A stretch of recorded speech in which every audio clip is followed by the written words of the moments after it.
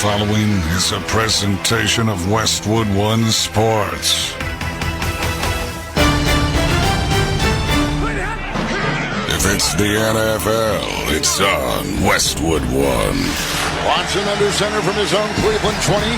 It's the snap, four-man rush, second down, 9 from behind. Ball knocked away, Highsmith. It's picked up by Watt from the 15 to the 10 to the 5. Touchdown! Pittsburgh touchdown! T.J. Watt! Shotgun snap, Brock Purdy airing it out, deep for Debo in the end zone, makes the catch on the right side of the end zone for the touchdown! 27 yards to Debo Samuel, and San Francisco may have just put it away. Off is under center, single back behind him, and they're looking to throw. Back in a clean pocket, throws to the middle of the end zone, open man, caught, touchdown Lions, Sam Laporta. With his third touchdown of the game, the rookie tight end going off in Motown. Deep drop. Hurts looking for the long ball. Uncorks it left side. Separation. Catch made. Devontae Smith is going to go. Touchdown. Philadelphia. Jackson in the gun. Here's the snap. Jackson hands it off on a jet sweep to Flowers. Cuts right to the 30. 25-20. Flowers into the secondary. Inside the 5. All the way to the end zone. Touchdown Ravens. Ball game Ravens. Every primetime game. However, whatever it takes. All season long. The only thing matters is a win. That's it. The road to Super Bowl 58 is on Westwood One. Let's go, man. Now, let's head to the stadium and join Mike Watts and Devin McCourty. We welcome you to M&T Bank Stadium for an AFC North Division matchup in part one of our special Saturday NFL doubleheader. The 9-7 Pittsburgh Steelers visit the 13-3 Baltimore Ravens. Today's broadcast of the National Football League on Westwood One is sponsored by AutoZone, by Crest Toothpaste, by Barbasol Shaving Cream, by BetMGM, by Navy Federal Credit Union, and by NFL.com.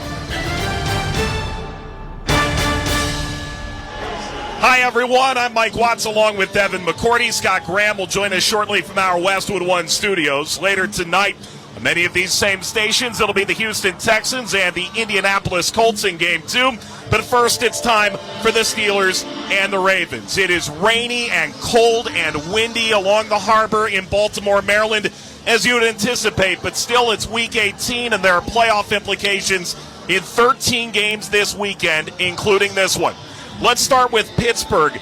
The two simplest paths to the playoffs for this side, a win paired with either a Jacksonville loss against Tennessee tomorrow afternoon, or wait for Sunday night and hope that Buffalo loses at Miami with the AFC East on the line.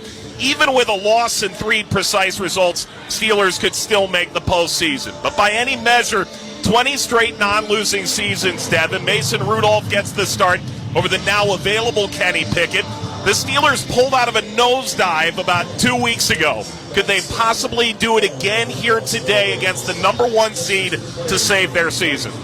Probably as good as you get to know you're going on the road playing against arguably the best team in football, but they're playing without their starting quarterback. They already wrapped up the number 1 seed. So this is probably as good as it gets for this Pittsburgh team. Yes, it's a divisional game. It's going to be tough, but they have a good opportunity. I think you said it. Mason Rudolph has brought a certain surge in energy to this team that they believe in them, and they believe, hey, we want to play next week. We got to earn our chance to get another check next week, and they look poised to do it today. Notably, this is the 8th time in 15 years that Pittsburgh enter the regular season finale needing a win and help to get in. They've qualified just twice. Now, the Ravens don't need anybody's help. Home field advantage by to the divisional round. Lamar Jackson will sit inactive with the top seed, maybe the NFL MVP already locked up. Tyler Huntley will start for them. They've blown out San Francisco. Last week it was Miami. So what do we really expect out of a team that's down 7-8 starters inactive resting today? You expect a team that wants to be champions at the end of the year. And I think when you have that kind of mentality and that's your goals, you want to put a certain product on field every single chance you go out there. And I think this team is obviously built from Lamar Jackson down, but I think They believe they're that team this year. They know everybody's talking about 2019 when they had the number 1 seed and they had a bye week and all of that nonsense. They want to prove that no matter who's out there, we're going to go out there and play winning football. So I look for a team that says, hey, we own the AFC North, and we want to show you guys again by beating you because you beat us earlier this year. They are handing out a copy of the Baltimore Sun's front page that says AFC's best all around the stadium. Can they prove it again today with a 14th win? Let's check the weather report. It's sponsored by Prize Picks. Make this game even more exciting with Prize Picks, the #1 daily fantasy sports app. Sign up now and make your picks right up to the fourth quarter. Must be present in certain states. Visit prizepicks.com for restrictions. It is a balmy 37 degrees on this January the 6th and buckets of rain, although that rain may pass by the time we hit the second half. Much more to come here in Baltimore as we approach kickoff between the Ravens and the Steelers. But when we return, Scott Graham joins us from our Westwood One studios. This is Westwood One's coverage of the National Football League.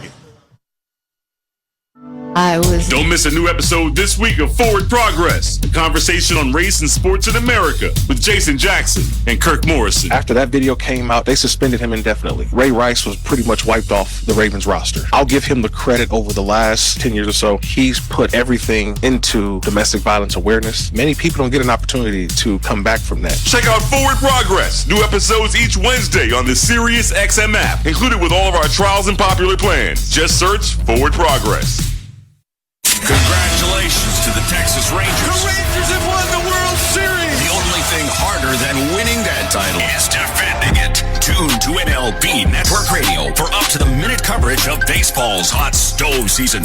Start your day with Steve Phillips, Eduardo Perez, and Xavier Scruggs at 7 Eastern on the leadoff spot. There's something special going on there. Followed by Mike Farron and former GM Jim Duquette on Power Alley at 10. They woke up a sleeping dog. Weekdays at 2 Eastern. Brian Spilborn, CJ Nitkowski, and Brad Lidge on Loud Outs. I wanted to cheer for big home runs and a lot of them. Plus, exclusive on-site pregame shows from the League Championship Series and the World Series. Don't miss a pitch of the excitement on Sirius XM and hear your hometown announcers wherever you are on the SXM app. MLB Network Radio. Baseball talk for the baseball fan. Hear it on Sirius XM 89 and the Sirius XM app. What up, homies? It's Chris Sims, former NFL quarterback, current NBC analyst, and co-host of the Chris Sims Unbuttoned podcast, along with my buddy Ahmed Fareed. Chris, you have spent your whole life around the NFL. This podcast now in its 5th season. We're going to give picks. We're going to recap games. We're going to lock you in the film room and go deep dive. That's right. So if you want to tell all your friends what the F happened in the NFL each week, tune in to Chris Sims Unbuttoned. Listen wherever you get your podcast and on Sirius XM NBC Sports Audio Channel 85. Hi,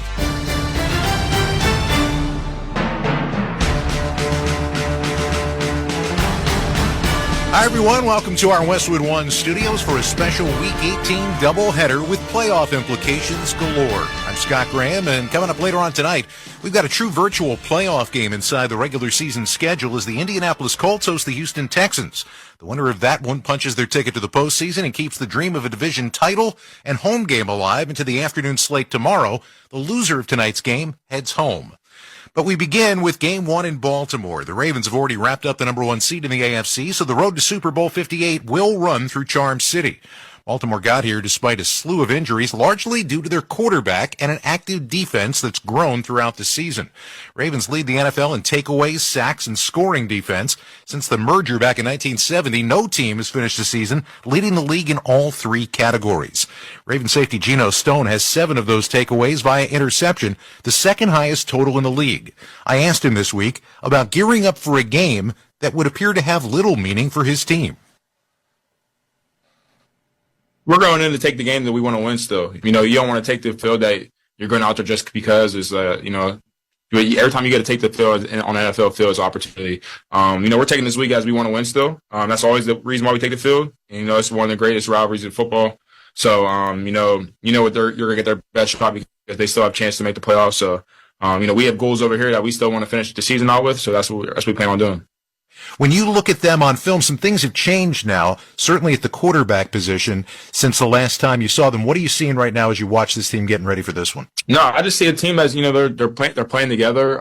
It's the run game that's really got them going right now. Najee and Warren's running the ball really well. And George Pickett's making the best of his opportunities, and Deontay Johnson's one of the best route runners in the league. So, them guys are just doing it well right now. I feel like their game plan is probably more simple for them, so they're just going out there executing on a smart play call sheet.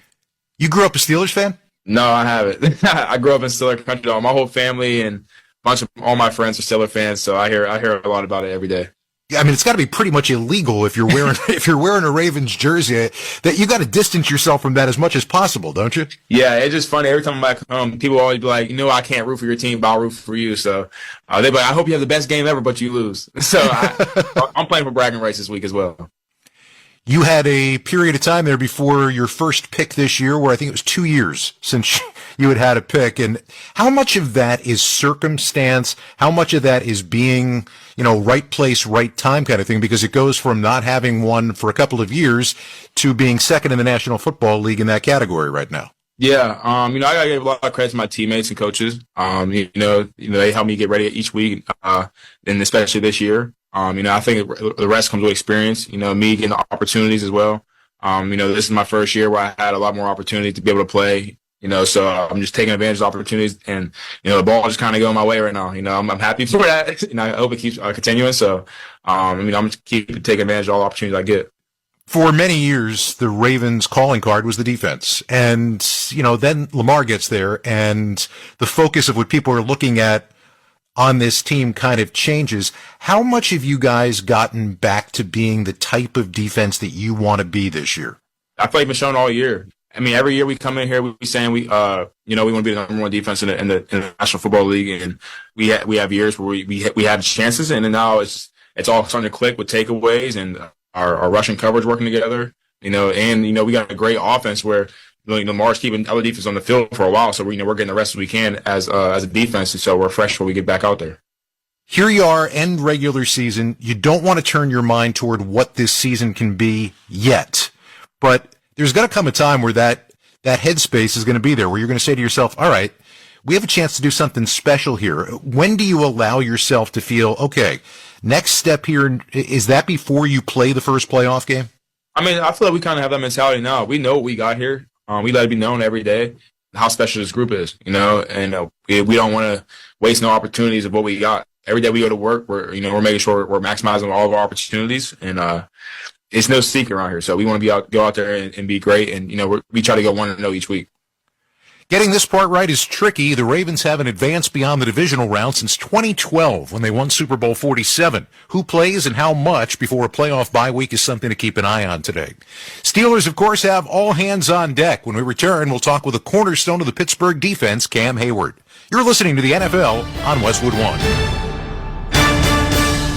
Hey, folks, Rich Eisen here. So this football season's really heating up, and the guys on my show, they're having a blast with Prize Picks. And now, with basketball season in full swing, they're able to pick combo projections across both sports. Join them on prizepicks.com/primetime. Easy gameplay and an enormous selection of players and stat options are what they tell me makes Prize Picks the #1 daily fantasy sports app. And right now, Prize Picks will match your first deposit up to $100.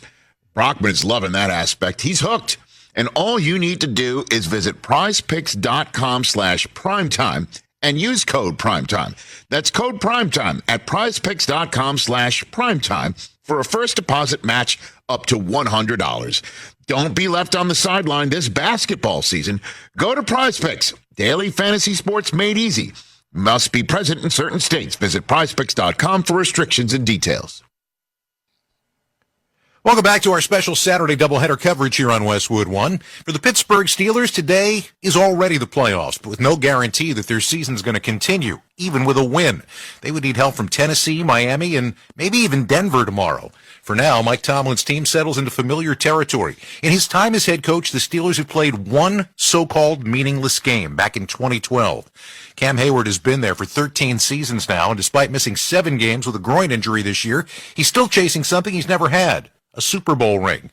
I asked him this week about another season in the Steel City that's coming right down to the wire. I definitely think we're prepared for it. There's not a lot of football that doesn't matter around here. And, I think it's staying in for 17, 18 weeks plus and having a shot to, qualify for the playoffs. That's the ultimate goal. And then, from there, you try to win the Super Bowl. When you take a look at this season, it's been a little bit of a roller coaster. And one of the things that's happening right now is your offense is putting up points. How much pressure does that take off as a defense? Because you've got maybe a little bit more margin for error. I think it doesn't alleviate the pressure, but I think when you can have complementary football, it allows you to have confidence in what's going forward. It allows you to know, if we do mess up, our offense can, go down, score a touchdown, or if we can get out the field quicker, our offense can go up more points, and it allows us to pin our ears back. So it's more of just we complement each other. We go out there, and we're not affected by one play here and there. We can go out there and play a complete game. Different type of game because the opponent you're playing is obviously one that you know very well. They don't have anything to play for with regard to the postseason, but we all know what the mentality is like with the Baltimore Ravens. So do you get ready for this game thinking, okay, we're getting the starters, we're getting what we expect to get out of the Ravens? Yes. I go in this game thinking we got to be at our best because we're going to get them at their best. If they choose to sit people out, that's their prerogative, but I'd rather be over-prepared and ready to go rather than worried about who's going to play, who's not. We're going to get their best shot. They want to kick us out and not make sure we have a chance at these playoffs. So it's up for us to, really do our job going forward. When you're in the position that you're in and you're playing with a guy who has come into his own like T.J. Watt has, I'm going to guess that getting a close-up view and being right there with it is a different perspective than we have watching it from the outside. What is it that makes him so special? I've got to see TJ's growth throughout every year. The thing that separates him, he's just a complete player.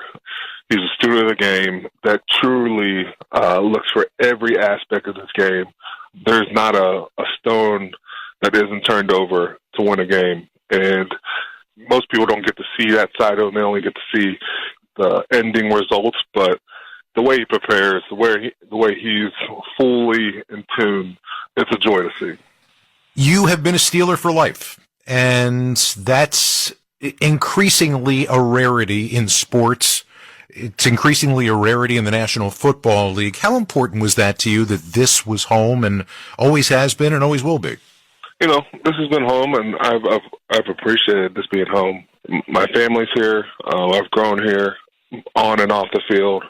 And, this city, it's truly been the best place for me. I don't take that for granted. It's an honor to be able to put on the black and gold. As of right now, I am a Steeler for life, and I would like to keep it that way. But, we'll see what happens. Will Cam Hayward be back next year? He's the Steelers' Walter Payton Man of the Year nominee 3 seasons running, and he's a pillar of the Pittsburgh community.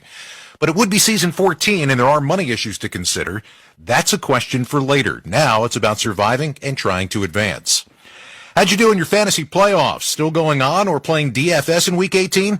Michael Fabiano joins us next to tell you which players you should be riding this week. This is Westwood One's coverage of the National Football League.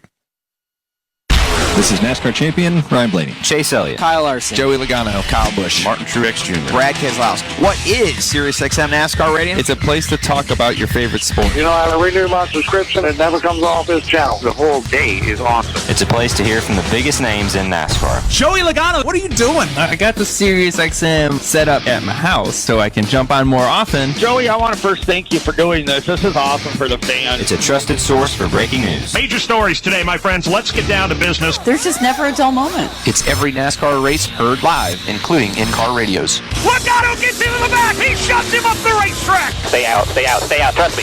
Bubba Wallace to the lead at Talladega. Yeah! And it's classic races that honor the history of the sport. Dale Earnhardt is going to win the Daytona 500. So what is SiriusXM NASCAR Radio? It's your 24/7 home for all things NASCAR. The way you guys cover these races is unbelievable. Channel 90, streaming right now on the SiriusXM app.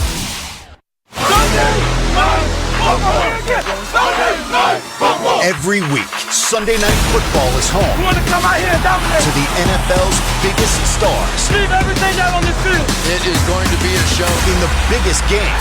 Touchdown. Wow. On the biggest stage. Here we go.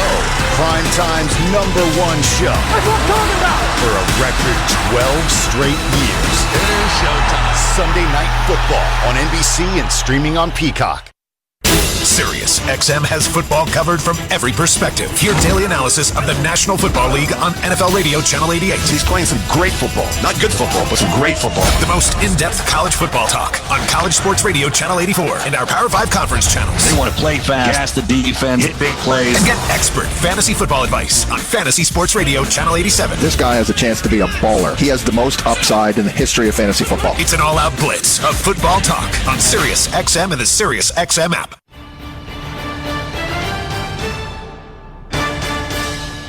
Welcome back to our special Saturday NFL doubleheader on Westwood One. I'm Scott Graham, and it's time for our weekly fantasy football preview with Sports Illustrated senior fantasy analyst Michael Fabiano, sponsored by PrizePicks. With the PrizePicks Sports app, you can be making your picks right up to the fourth quarter. Join the 7 million PrizePicks fans today. Must be present in certain states. Visit PrizePicks.com for restrictions. Mike, how are you? I am good, my friend. Looking forward to the big games today. They are huge games, and in terms of fantasy, we're not talking as much now about fantasy as most of your leagues, unless you really want a heck of a degree of difficulty wrapped up last week. Yeah, no question about that. Most people already done. There's still a percentage of people who play into Week 18, plus you have PrizePicks and DFS, so we're going to talk about all of that. And the problem in Week 18, of course, Scott, is a lot of these teams are going to be resting their players, much like we're going to see with Baltimore, so it's going to be really hard to decipher who to play, who not to play. One guy that I do like is Melvin Gordon. He's only $4,800 in DFS, and I think he'll probably shoulder most of the workload for Baltimore against Pittsburgh. George Pickens, I like him for more than 3.5 catches in this game. Jaylen Warren, I like him for more than 21.5 receiving yards. Difficult to decipher because Baltimore is going to be sitting players not only on the offensive side, but also on the defensive side as well. Nobody's sitting in game 2, so who do you like there? This is going to be a fantasy extravaganza for me. I love C.J. Stroud at $7,300. I also like him to go for more than 263.4 passing yards. The last time he played the Colts, he had over 20 fantasy points. Devin Singletary's got some statistical incentives that he can reach in this game. I like him at $6,000 in DFS. And if you're looking for some bargains in DFS, John Mechie at $3,000 and Kylan Granson at $2,900 might be worth your while. If you get those guys in your lineup, you could get some more of those expensive players like the Pittmans and Collins of the world. Mike, it is a pleasure as always. We'll talk to you soon. The pleasure is mine. Take care. We're working our way toward kickoff between the Steelers and the Ravens. You're listening to the NFL on Westwood One. Hey guys, Chris Brockman here. PrizePicks. It's the most fun I've had, winning up to 25 times my money this football season. And now I can play during basketball season too. I can take combo projections across both sports. Just select 2 or more players, pick more or less their projection, and place your entry. You could turn $10 into $250 with just a few taps. Easy gameplay, quick withdrawals, and an enormous selection of players and stat options are what makes PrizePicks the #1 daily fantasy sports app. And PrizePicks is the only DFS platform with an injury insurance policy, keeping you in the game if one of your players goes down. Join the PrizePicks community of more than 7 million football fans who have already signed up. Right now, PrizePicks will match your first deposit up to $100.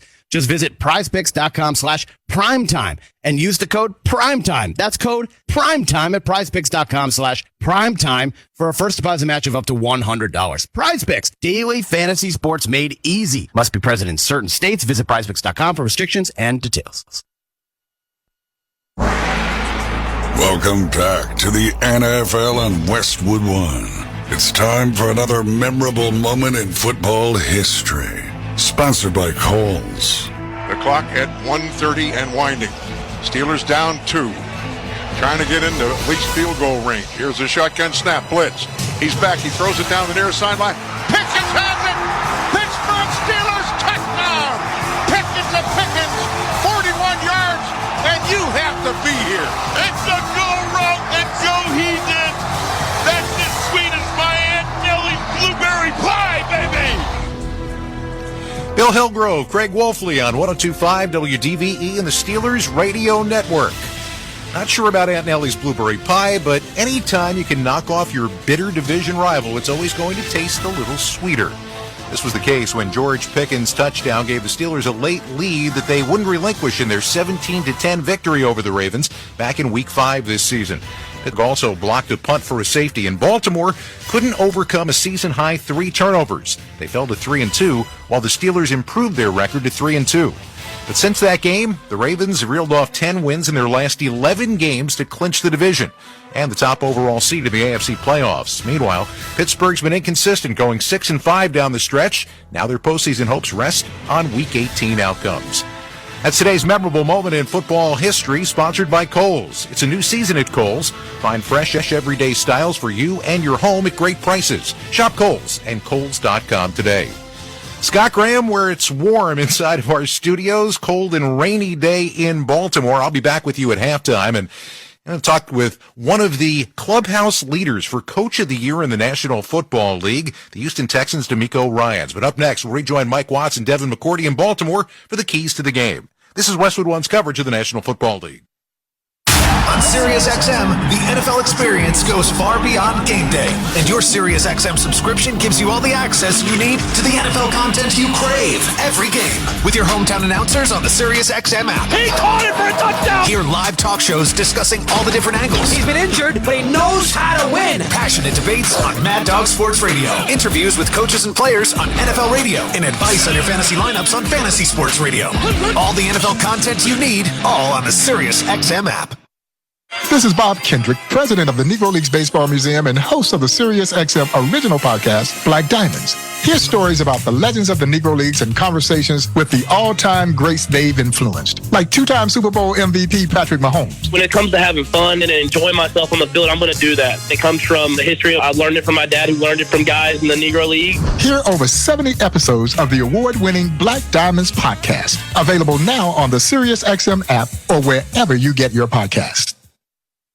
If you want to win your fantasy football league, you need to listen to Fantasy Sports Radio. Oh my goodness, what a play! From lineup decisions to daily fantasy to dynasty leagues, SiriusXM Channel 87 helps you win your league with expert advice from the guru John Hansen. Every player, you take a look at the pros and the cons for every player and every factor. Jeff Ratcliffe. The best reactions in fantasy football are the most reasonable reactions. They're not the most aggressive reactions. Michael Fabiano. That's a fantasy bonanza right there. Touchdown, Tyreek Hill! Touchdown, Miami! Howard Bender. Just because you're allowed to make a waiver move doesn't mean you have to make a waiver move. Jeff Mans. Making the most moves doesn't result in the most wins. And so much more. You've done wonders for me through the years. Winning strategies from the best analysts in the business are on Fantasy Sports Radio, SiriusXM 87, and the SiriusXM app.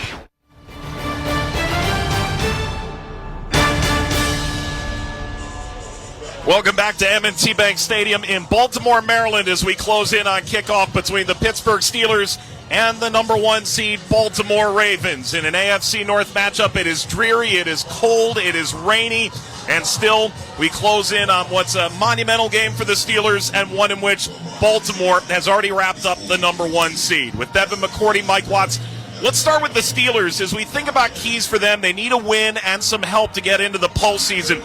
Their offense seemingly resuscitated, their defense resilient, down key starters. Keys for the Steelers to put some pressure on the rest of the AFC field today. The first and most important, be the bully. Go run the football, own the line of scrimmage, go be that team. Second, playmakers, you got to make plays. Big-time moments, you need to show up. Those guys, George Pickens, Freiermuth, make plays. And then T.J. Watt and Alex Highsmith, you might not get many pass rush opportunities. When you get them, make them count. Now you say that being a bully is a good thing. Mike Tomlin said styles make fights. You can expect that because this home team is always spoiling a fight, whether they have a lot to play for or simply trying to get out of Week 18 healthy. No Lamar Jackson. The Ravens are going to start Tyler Huntley. They're down a handful of other key contributors. If they're to pick up a win here, get their franchise record-tying 14th win of the season, how do they do it? The first thing, you already said it. Get out of this game healthy. That's the number one thing. The second thing is, let's have a good operation. Yeah, there's no Lamar Jackson, different starters. Let's make the football team look good. And Huntley, go be you. He said, I just got to do what I do. So go do what you do, Snoop Huntley. He's here to try and seize the moment. Now, Devin, you played in New England, and you love snowy, cold games, right? How about rainy and cold? That's why I'm up here with you, Mike. I don't want to be a part of this. So Pittsburgh trying to keep their playoff hopes alive at 9-7, but 4-1 in the AFC North. They are in Baltimore to take on the Ravens, who have 7 wins against teams with winning records at the moment. That's the most in the NFL. Last 7 meetings have been one-possession games. It's meeting number 60 as the opening kickoff between the Steelers and the Ravens is coming up. You're listening to the NFL on Westwood One. What's up, everybody? Nick Costos here, host of You Better You Bet on the BetQL Network, weekdays 3 to 7 p.m. Eastern. What is the BetQL Network? The BetQL Network is where the smartest sports betting talk meets the most entertaining sports betting talk. We call it Wagertainment. Not bury the lead here. Folks, Jenks is 7-0 this week. I love ugly football. This is so degenerate. Is this a live betting game? Listen to the BetQL Network anywhere and anytime on the new and improved Odyssey app, or watch us on twitch.tv/BetQL, presented by the King of Sportsbooks, BetMGM. BetMGM and GameSense remind you to gamble responsibly. See BetMGM.com for terms. 21 years of age or older. U.S. promotional offers not available in D.C., Mississippi, New York, Nevada, Ontario, or Puerto Rico. Gambling problem? Call 1-800-GAMBLER. Available in the U.S. For New York, call 877-8-HOPE-NY or text HOPE-NY 467-369. For Massachusetts, call 1-800-327-5050. For Arizona, call 1-800-NEXT-STEP. For Iowa, call 1-800-BETS-OFF. 1-800-270-7117 for confidential help in Michigan. In partnership with Kansas Crossing Casino and Hotel. Rain fluttering to the ground. The lights are on at M&T Bank Stadium on the harbor in Baltimore, Maryland. It is the Ravens and the Steelers. Game 1 of our NFL Saturday doubleheader. And with Devin McCourty and our entire Westwood One crew, Mike Watts on hand. Coin toss just took place in midfield. Notably, Kenny Pickett was among the Steeler captains. However, he will be the backup today. And it'll be Mason Rudolph starting with the football as Baltimore won the toss and elected to defer. The wind on the flags is difficult to try and figure out because they are so wet that they're basically wrapped around the uprights, but the flags above the stadium show it right to left on your radio dial. The Ravens in purple tops, white pants, purple stripe down the outside of the pant leg, and the Baltimore Raven helmet will kick off left to right. The Steelers are in white with gold pants and black numerals as Godwin Igwe-Buike stands back at his goal line preparing to return for the Steelers. The Steelers are not eliminated with a loss, but a win gives them a much greater chance of making the postseason. The Ravens are the number 1 seed in the AFC, looking for their 14th win of the year. Justin Tucker into the football, kicks off left to right, and it bounces 3 yards into the end zone to the right of Igwe-Buike, who threw his arms out and says, no, I'll take that first hit a little bit later. So the Steelers, beneficiary of a touchback, will start with the football. Mason Rudolph, 28 years old, makes his 3rd start. 6th-year quarterback out of Oklahoma State. 2-0 in his 2 starts. 567 yards, couple touchdowns, and Devin, no picks. Totally different Steeler offense. It is, and he throws the ball down the field. I don't know if we'll see a lot of that today, but he's been a fun watch for Steelers fans. Goes under center, motions Hayward behind him, a handoff, Najee Harris. Powell pops out of his hands, and he's able to catch it on the fly and fall forward over the line of scrimmage to the 27. Did I mention it's raining, Devin? One of the biggest things in games like this, turnovers, footing, and the kicking game. You saw early Tucker's ball. It didn't turn over to the normal way, but when the weather's like this, you have to protect the ball. No one hit Najee Harris, and the ball popped in the air, so we'll have to keep an eye on that all day. Rudolph in the gun off the left hash. 2nd down and 8 from the 27 of the Steelers. 2 receivers to the left, 1 on the near hash right. Getting the football, quick throw out of the backfield. That's caught, rushing forward Harris, 30s, upended at the 33. Leans forward into the sideline at the 34-yard line where Rock Yassin makes the tackle. A gain of 7, 3rd down and 1.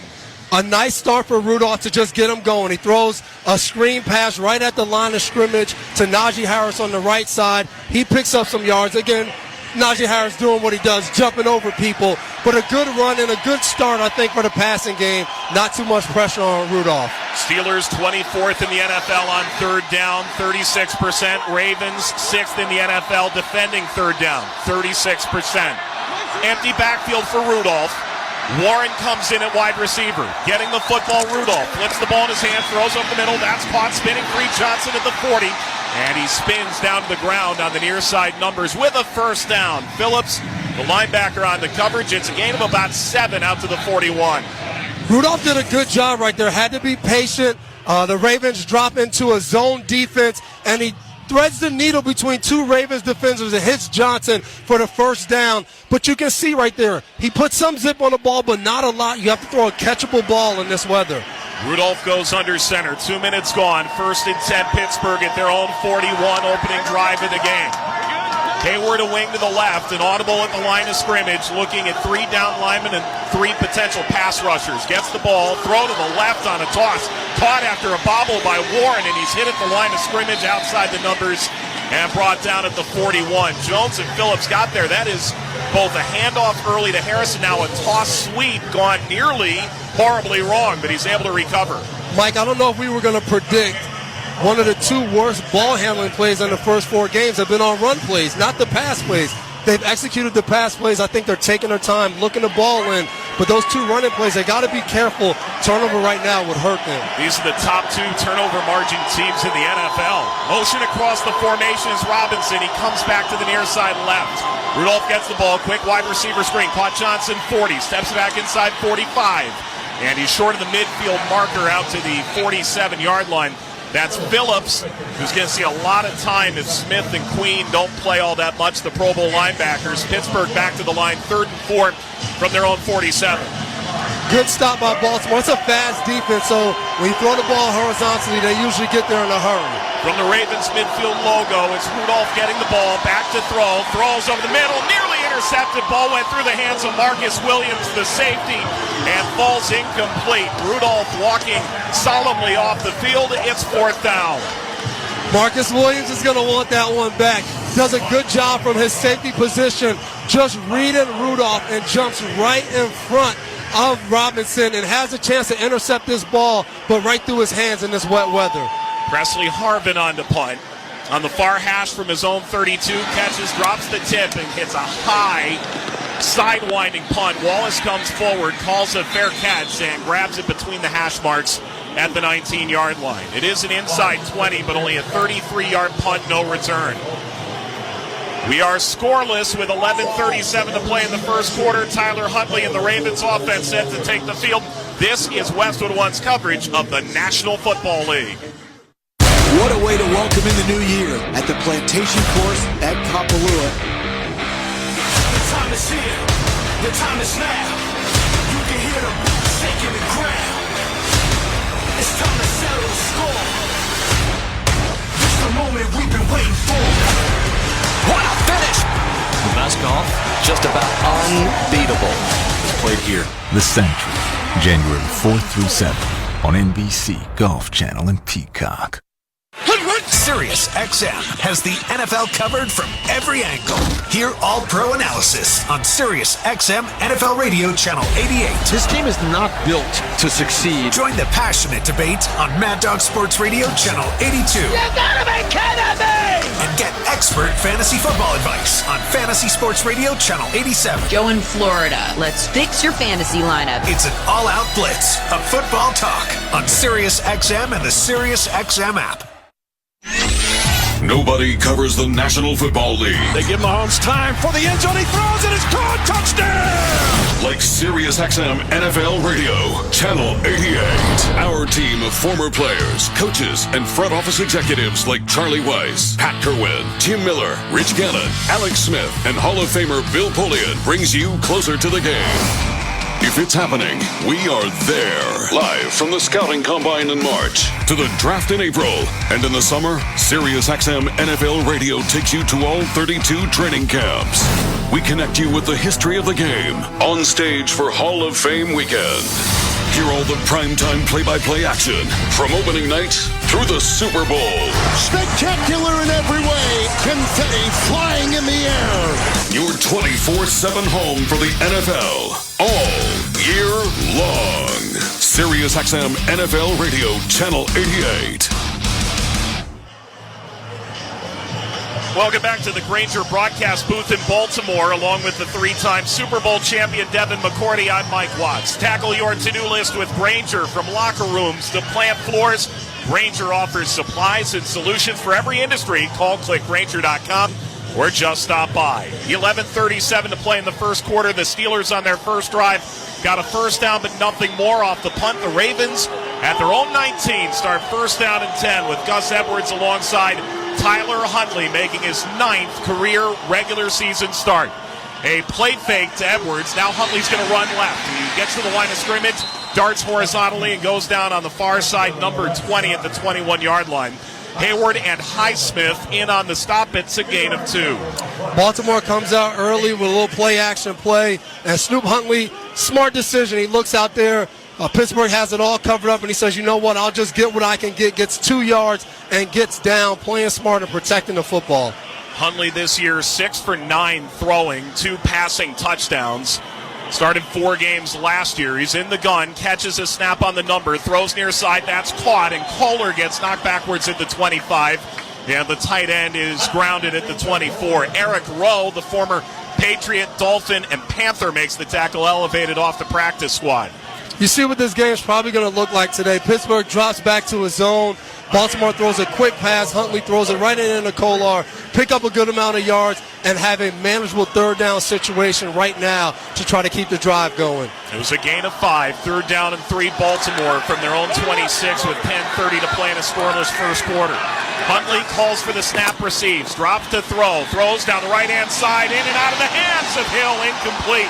The running back on the wheel route on the near sideline had it graze off his fingertips at the 40, had a second chance at it, but it hits the ground. Porter on coverage, 4th down. That'll look familiar to Baltimore fans. That same kind of route Justice Hill ran last week against Miami, that wheel route down the right side. But that time, Joey Porter Jr. breaks up the pass and makes a good play to get Pittsburgh off the field. Calvin Austin stands back to return. The kick is away from Jordan Stout, and Austin backpedaling. Ball's going to hit the ground, bounce inside the 20, picked up at the 10. Austin, far sideline, 15-20, and he's brought down the 24-yard line right around where that initially bounced. It's a punt of 63, a return of 13 for a 50-yard net, and the Steelers will have the ball with 10:08 remaining in the first quarter at their own 24 after this. You're listening to the NFL on Westwood 1. Get in the zone, AutoZone. Is your battery dead? At AutoZone, you can get the right Duralast battery to get you back on the road. Duralast batteries are designed to deliver OE performance and strong starts, even in extreme weather conditions. When you have a battery problem, get the right Duralast battery for your vehicle at AutoZone, America's #1 battery destination. Get in the zone, AutoZone. Restrictions apply. Get in the zone, AutoZone. Attention, attention. I'm calling on the trendsetters and the underdogs, the disruptors and the slept on, the ones who've been told they're too much. Welcome to NFL Flag. In this game, there's a position for everyone. No matter who you are, just bring it. Get ready to run, throw, jump, and fly. This game is our game. Let's play. Visit NFLflag.com to find a league and get playing today.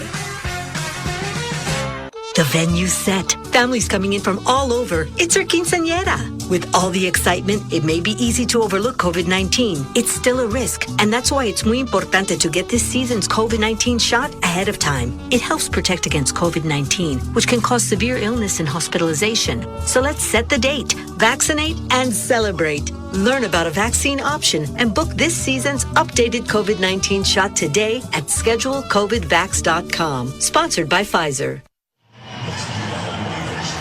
A punt each way. Baltimore hosting Pittsburgh. 10:08 to play in the first quarter. Steelers about to get the ball. Stream the NFL on Westwood 1 for free. Sponsored by AutoZone. All season long, you can listen to our broadcast of the NFL live on WestwoodOneSports.com, on the NFL app, by asking Alexa to open Westwood One Sports, or on our affiliate stations' digital platforms. Make AutoZone your end zone. Check engine light on. Get it checked with the free AutoZone Fix Finder service. Get in the zone, AutoZone. Restrictions apply. With Devin McCourty, Mike Watts, it is rainy and cold, but it feels like it's affecting the game so far. It is, Mike, and I think that will have a huge impact on this game. we're going to probably see a defensive turnover or something. I think that turns this game around, as we just watched on the big screen a couple of Ravens destroy terrible towels. So this might heat up right now. Okay. Steelers back on the field with Mason Rudolph at the controls, 1st and 10 from their own 24, 4 minutes, 52 seconds into the game.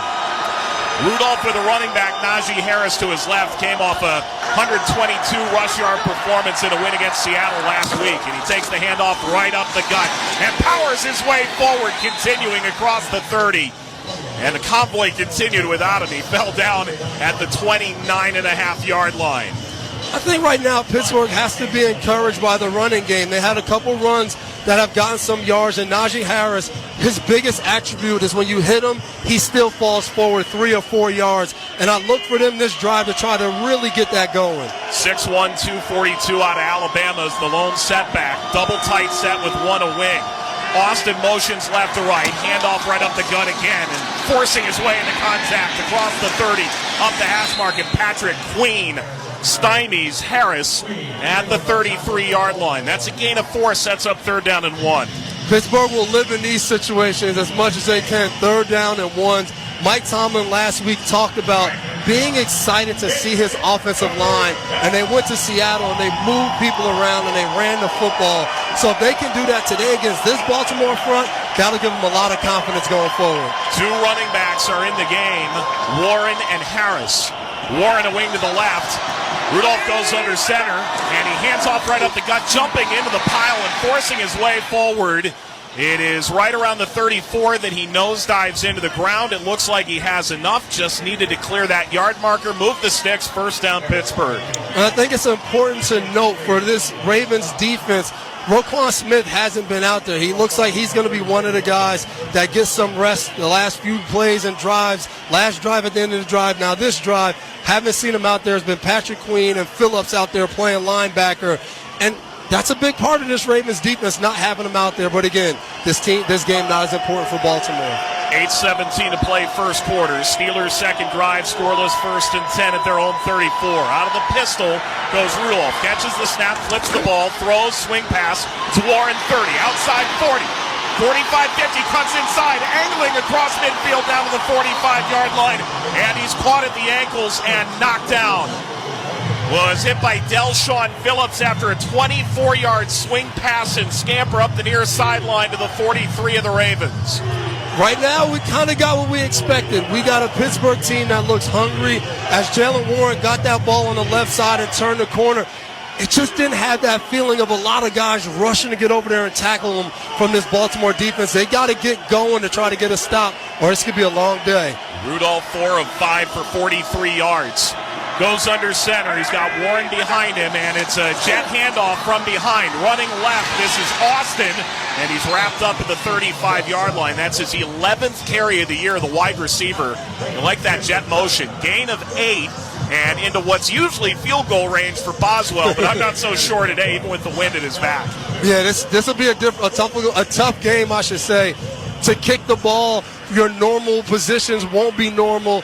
So Pittsburgh will look to try to, score touchdowns today. Yeah, as easy as that. Rudolph under center, moves a man right to left. It's Austin again, who fakes receiving the handoff. Rudolph runs right, throws right, caught by Hayward. 35, dives toward the 1st down marker. Needed about the 33 on 2nd down. Matabike got over to tag him down. And it looks like the spot positive enough for a Steeler 1st down.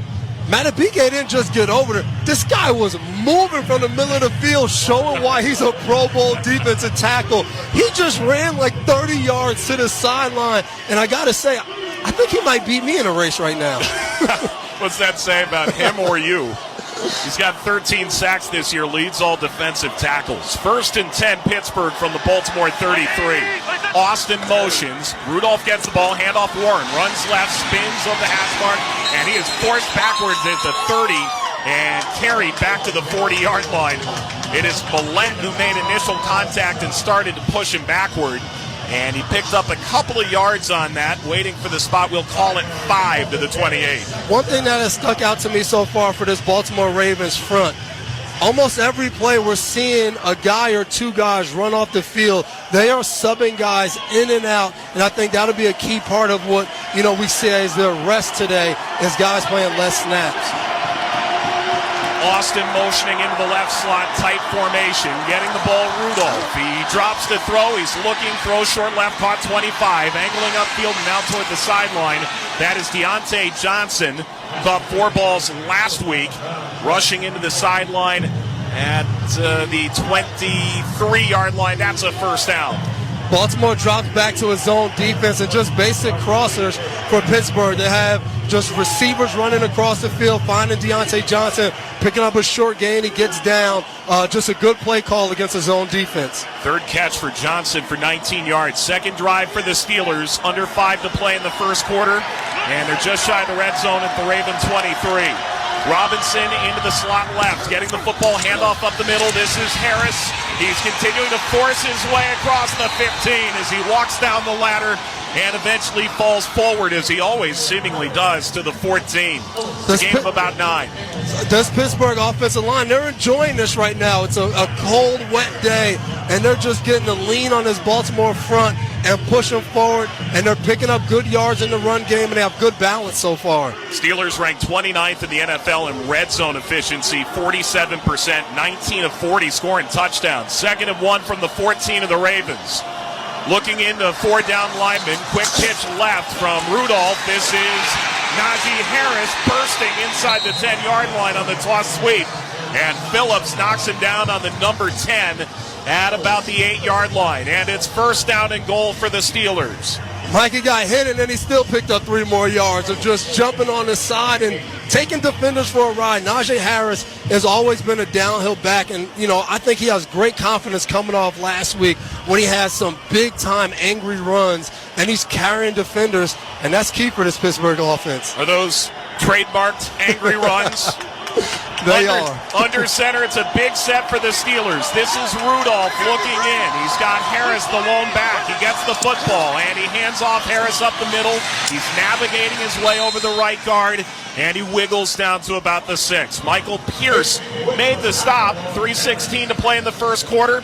It's going to be second down and goal from the 6. Another good run. Everything so far in this Pittsburgh run game is positive. And you talk about that on offense sometimes. The key is not to have any negative plays, and they're not having them. They're picking up 2, 3, 5, 6 yards, and that will start to wear on a defense. Rudolph goes back into the shotgun. Second down and goal from the 6. Steelers trying to take a first quarter lead. Harris now a left sidecar for Rudolph. 2 receivers to the left, a tight and a wide receiver on the right. Catching the snap.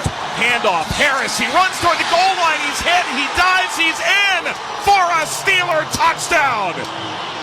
It is a 12-play trudge down the field. Van Noy had his shot inside the 5-yard line, but Harris takes the contact and torpedoes into the end zone. And the Steelers lead the Ravens 6-0 with 2:36 to play in the first. That is an old-fashioned AFC North gutted-out drive, running the ball once you get inside the 20. Van Noy gets to trip up Najee Harris, but he dives for the goal line and touchdown, Steeler Nation. Kuntz to snap. Snap back placement. Line drive kick from Boswell on the extra point, right to left, and it's good. And that's just the start the Steelers needed. They're not eliminated with a loss, but a win greatly improves their playoff hopes. They lead Baltimore 7-0 with 2:36 to play in the first quarter. You're listening to the NFL on Westwood One. Don't miss out on limited-time appliance deals during the closeout event at Lowe's. Get up to 35% off select major appliances. Plus, save an extra $100 when you spend $999 or more on all major appliances. Hurry, these deals are too good to last long. Shop in-store or online today. Because Lowe's knows home improvement. Valid 1/4 through 1/24. Selection varies by location while supplies last. See Lowe's.com for details. Why do challenge flags only exist in football? Think how useful they'd be in real life. Like when you're positive it's not your turn to walk the dog. Challenge flag. The neighbor's kid says it wasn't their ball that dented your car door. Challenge flag. Your friend paid you back, but you definitely don't remember that? Boom. Challenge flag. Imagine settling a disagreement with an instant replay. Why isn't the world like that? I guess it's because it's technically impossible. You know one thing no one would ever challenge? Protecting your home and auto with Progressive. Progressive Casualty Insurance Company, affiliates, and other insurers. Not available in all states. What companies deserve your hard-earned dollar? Which would you want to work for? How can you know if they share your values? Just ask us. Just Capital is a nonprofit that tracks who really means business in supporting workers, customers, communities, the environment, and shareholders. We measure progress, track success, and help them be better. When you see the Just Capital seal, you know what's real, because just business is better business. Visit justcapital.com to learn who makes your dollar count.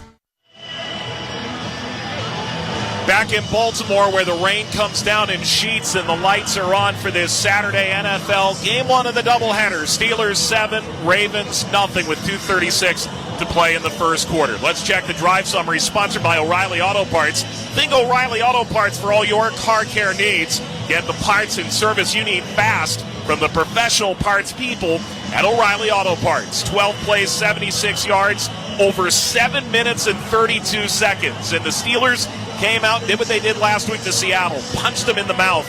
Now Baltimore's defense is going to have to hopefully get a little bit of time to get their bearings again if this offense can get a drive, get to the end of the quarter, and move the ball. And that's the key. Baltimore's defense throughout the year, they've done a good job making adjustments. So right now they're going to need this offense to go and have a drive. The 3-and-out last time they were out here for their first drive, it's too fast. You don't have any time on the bench to make corrections, to talk about things. So it's important, I think, for Baltimore as a team, for this offense to have a sustainable drive, hopefully go get points, but if not points, just let the defense catch their breath and warm up a little bit on those heated benches. Ravens 160 rush yards a game, that's most in the league, but it's led to 31.5 minutes of possession per game. That's 5th in the league, and I bet the extra 3 minutes sitting is a lot better than being on the field. Most good defenses, they have somewhat of a good offense. It helps out a little bit. Boswell kicks off right to left. Justice Hill back to return. He's going to watch this hit the white chalk in the background. And the Ravens offense steps out after the touchback. Let's pause 10 seconds for station identification. This is Westwood 1, your home for the National Football League. Listen to groundbreaking interviews and thrilling play-by-play all season long. Touchdown! On SiriusXM NFL Radio Channel 88 and the SiriusXM app. Steelers 7, Ravens nothing. Baltimore's second possession of the game with 2:36 to play in the first quarter. The Ravens send Tyler Huntley under center, first down and 10 at his own 25. Melvin Gordon is the lone back for the Ravens. Getting the ball, Huntley, stretch handoff right, and Gordon forces his way across the 25 and gets drilled by Watt and Mark Robinson about 3 yards beyond the line at about the 28, second down. Yeah, this Pittsburgh defense, they get to play downhill because they kind of know that Baltimore's not going to be looking to throw the ball down the field. They're going to hand the ball off, and I think they're going to have this aggressive style all game, and so far it's worked. Justice Hill into the game. No Dalvin Cook, signed to the practice squad, but was not elevated for this game, available in the playoffs. Of course, no Dobbins or Mitchell, both on season-ending IR. Huntley gets the football, empty backfield, quick throw up the middle, it is dropped. Dropped at the 34-yard line by the tight end, Charlie Kohler. And it's 3rd down and 7 for the Ravens. We just talked about this on the other end. Pittsburgh not having any negative plays. That play right there, a drop on an easy catch that would have set up a 3rd and short, that's a negative play. That doesn't help you sustain drives. And now we're going to have a 3rd and long situation. Situations Pittsburgh really wants to take advantage of against this Baltimore offense. Isaiah Likely returns the tight end. Huntley in the shotgun, motioning a receiver left to right into the formation. That's Aguilar getting the ball, looking to throw. This is a gesturing and now under pressure and firing to the near sideline. Short hopping throw to Justice Hill. Incomplete. Larry Ogunjobi was bearing down on Tyler Huntley, forcing him backpedaling toward his own 10-yard line. It's incomplete. 4th and 7, and the Ravens will punt. Pittsburgh did a good job matching all the routes. They dropped into zone, and each guy in their own zone matched and took a guy, so Huntley had nowhere to throw. Went to scramble for a second, but wisely just got rid of the ball and threw it in the dirt.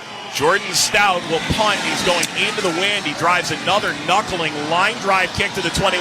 That's caught, and it's returnable. And it's Austin at the 30. Up the far sideline, shakes a tackle, 35. and then he's hit at the ankles and dragged to the ground at the 37-yard line. 51-yard punt and an 18-yard return from Calvin Austin III. Great field position for the Steelers. When we come back with 94 seconds to play in the first quarter, Steelers 7, Ravens nothing. You're listening to the NFL on Westwood 1. What's up, everybody? Nick Costos here, host of You Better You Bet on the BetQL Network, weekdays 3 to 7 p.m. Eastern. What is the BetQL Network? The BetQL Network is where the smartest sports betting talk meets the most entertaining sports betting talk. We call it Wagertainment. Not bury the lead here. Folks, Jenks is 7-0 this week. I love ugly football. This is so degenerate. Is this a live betting game? Listen to the BetQL Network anywhere and anytime on the new and improved Odyssey app, or watch us on twitch.tv/BetQL, presented by the King of Sportsbooks, BetMGM. BetMGM and GameSense remind you to gamble responsibly. Visit the BetMGM GameSense website at mgmresorts.com/GameSense for information on setting limits, guidance on odds and probability, and resources for problem gambling support. Plus, you can learn strategies and get tips on how to gamble more responsibly, discover the symptoms of problem gambling, and find out whom to call if you need help anytime, anywhere. Stay safe and have fun with BetMGM and GameSense. Please gamble responsibly. Selling online is a lot like football. You need guts. You need stamina. You need conversions. Touchdown! And Shopify is the best converting checkout on the planet. Now, we're not just talking 2-point conversions. Shopify's checkout converts up to 36% better than other leading e-commerce platforms. So whether you're just starting out or scaling up, score more sales with Shopify. Start your $1 a month trial today at shopify.com/touchdown. Time to check the schedule of games coming up on Westwood 1, sponsored by Hulu Plus Live TV. Later tonight, it's Houston at Indianapolis. Tomorrow night, Buffalo at Miami for the AFC East. Starting next week, each and every playoff game. Hulu has live sports. Watch football games all season long with over 90 live channels. Get Hulu Plus Live TV today. Live TV plan required. Restrictions apply. Access content from each service and select ESPN Plus content via Hulu. Learn more at hulu.com. Steeler offense onto the field leading 7-0 from their own 37. They'll have 1st and 10 after a third successive Raven punt. This Raven defense has struggled defending the run all season, and it showed the way the Steelers gashed them on that last drive. And that's the thing. The game might not be important in the standings, but what you're building and how you go into the playoffs, that's always important. So you want to show up and show out and show that you can stop the run today. Allowing 4.5 yards a carry. That's 27th in the league. Mason Rudolph at quarterback with Najee Harris to his left, and it's a quick handoff draw right up the middle. That's Harris finding his way free, shimmying his way across the 40, and crawling down to the 43-yard line where Broderick Washington is able to drag him down after a 5-yard gain. That's one of the big things when you play running backs like Najee Harris, big, strong, physical backs. You want to gang tackle them, and for the most part today, we've seen one guy or two guys get to Najee Harris, not the 3, 4, 5, taking them backwards. So Baltimore has to do a better job getting off blocks and getting to the ball carrier. 12 carries, 70 yards for the Steeler offense.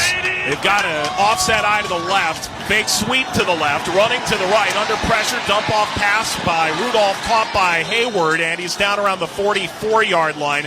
Made something out of what could have been a negative play. Patrick Queen was involved for the Ravens, and it's 3rd down and 3 with under 40 seconds left in the first. See, Mike, that's the key. This Pittsburgh offense is running the ball well. They're playing it safe. They're doing play-action bootlegs for the passing game. This is a second throw to Connor Hayward, 2-yard throw. He picks up another 1.5 yards. They'll live with this all game today. 4th, 3rd down. 2 for 3 thus far for the Steelers. Calling out signals and now pointing into the linebacking core. Rudolph looks in. 3rd and 3. Catches the snap. Throws deep down the left-hand side. He's got Johnson who leans for it. And it falls incomplete at the 15-yard line. About 2 yards beyond Johnson with Brandon Stevens pestering him in his wake. 4th down and 3 coming from the Steeler 44, and they will punt. This pass falls incomplete, but this is what Mason Rudolph has brought to this team. The idea that if you're going to play our guys in man-to-man, we're going to give them a chance to make a play. Harvin gets the ball, and he drives it away right to left. It is a spiraling punt that's going to bounce into 20, take a big Steeler roll inside the 10-yard line, and now it's whittling down to about the 17. And the ball comes to a complete halt as the first quarter comes to an end in Baltimore. With the score, Steelers 7 and the number 1 seed in the AFC, Baltimore, nothing. You're listening to the NFL on Westwood 1. Screeching brakes? Safer stops? Start with Duralast. New Duralast brake pads and rotors provide longer life and more stopping power when replaced together. Duralast brake pads have reduced noise and corrosion resistance with a limited lifetime warranty. Duralast rotors are designed for quiet, safe stops and meet or exceed the performance of the original rotors on your vehicle. Find Duralast only at America's #1 brake destination, AutoZone. Get in the zone, AutoZone. Restrictions apply. Get in zone, AutoZone. The venue's set. Families coming in from all over. It's our quinceañera. With all the excitement, it may be easy to overlook COVID-19. It's still a risk, and that's why it's muy importante to get this season's COVID-19 shot ahead of time. It helps protect against COVID-19, which can cause severe illness and hospitalization. So let's set the date, vaccinate, and celebrate. Learn about a vaccine option and book this season's updated COVID-19 shot today at schedulecovidvax.com. Sponsored by Pfizer.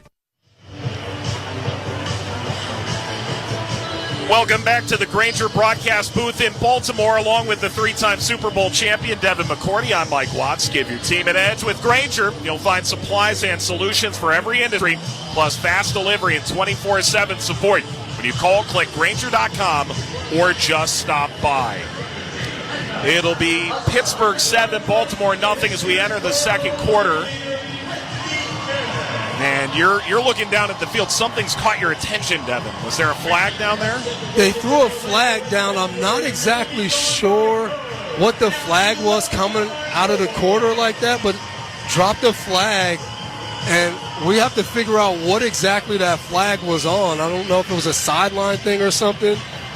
I have just the guy to make this announcement. Referee Brad Allen, who's overseeing the game here today, and there's a caucus of 3, now a 4th alongside them, and a 5th joining on the midfield logo. Referees having an ongoing discussion, and we'll find out what the matter is here. They've got the whole crew together. That's a quorum.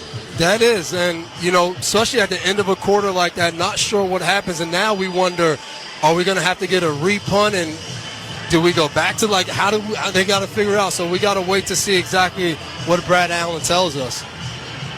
They just gestured down to the left end zone, and I'm wondering if you're right about this.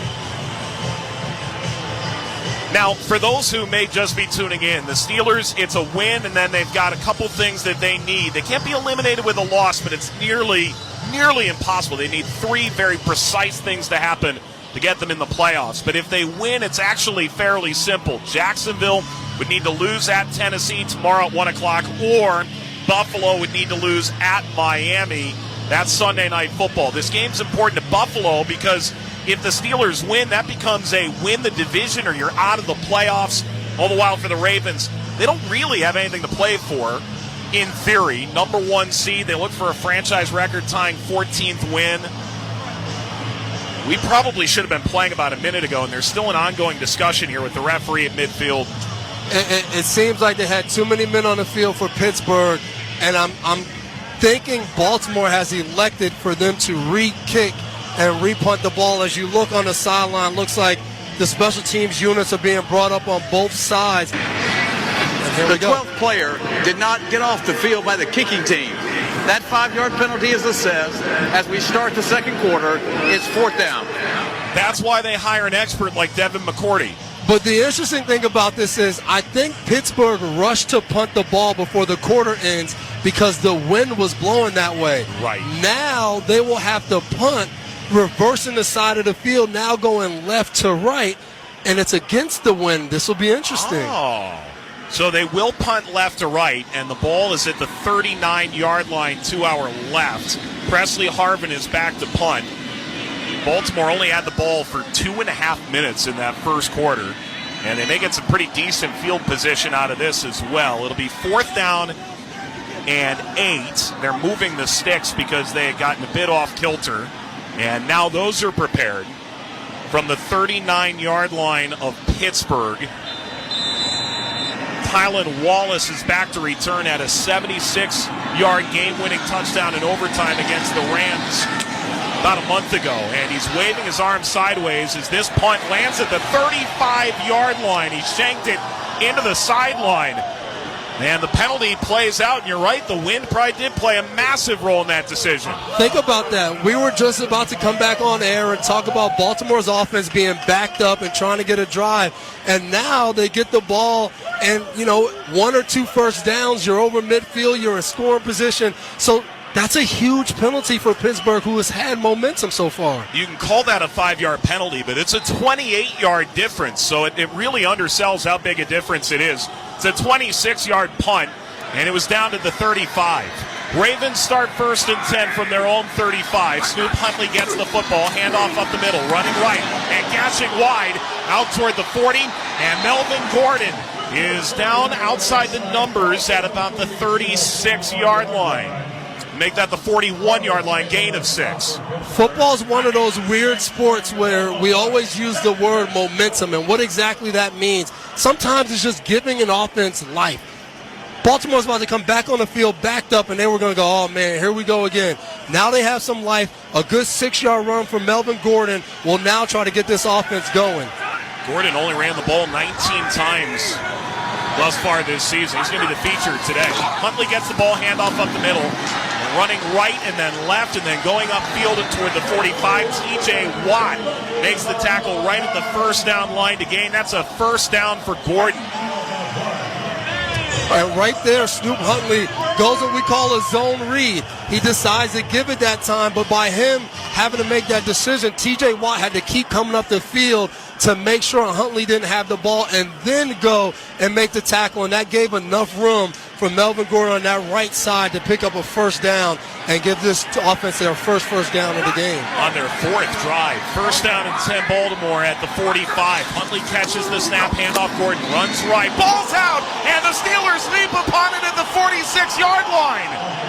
The Steelers force a turnover. And Larry Ogunjobi's come up with the football, tagged down at the 46.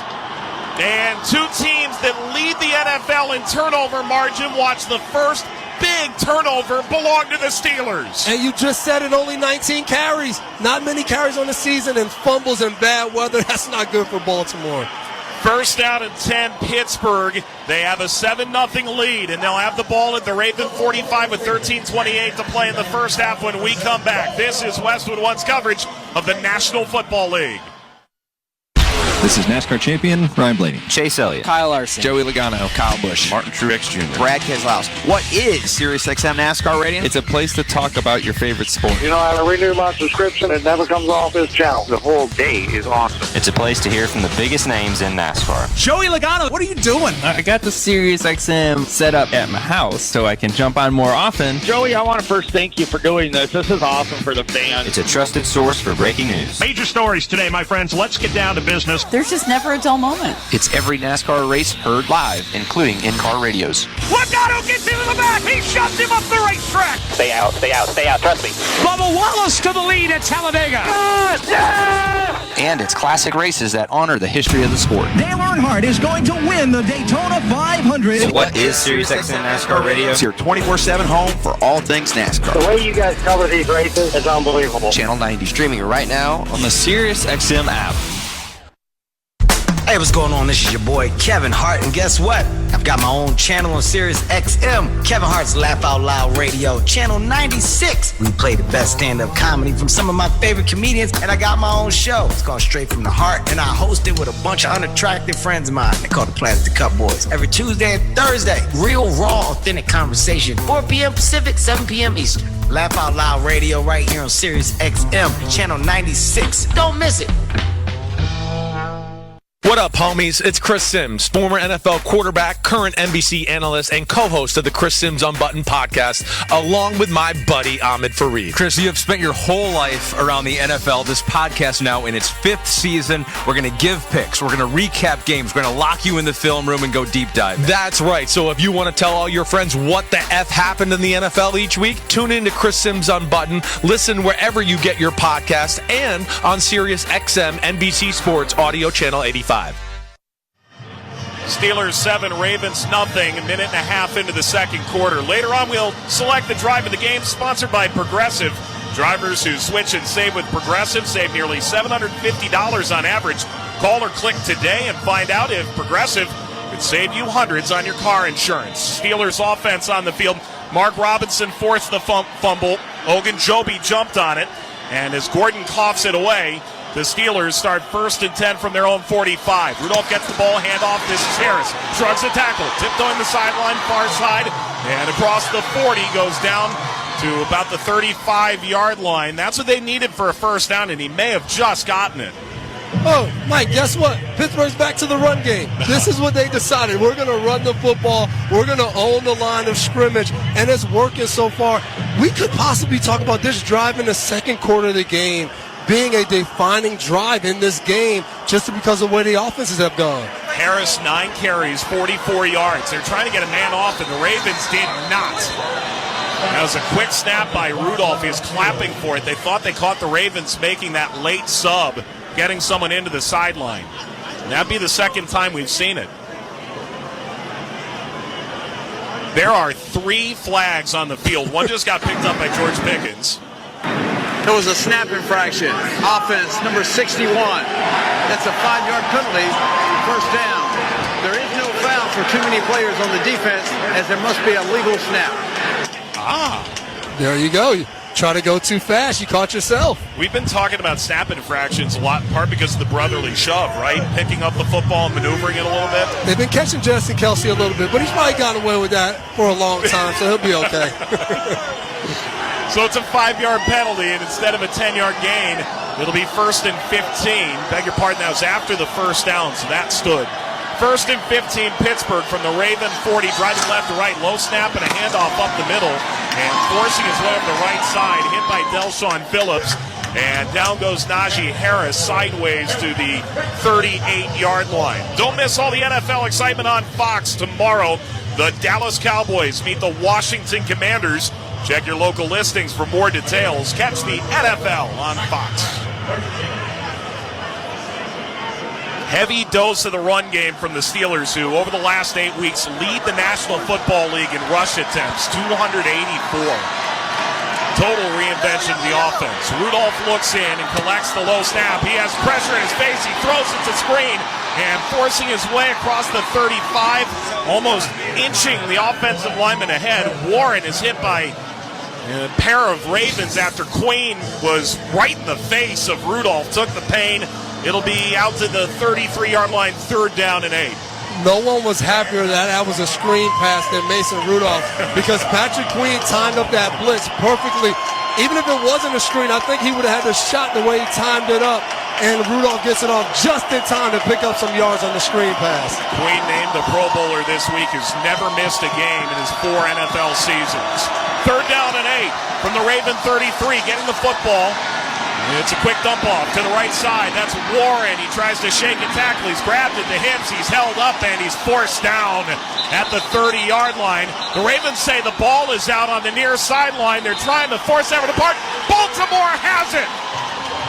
Warren lost the handle, and Arthur Millette, the former Steeler, comes away with it. The Steeler who asked for his release in May, picked up by Baltimore, has the ball for the Ravens. And it's the second fumble on successive drives. Millette does a good job, open field, making a tackle, and then Phillips comes in with a great punch to punch the ball out. Baltimore back in business, and of course the defense is doing it. Yeah, well, I know how you feel about that. The Ravens will have the ball trailing 7-0 with 11:02 to play in the second quarter. You're listening to the NFL on Westwood One. New year, new me was going to be my 2024 shopping mantra until I realized how expensive that mantra was. Luckily, Kohl's is having their biggest clearance event of the season, and I saved up to 70% on so many great finds, like a warm fleece, cozy PJs, cute jeans, gorgeous dresses, and so much more. So don't wait. Hurry and get your new look for low prices in a limited time. Get to Kohl's. Select styles up to 70% offer ends January 21st. See store or Kohl's.com for details. Hey everyone, gather round. It's time for corny jokes about passing the torch. The team at Kirian's Welding was fused together solid. Thanks for all the late nights and early shifts. But double retirements mean the crew must bond with some certified new hires. You've both gone the extra millimeter. Indeed can help them hire great people fast. I need Indeed. Indeed you do. Our hiring platform instantly connects you with quality candidates, and you can schedule and conduct virtual interviews right from the Indeed dashboard. Visit Indeed.com/credit and get $75 towards your first sponsored job. Terms and conditions apply. Stay tuned for part 2 of our special Saturday NFL doubleheader on Westwood 1. The Houston Texans are at the Indianapolis Colts with Bill Rosinski and Derek Rackley having all the action live from Indy at 8 p.m. Eastern Time. Right here on most of these same Westwood 1 stations via the NFL app, on Alexa-enabled devices, or online at our website, westwood1sports.com. Steelers 7, Ravens nothing, 11:02 to play in the first half. A fumble forced with Millette recovering, but it was Delshon Phillips who played 80% of special team snaps and only 34 defensive snaps the first 16 weeks, and he forced the fumble. And he hasn't been a part of this Baltimore defense that is leading the league in takeaways. That's their 30th takeaway this season, but he's a guy that's hungry to get on the field. So now he gets on the field. He doesn't just run over there to help on the tackle. He runs over with one of those Mike Tyson punches, gets his fist right on the ball, and as soon as that ball came out, you saw all of the purple jerseys swarm over there, and they gutted it and pulled it away from Warren to try to make that game-changing play. And that's what I love about guys that don't get a lot of opportunities to be out there. You play behind 2 Pro Bowl linebackers. When you get your shot, you're ready, and you take advantage of the opportunity. That's it. Baltimore's 30th turnover forced. You mentioned most in the league. Baltimore has scored 105 points off takeaways. That's best in the NFL. Justice Hill in the game alongside Snoop Huntley, who gets the football, play fake, drops back to throw. He's looking, flush to the left, running toward the sideline on the numbers, throws a duck toward the 45-yard line, and that is incomplete. That did skip right around the first down marker. It's 2nd and 10 from the 33 of the Ravens with the ball, trailing by 7. Baltimore might want to go with a screen pass or a short pass to try to get Huntley a little more comfortable throwing the ball. There's been some tough situations, him scrambling around, trying to make throws. The ball just doesn't look like it's coming out of his hands great today so far. 1 for 5 yards for Huntley after 5 touchdowns by Lamar Jackson last week and a perfect passer rating. Huntley catches a snap, he drops to throw. He fakes, now he runs, and he's got bolts across the 35, and he dives head first toward the 40-yard line and is marked down to the 39 with Hayward and Watt coming in together to help bring him to the ground, and that's a gain of 6. We'll call it 7. 3rd down and 3 with 10:35 to play on a running second quarter clock. Huntley, he didn't waste much time there. He dropped back, took a pump fake, and the best thing he probably did there was tuck the ball away because T.J. Watt was coming with the big punch. Looking into the Steeler defense, right to left go the Ravens. Tight formation on the wide side, right off the left hash, catching the ball Huntley. And he throws a quick bullet to the right. And that is out to the 43-yard line. They'll mark him at the 44. Isaiah Likely catches it on a tight end hitch over the middle. He's dragged down with 4 yards and a Raven first down. This is the same pass earlier that Kohler dropped. Likely makes the catch, and he's been a huge help for them this year. He's a great athlete, gets the ball in his hands on those short kind of throws.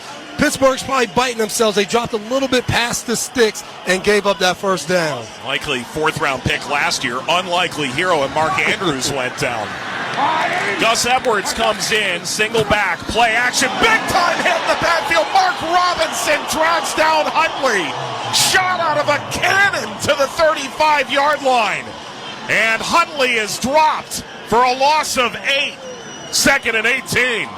Pittsburgh has to love seeing that because this linebacking core has taken a lot of hits after injury with Holcomb going down, Quan Alexander, Elandon Roberts missing some games. So Mark Robinson, that's his second big play of the game so far. So they got to love seeing this. And Pittsburgh still playing downhill and aggressive. No Holcomb, Alexander, Neal, Casey suspended for the year, Fitzpatrick, Thompson, all in the middle of the defense. Huntley gets the ball. He looks, it's a running back screen. Hill, 35, steps upfield across the 40, and he is torpedoed to the ground with Killebrew, a special teams captain and a Pro Bowl selection for that work, bringing him down at the 40.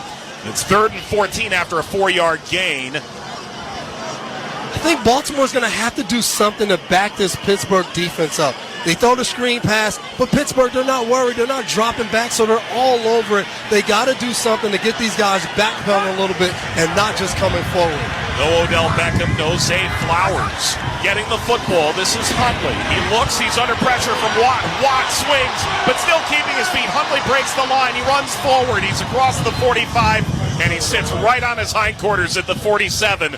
Otherwise, he was going to get walloped as he went toward the far sideline. Killebrew and Highsmith end up getting there, and it's 4th down and 7. Out comes the punting team. Mike, did you notice that Huntley stopped from going out of bounds? He wants to keep the clock going up. I'm not sure. We don't usually see that in the second quarter with 8 minutes to go. Catching the ball, and Stout drives a punt right to left with the wind at his back. It's going to bounce inside the 10. It's going to bounce at the 5 and the 4. And there are 7 Ravens that surround the ball and down it at the 4-yard line. There is a flag down back at the 45-yard line. It was 4th and 7.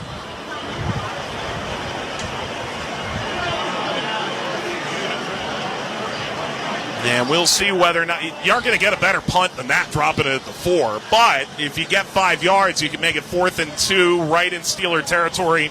Is that enough? On this day, I don't know. They might have to do this all over again. We might have our second redo punt of the game. I don't know if that was on the gambling cards, like 2 punts, and I don't know. Can you gamble and choose that one? That's not a prop that I'm interested in. And eligible downfield, kicking team number 30. That 5-yard penalty is enforced. It's still 4th down. So instead of having the ball at the 5, we talked about this earlier. There was 12 men on the field that led to a 5-yard penalty. It ended up being a 28-yard difference in terms of field position. Instead of forcing Pittsburgh back to the 4, the Ravens' 100th penalty of the season. We'll see the punting team come back out and Stout have to punt with the ball at the 42-yard line and Stout stepping back to about the 29. No coaches like re-punts, re-kicks. It never usually works out well for you in the special teams unit. The Gunners are tired, right? Exactly. Stout stands at the 27. He stoutly catches the ball, drops the head, and drives a winding punt that's going to bounce at the 7 and inside the 5 and nearly batted back in. And instead of the 2-yard line, it's into the end zone. And there's another flag. Laquan Treadwell went downfield nearly at the 2-yard line, batted it back into play. Have you ever seen 3 repunts in one half? Did they teach you about this at Rutgers? They didn't teach me that at Rutgers. Our team was too good. Yeah, you never punted. Come on.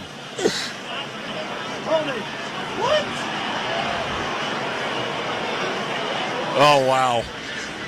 So, do you really want to repunt again? Mike Tomlin's walking out. He looks drenched. This is not good weather for a coach either. They're discussing with the officials. They're going to make him punt it a 3rd time. The touchback would have it at the 20. Brad Allen. During the kick, holding, receiving team, number 83. 10-yard penalty from the end of the kick. 1st down. There we go. You get all that. So instead of the 20, call it the 10. And wow. Okay. 7:26 to play in the second quarter. And that 5-yard penalty only made about a 6-yard difference. How about that? Steelers 7, Ravens nothing. Steelers ball when we come back. Listening to the NFL. I'm Westwood 1. Now, during Staples Print Big Sale, get $20 off your print purchase of $100 or more, $50 off your print purchase of $200 or more, and $100 off your print purchase of $300 or more. So the more you print at Staples, the more you save.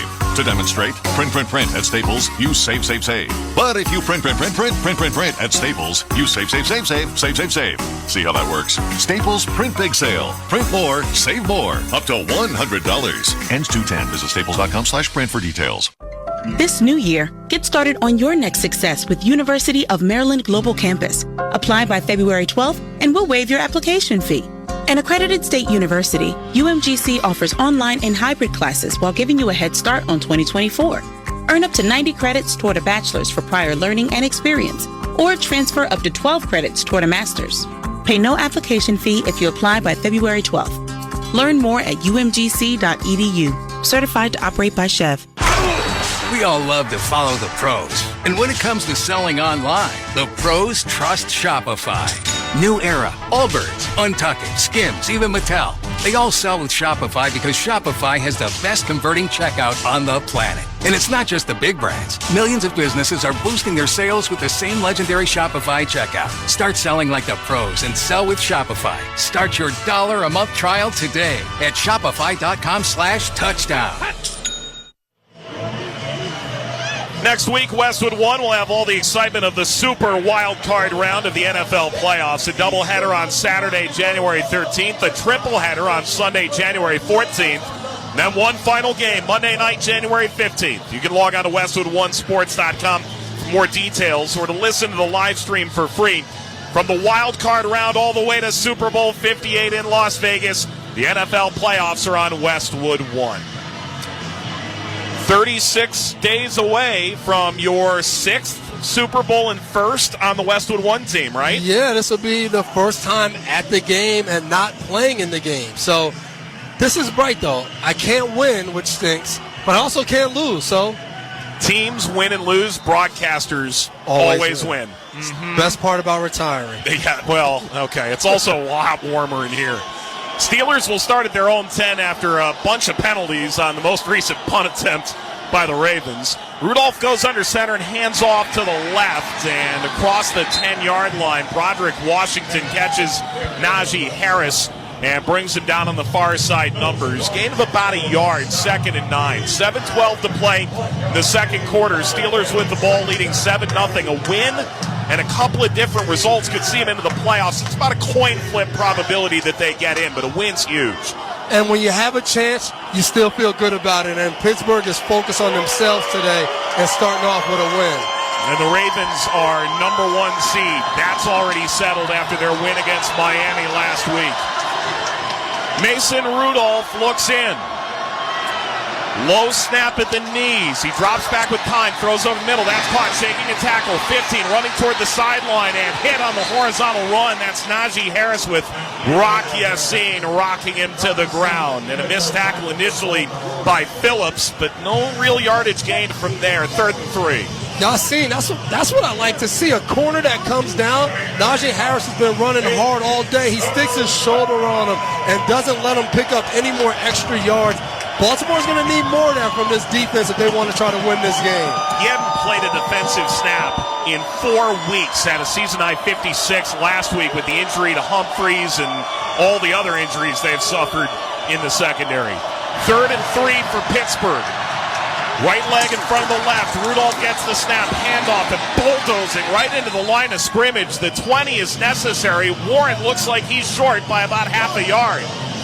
And the Steelers are backed up all the way at their own 19.5-yard line. And even though they're going to be punting into the wind, which is no one's idea of a good time, and the rain pouring, Harvin comes onto the field to punt. That might be the play that helps this offense. Kyle Van Noy comes off the edge and gets to Warren and pulls him down just in time. A good play by the old veteran Kyle Van Noy. Tylan Wallace stands at the 36-yard line to our right to return for Baltimore. Caught by Harvin. He drives it away. It's a spiraling punt that's going to bounce by Wallace and go all the way down to the 30-yard line and a little bit further, rolling to the 29. Not a lot in the air, but 52 yards in totality and a good flip of field position as the Steelers were initially backed up to get this down to the Raven 29, where Baltimore will have the ball trailing by 7 with 5:07 to play in the second quarter. You're listening to the NFL on Westwood One. New year, new me was going to be my 2024 shopping mantra until I realized how expensive that mantra was. Luckily, Kohl's is having their biggest clearance event of the season, and I saved up to 70% on so many great finds, like a warm fleece, cozy PJs, cute jeans, gorgeous dresses, and so much more. So don't wait. Hurry and get your new look for low prices in a limited time. Get to Kohl's. Select styles up to 70% offer ends January 21st. See store or Kohl's.com for details. At Grainger, we're for the ones who specialize in saving the day and for the ones who've mastered the art of keeping business moving. We offer industrial-grade supplies for every industry with same-day pickup and next-day delivery on most orders, all backed by real people ready to help. So you can get the right answers and products right when you need them. Call, clickgrainger.com, or just stop by. Grainger, for the ones who get it done. Steelers 7, Ravens nothing. 5:07 to play in the first half in Baltimore, and the Ravens will have it 1st and 10 from their own 29. It's time for the Shopify fact of the game. Love it. If Lamar Jackson wins MVP, he will become the second youngest player in NFL history to win 2. Lamar turns 27 years old tomorrow. Jim Brown did it when he was 22 years old as he won his second MVP. That's the Shopify fact of the game. Want to sell smarter? Get Shopify. Shopify's commerce platform helps you sell more with the best converting checkout on the internet. Get a $1 per month trial at shopify.com/football. He's just a kid still. That's the crazy part about Lamar, and who's unanimous in 2019. Might not be unanimous, but he really stamped his authority the last 2 weeks. He gets to rest today. Do you think they're still wondering if he can play quarterback or not? He looked really quarterbacky last game. I would say he's a pretty good quarterback so far. Yeah, 5 touchdowns, that'll probably do it. Perfect passer rating for the 3rd time. We could start dinging like every. We just run off the Lamar Jackson stats. Each Shopify ding. 2 or more NFL MVPs. Manning, Rodgers, Brown, Unitas, Favre, Brady, Montana, Young, Warner, Mahomes, and maybe Lamar. I thought you were going to say McCourty. Well, MVP of our hearts, but the AP disagrees. 1st down and 10 for the Ravens at their own 29. It's Huntley, the potential MVP's backup. Handoff up the gut for Gus Edwards, and that bus blew a tire. Down at the 31-yard line, gain of 2, 2nd down and 8. Which McCourty? Me. I was confirming. I was way better than my brother. It's not even close. Okay. I hope he's listening right now. Yeah. As a fellow twin, I understand. I get it. There's always a better one. But we weren't MVP of anything. It's a gain of 1 officially, 2nd down and 9 for the Ravens. They come out with a running back on either side, Hill and Edwards for Huntley, who steps 3 steps back, throws over the middle, and that is caught, and the ball is on the ground. They're going to say it's incomplete. The 20-yard line. Eric Rowe came in and laid a massive hit on the running back out of the backfield. That was Edwards. I don't want to sound like a broken record, but Eric Rowe, he's a defensive back, and he didn't even backpedal at all on that drive. He knew that the ball was going to be thrown short, so as soon as Justice Hill tried to catch it, Eric Rowe came flying from his safety position to knock the ball off him before he can bring it in and tuck it away. His 3rd consecutive week is an elevation off the practice squad. 17 tackles last 2 weeks. Ravens 1 of 4 on 3rd down. 3rd and 9 from their own 30. Huntley catches the snap. He's got time. He lost deep down the middle. That is caught at the 46-yard line. And the first big completion is to Laquan Treadwell. His first catch of the year goes for 16 and a 1st down. That was Huntley's throw of the game. So far, he looks to go to Nelson Aguilar on an over route. They take Aguilar away. He tucks it back in off the pump fake and finds Treadwell running across on a little deeper route and Treadwell makes a good catch with 2 Steelers bearing down on him. Porter made it tough, but still he was able to hang on. First down and 10. Waves of rain coming down. The purple jerseyed Ravens with the ball right to left handoff. This is Edwards, breaks the tackle. He keeps his feet. He's running across the 30 inside the 25 and down at the 23 on the far side hash mark. And now the big plays are really coming off for the Ravens. A run over the right side for 29 yards. It's one of these plays. Gus Edwards cuts on his right, and he gets into the open field, and Patrick Peterson playing that free safety position. That's a difficult tackle when you're in the middle of the field by yourself, and Gus Edwards from Rutgers University makes a miss. Stat on that to come. He's behind Huntley, 1st and 10 from the 25-yard line. Huntley holds it out and drilled T.J. Watt. Hits Edwards from the side, coming off the edge in the backfield, back around the 27-yard line. You know a good way to not have to make tackles at free safety? Play with T.J. Watt. Comes off the edge, unblocked. I don't know how many times you want to run any play where you don't block T.J. Watt. He's a Pro Bowl player for a reason. You always want to have a guy, most of the time 2 guys on him. Justice Hill comes in at running back, replacing Edwards. Ball just inside the right hash. 2nd down and 12 from the Steeler 27. Ravens down by 7. Huntley catches the ball. Pocket collapses. Throw to the right. Caught at the 10. Breaking a tackle. 5. Leading for the end zone. Likely. Touchdown. Touchdown Baltimore. Caught it at the 10. He shrugged off the first challenge at the 10. Inside the 5. And climbs the ladder over the goal line. And the Ravens are a point after from tying the game with 2:19 to play in the first half. Sometimes you just need to get your rhythm. Snoop Huntley doesn't hesitate. Seam route with Isaiah Likely running down the right side. He throws it right to the numbers. Isaiah Likely catches it. And what a finish to a run. Barreling over people and jumping into the end zone. And Highsmith drilled Huntley. It wasn't enough. And Justin Tucker on for the extra point. Snap back, ball plays, kick is over the line, and it's good. And the game is tied at 7 with 2:19 to play in the second quarter. And the Steelers surely are sweating a little bit despite the cold, as a loss doesn't eliminate them, but a win certainly gives them a far greater chance of going to the playoffs. Those NFL playoffs are almost here, of course, and it all starts with Super Wildcard Weekend presented by Verizon. 12 teams, 6 games, 3 days, 1 epic weekend. You can hear each one of those games right here on Westwood. The road to Super Bowl 58 starts January 13th. 6 plays, 71 yards, 3 big plays from this Ravens offense that was moribund to start. You and I looked at each other a couple commercial breaks ago, and you go, Baltimore looks cold. They look physically like they're cold, and now there's a little juice. Looks like they're standing by the heaters on the sideline, warmed them up a little bit. And Isaiah, that's a run that will get guys going. Coming up, Gus Edwards' run, and then you don't just catch a pass with Levi Wallace coming right at you. You then kind of throw Patrick Peterson off you and jump in the end zone. That'll get your whole team going. Pittsburgh, best path in is a win plus a Jacksonville loss at Tennessee, or a win and a Buffalo loss at Miami. Driven away, line drive kick, bouncing at the 15-yard line. It's going to bounce toward the sideline, stay in bounds at the 5, and leaning 1 foot over the near sideline, Igwe Buke reaches out and grabs the ball, so to force an illegal procedure kick out of bounds. A great play right there. It would have been at the 5-yard line. Ball was dead. He was going to have to pick it up and run with it. Instead, they're going to move this all the way out to the 35. Kick off out of bounds. They're the kicking team. First down. And I think a lot of people see that and they're like, what a kick that stopped right there and didn't go out of bounds.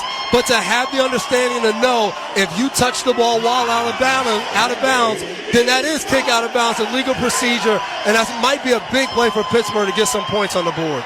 And I beg your pardon, they'll go to the 40-yard line where they spotted. So it's a 35-yard, in essence, penalty.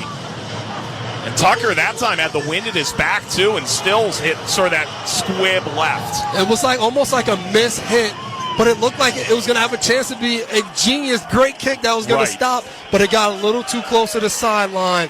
And credit Pittsburgh special teams unit for going over that and knowing that's the play to make right there. Last 7 meetings decided by 7 or less. The last 5 by 4 points or less. And here we go again. 2:19 to play first half. Steelers with the ball, tied with the Ravens, 7-all. A lot of motion in the backfield, but simply a handoff over the left guard from Rudolph, and plowing is Jalen Warren down to about the 45. It's a gain of 5 yards, 2nd and 5. It's all rain here. You have to go a lot further north to see the snow. And ultimately, as we hit the 2-minute warning, the Steelers will have all 3 timeouts and 55 yards to cover to try and get a touchdown and grab the lead back before halftime. But they're going to have to do it going into the wind as we've reached the 2-minute warning in the second quarter. The score, Pittsburgh 7, Baltimore 7. You're listening to the NFL on Westwood 1.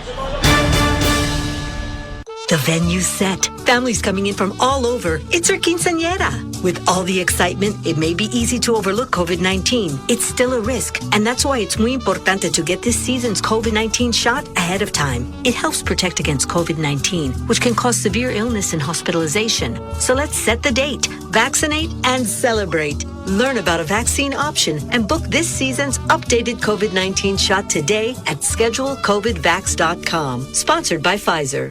The NFL and its players and teams are committed to advancing social justice through work that reduces barriers to opportunity and creates progress in police-community relations, criminal justice reform, education, and economic advancement. The NFL family works to highlight efforts across the league to inspire change in our communities and make progress on these issues. To learn more, visit NFL.com/inspirechange. A reminder to stay with us for Westwood 1 NFL halftime report, sponsored by Wendy's. The velvety-voiced Scott Graham will talk to Texans head coach DeMeco Ryans to preview Houston and Indianapolis that you'll hear on many of these stations later tonight. That's coming up on the Wendy's halftime report. Wendy's breakfast, 2 for $3. Biggie bundles are here. Limited time only during breakfast hours. 7-7 as we hit the 2-minute warning. Steelers 3 timeouts. They're going to be driving into the wind. They've done most of their damage on the ground. Devin McCourty, what are you looking for from Mason Rudolph and the Steelers? Because they're the ones who really need to win this game. I think they're going to continue to do what they've been doing. I don't think they go all out, spread it out, 2-minute offense. I think they're going to be a little bit more aggressive. They might go with a screen play or 2. They might try to figure it out, but they still have 3 timeouts, so they don't have to be in a rush going super fast. They want to make sure that they try to end with the ball in their hands and hopefully points on the board, but they don't want to mess it up and give the ball back to Baltimore after Baltimore's had their best drive of the half. Yeah, the Ravens deferred the opening kickoff, so they're going to get the ball out of halftime. And let's not forget last week, the Ravens threw the pedal down on Miami right at the end of the first half with a turnover that really helped. Rudolph motions Robinson across right to left, his face. He tosses left. Warren will burrow his way toward the far side numbers. He didn't even get to the line of scrimmage. He's down back at the 43-yard line with Travis Jones and Jeremiah Moon, who just got signed to the 53-man active roster. It's a loss of 1.5 yards. 3rd down and 6 for the Steelers at their own 44. You talk about leadership. Patrick Queen from his middle linebacker position ran full speed and finished that tackle. He's been out there every play leading this Baltimore defense for a game that supposedly doesn't matter. That's leadership by Patrick Queen. Rudolph empty set. 2 receivers right, including Pickens. The second furthest right. Making trips out there. Spread. 2 short side left. Rudolph collects the snap. Throw to the left. Turning, making the catch at the midfield across the 45. Freiermuth gets into Raven territory to the 43 and slides out of bounds. So the clock down to 1:10. Still, the Steelers have all 3 timeouts. Now, Boswell leads the NFL the last 3 years in 50-plus yard field goals, but it's cold and it's wet and it's very windy in his face. And I don't know if you want to take that chance with getting it blocked or something, but right there, Baltimore, kind of messes up the coverage and leaves a free spot for Freiermuth. That might come back to haunt them on this 2-minute drive of not getting off the field on third down. First reception of the day for the important tight end. Rudolph gets the ball 1st and 10. He looks, throws short right, caught by Warren, and he is wrapped up on the spot at the 40-yard line by Del'Shawn Phillips. And the Steelers are racing to the line. They're not burning their timeout. Clock under a minute in the second quarter. 7-all. Steelers trying to regain the lead before halftime. From the Raven 40, Rudolph, pocket collapsing. He throws up middle as he's hit. It's Warren making the catch at the 35, and he continues to churn his feet and get down to the 33. Queen was in on the tackle, and Van Noy with the quarterback pressure and stoppage as the Steelers are going to talk this over their first time out, and it was a first down. It was right at the marker at the 33.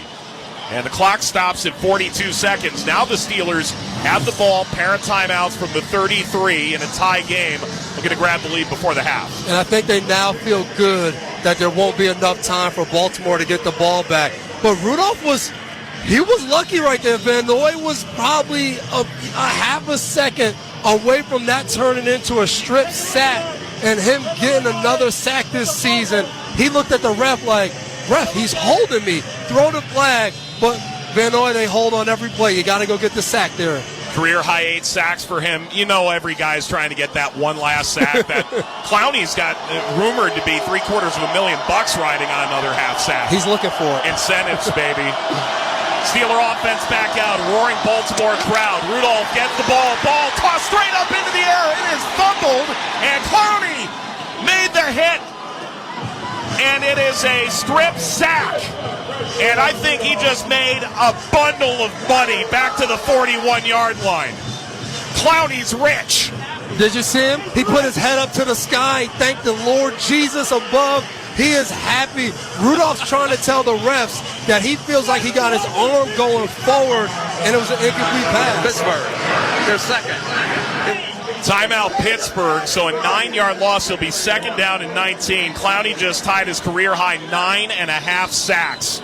It's the 38th consecutive game in which the Ravens have recorded a sack. That's the longest active streak in the NFL and a Baltimore franchise record. And it just backed the Steelers out of what was conceivably field goal range. Mike Tomlin looks like he's at a wake. His face is stone. I think Mike Tomlin is trying to figure out why, since it's under 2 minutes, is this being reviewed? Is it not being reviewed? As Clowney's dancing and going crazy. There's a lot happening right now, but Clowney is enjoying. They got the music playing. If you watch Fresh Prince of Bel-Air, Carlton was famous for doing this dance and having a good time. So Clowney is doing the Carlton. Like, a lot's happening right now. But you love to see everybody on this defensive unit knows Clowney needed a half a sack. And they are throwing dollars out, and the fans are now screaming. It feels like everybody made money today. I mean, we made money, but we didn't make Clowney money. Everyone knows about these incentives. You never had one, right? Like a big incentive? Not like this, no. No. Good for him. Second down and 19. Steelers offense, quick throw over the middle, caught by Freiermuth at the 35-yard line. He gets blasted back by Arthur Millette. And they got back 7 of the 9 they lost on the sack to the 35-yard line. And it's third down and 12. Clock at 14. It's running down. The Steelers have a timeout. They take a quick snap, getting the ball. Rudolph hit, ball's out, and recovered by Baltimore. Van Noy knocked it out. And Washington jumped on it for the Baltimore Ravens. And the scoring threat is thwarted at the 35-yard line. These two, because I'm old, I can call them old. These two old guys, Clowney and Van Noy, this was the first time they were in on the whole drive because it was 2-minute passing situation. And I talked to Kyle Van Noy before the game. He said, I want to get sacks today. That's what it's about. And to see these two guys back-to-back sacks to end this 2-minute drive, what a play. Van Noy almost gets a strip sack before and finishes it off, knocks the ball out of Rudolph's hand. And that is the key to Baltimore. When these two guys get a chance to get at the quarterback or Matabuke, they are looking to get the ball. They're not just trying to get the sack. They're trying to create those takeaways. Huntley comes out on the field. He is preparing to take a knee. It's not quite victory formation. It's get to the locker room and warm up formation. It's find some chicken broth formation. Huntley aligns under center and drops to his right knee and sends us into halftime. Clowney got paid. The Steelers took the early lead. The Ravens respond. Their best drive was their most recent, 71 yards down the field for a touchdown with 3 big plays, 2 through the air, 1 on the ground, and we're headed to halftime tied at 7-all. Clowney might go into halftime and say, hey, guys, I got paid. Take me out, Coach. I'm done today. Broderick Washington is about to work a lot in the second half. It's the end of the first half here in Baltimore. Steelers 7, Ravens 7. When we return, Scott Graham rejoins us from our studios with the Wendy's Halftime Report. You're listening to the NFL on Westwood One. Don't miss out on limited-time appliance deals during the closeout event at Lowe's. Get up to 35% off select major appliances. Plus, save an extra $100 when you spend $999 or more on all major appliances. Hurry, these deals are too good to last long. Shop in-store or online today. Because Lowe's knows home improvement. Valid 1/4 through 1/24. Selection varies by location. While supplies last. See Lowe's.com for details. Wake up not knowing what you want? Now you can have a little of everything. With Wendy's Breakfast 2 for $3 Biggie Bundles, you can mix and match your very own perfect pairing of our delicious morning favorites. Choose from the sausage biscuit, egg or cheese biscuit, small seasoned potatoes, or medium hot coffee. The choice is all yours, not somebody else's. Get breakfast just the way you want it with Wendy's Breakfast 2 for $3 Biggie Bundles today. Choose wisely. Choose Wendy's. Limited time only during breakfast hours. U.S. price and participation may vary. Not valid in a combo. Single item at regular price.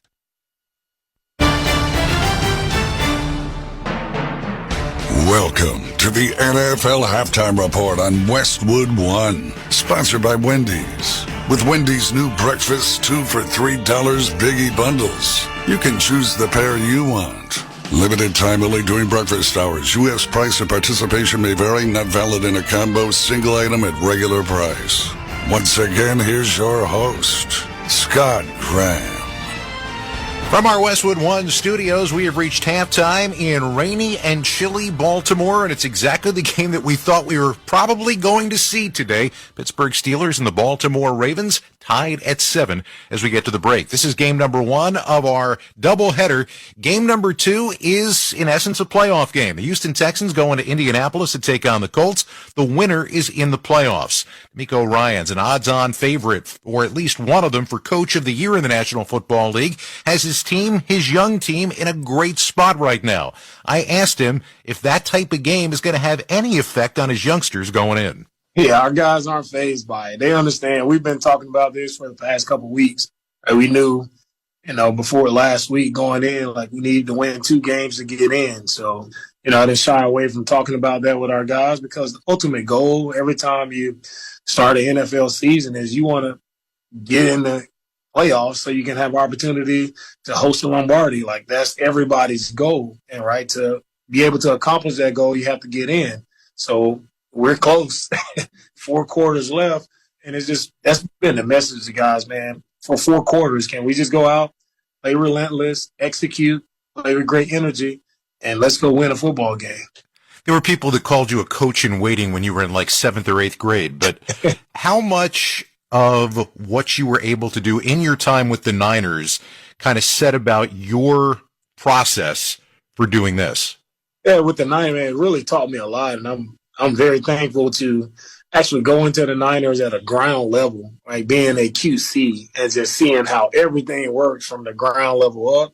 I'm really thankful because I don't think I would be in this position if I didn't go that route. And then being able to be a part of, some tough seasons, some losing seasons, and seeing how to balance and how to work through that, being able to be a part of truly successful seasons where we're able to make playoff runs, being able to be a part of Super Bowl, multiple NFC championship games. So I've seen it all, and now it's just a matter of tweaking it, putting my spin on it, doing a couple things different of how I see it should be done. But there's a blueprint there that I learned from Kyle, learned from John.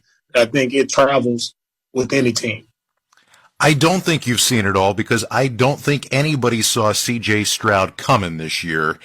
And watching what he's done, enabling him to take that talent and turn it into what he's doing on the field right now, from where I'm sitting, has been really special. What's it been like for you?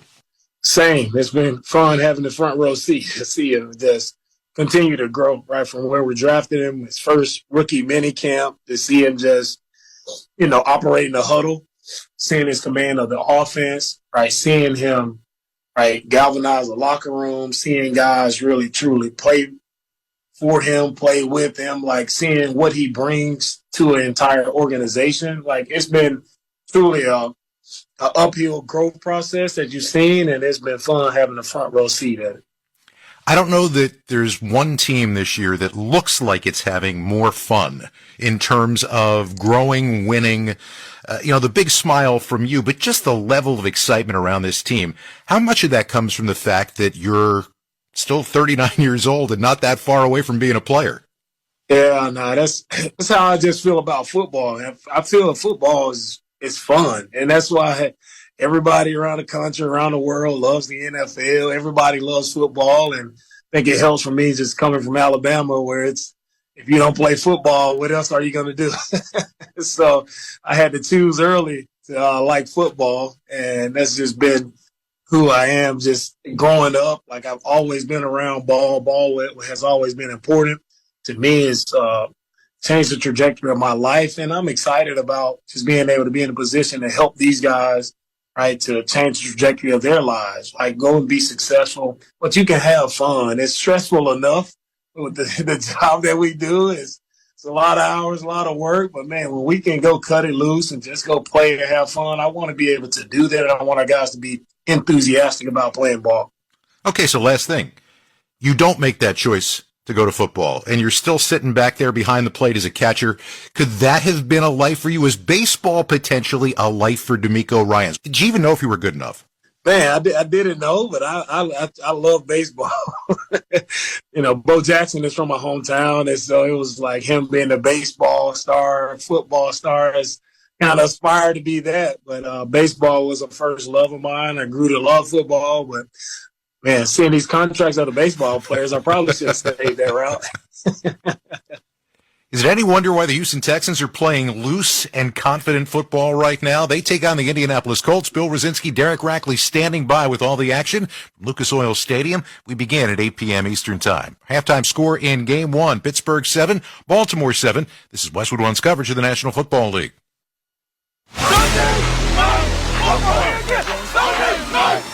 Every week, Sunday Night Football is home to the NFL's biggest stars. Leave everything out on this field. It is going to be a show in the biggest games. Touchdown! Wow! On the biggest stage. Here we go. Primetime's #1 show. That's what I'm talking about. For a record 12 straight years. It is showtime. Sunday Night Football on NBC and streaming on Peacock.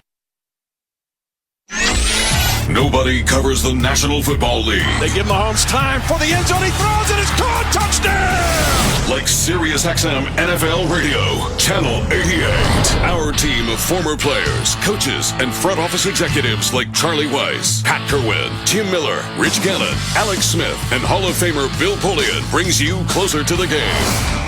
If it's happening, we are there. Live from the Scouting Combine in March to the draft in April. And in the summer, SiriusXM NFL Radio takes you to all 32 training camps. We connect you with the history of the game on stage for Hall of Fame weekend. Hear all the primetime play-by-play action from opening night through the Super Bowl. Spectacular in every way. Confetti flying in the air. Your 24/7 home for the NFL all year long. SiriusXM NFL Radio, Channel 88.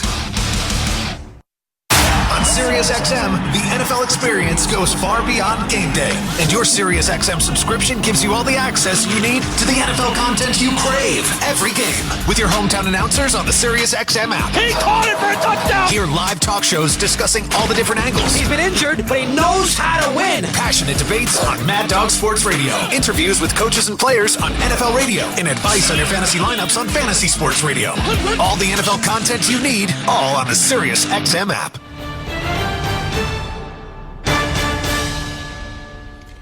Let's pause 10 seconds for station identification. This is Westwood One, your home for the National Football League. Interact with our stable of former players, coaches, and executives all day long on SiriusXM NFL Radio Channel 88 and the SiriusXM app. Welcome back to the halftime show. We've got a tie game at the break, and these two teams since the mid-1990s have played more one-score games than any two teams in the National Football League. It looks like that's the way we are headed in a wet second half in Baltimore. This has been the Westwood One NFL Halftime Report, sponsored by Wendy's, with Wendy's new breakfast 2 for $3 biggie bundles. You can choose the pair you want. Limited time only during breakfast hours. U.S. price and participation may vary. Not valid in a combo, single item at regular price. Our halftime score, Pittsburgh 7, Baltimore 7. When we return, Mike Watts and Devin McCourty have the second half kickoff. You're listening to the NFL on Westwood One. At Grainger, we're for the ones who specialize in saving the day and for the ones who've mastered the art of keeping business moving. We offer industrial-grade supplies for every industry, with same-day pickup and next-day delivery on most orders, all backed by real people ready to help. So you can get the right answers and products right when you need them. Call, clickgrainger.com, or just stop by. Grainger, for the ones who get it done. Now, during Staples Print Big Sale, get $20 off your print purchase of $100 or more, $50 off your print purchase of $200 or more, and $100 off your print purchase of $300 or more. So the more you print at Staples, the more you save. To demonstrate, print at Staples, you save. But if you print at Staples, you save. See how that works? Staples Print Big Sale. Print more, save more. Up to $100. Ends 2/10. Visit staples.com/print for details.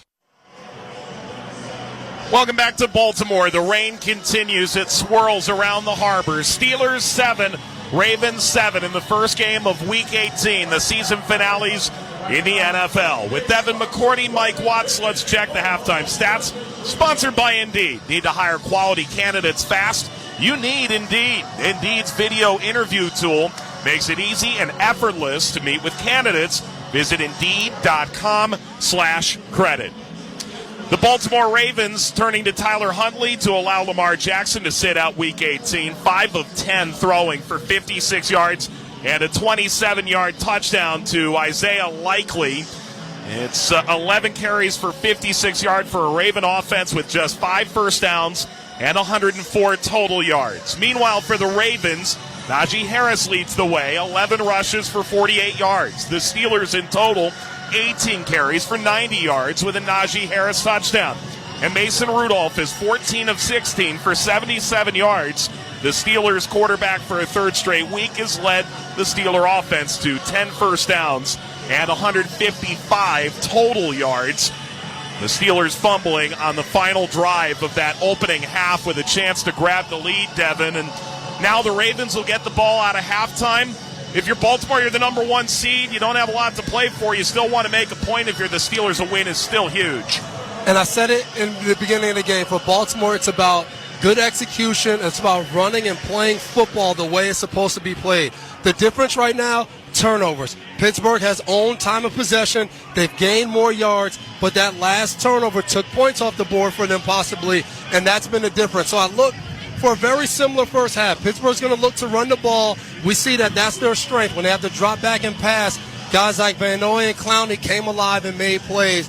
And Baltimore will look to run the ball as well and take advantage of some of those situations, throwing the ball down the field, finding guys like Likely in the middle, and we'll look to see if they can get one of these receivers involved in the game today. I'll be happy that you are either indoors or in your car or somewhere warmer than this. 35 degrees, rain, still no snow. Steelers 7, Baltimore 7. And Chris Boswell will kick off left to right on your radio dial for the Steelers in white. It's going to bounce 4 yards deep in the end zone.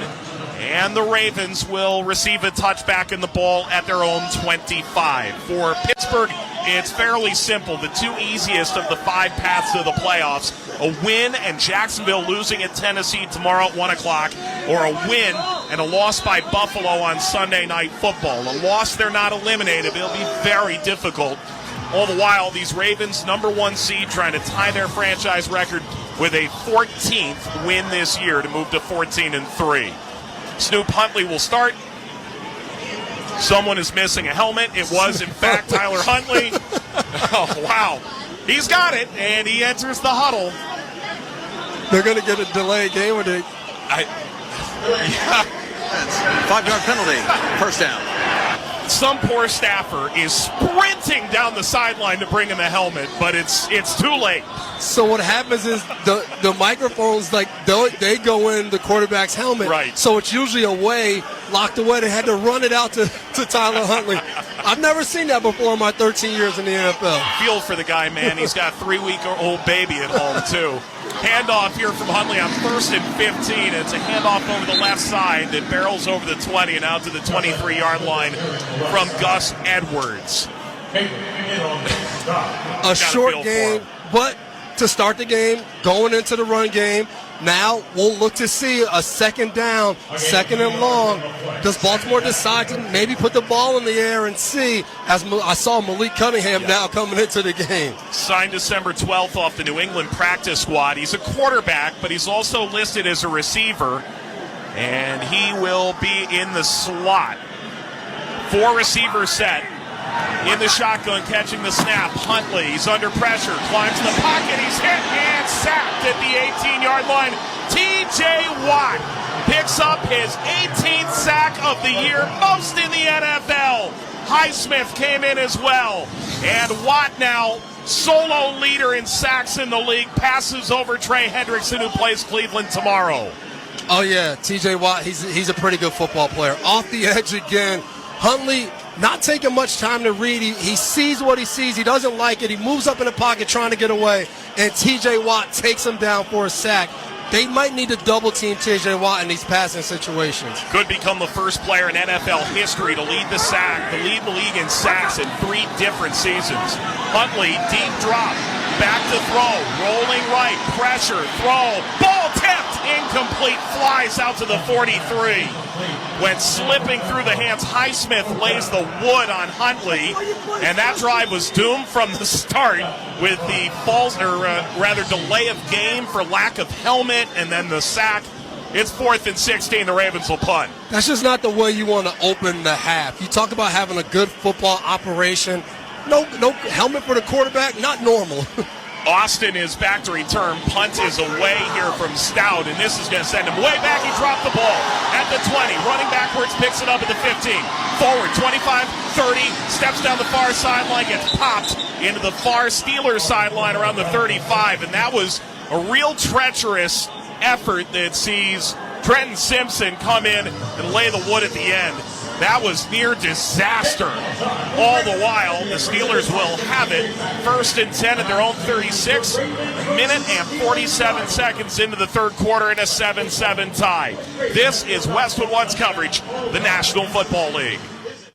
This is Bob Kendrick, president of the Negro Leagues Baseball Museum and host of the SiriusXM original podcast, Black Diamonds. Hear stories about the legends of the Negro Leagues and conversations with the all-time greats they've influenced, like 2-time Super Bowl MVP Patrick Mahomes. When it comes to having fun and enjoying myself on the field, I'm going to do that. It comes from the history. I learned it from my dad, who learned it from guys in the Negro League. Hear over 70 episodes of the award-winning Black Diamonds podcast, available now on the SiriusXM app or wherever you get your podcasts.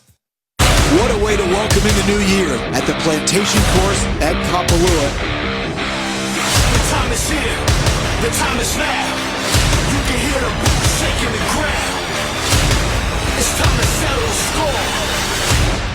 This is the moment we've been waiting for. What a finish! The best golf, just about unbeatable.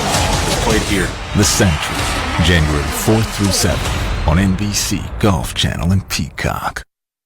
If you want to win your fantasy football league, you need to listen to Fantasy Sports Radio. Oh my goodness, what a play! From lineup decisions to daily fantasy to dynasty leagues, SiriusXM Channel 87 helps you win your league with expert advice from the guru John Hansen. Every player, you take a look at the pros and the cons for every player and every factor. Jeff Ratcliffe. The best reactions in fantasy football are the most reasonable reactions. They're not the most aggressive reactions. Michael Fabiano.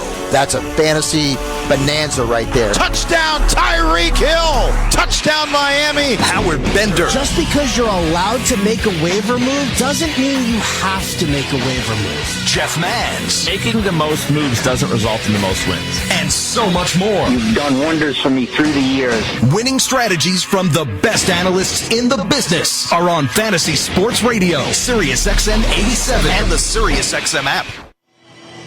Steelers 7, Ravens 7, 13-13 to play in quarter number 3. Steelers will have the ball, but later on we'll select the defender of the game. Sponsored by Navy Federal Credit Union, proudly serving the armed forces, the DoD, veterans, and their families. Learn more at NavyFederal.org. Ravens, at one point, it ended in August against Washington, won 24 straight preseason games. Sometimes you change the personnel at halftime and you don't drop off. Ravens defense will see some changes, one would imagine. Rudolph goes under center, pulling guard, handoff, that's Harris. 45-50 into the Raven logo at midfield, he got tripped up. A 15-yard gain. A great run for Najee Harris. That is his longest of the game. And you just spoke about it, this drive now gives us Patrick Queen not in the game. So this will now be Baltimore's first opportunity to be out there without Roquan Smith and Patrick Queen, getting those guys safely to the sideline and hopefully into the playoffs after the bye week next week. And healthy at that. Austin motions right to left. Rudolph goes under center. Harris breathing deeply in the backfield. Handoff right up the middle. It's Harris challenging the front line of the Raven defense again. Barreling into midfield and being forced down in the Baltimore logo. There's a Raven walking away with the football. And that was Trenton Simpson, but that's all it is. He had a fumble recovery last week against Miami. Play had already been whistled dead. Don't miss all the NFL excitement on CBS. Tomorrow, the Chicago Bears meet the Green Bay Packers. Check your local listings for more details. Catch the NFL on CBS. There's a gain of 2 for Harris. Second down and 8 from the Raven 47. First drive of the second half for the Steeler offense.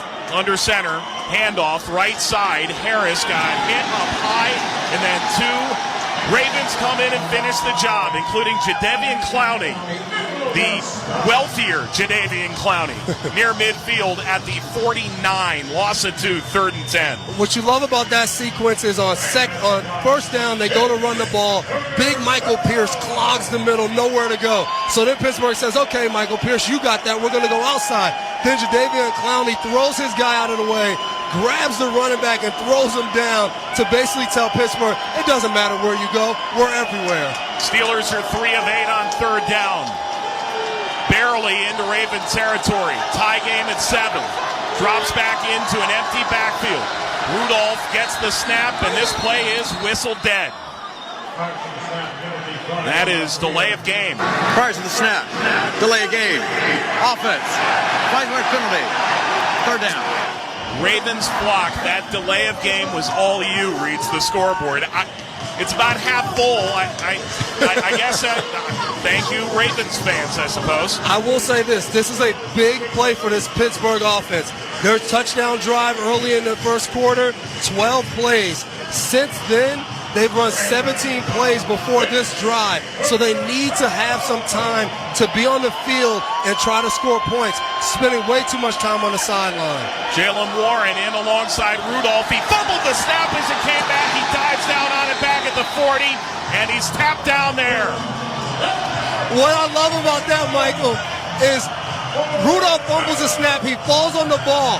All you see is Kyle Van Noy and Jadeveon Clowney diving on the floor to touch Rudolph, and now they're pointing at each other to see who got the sack. These guys know it's just free stats out there right now.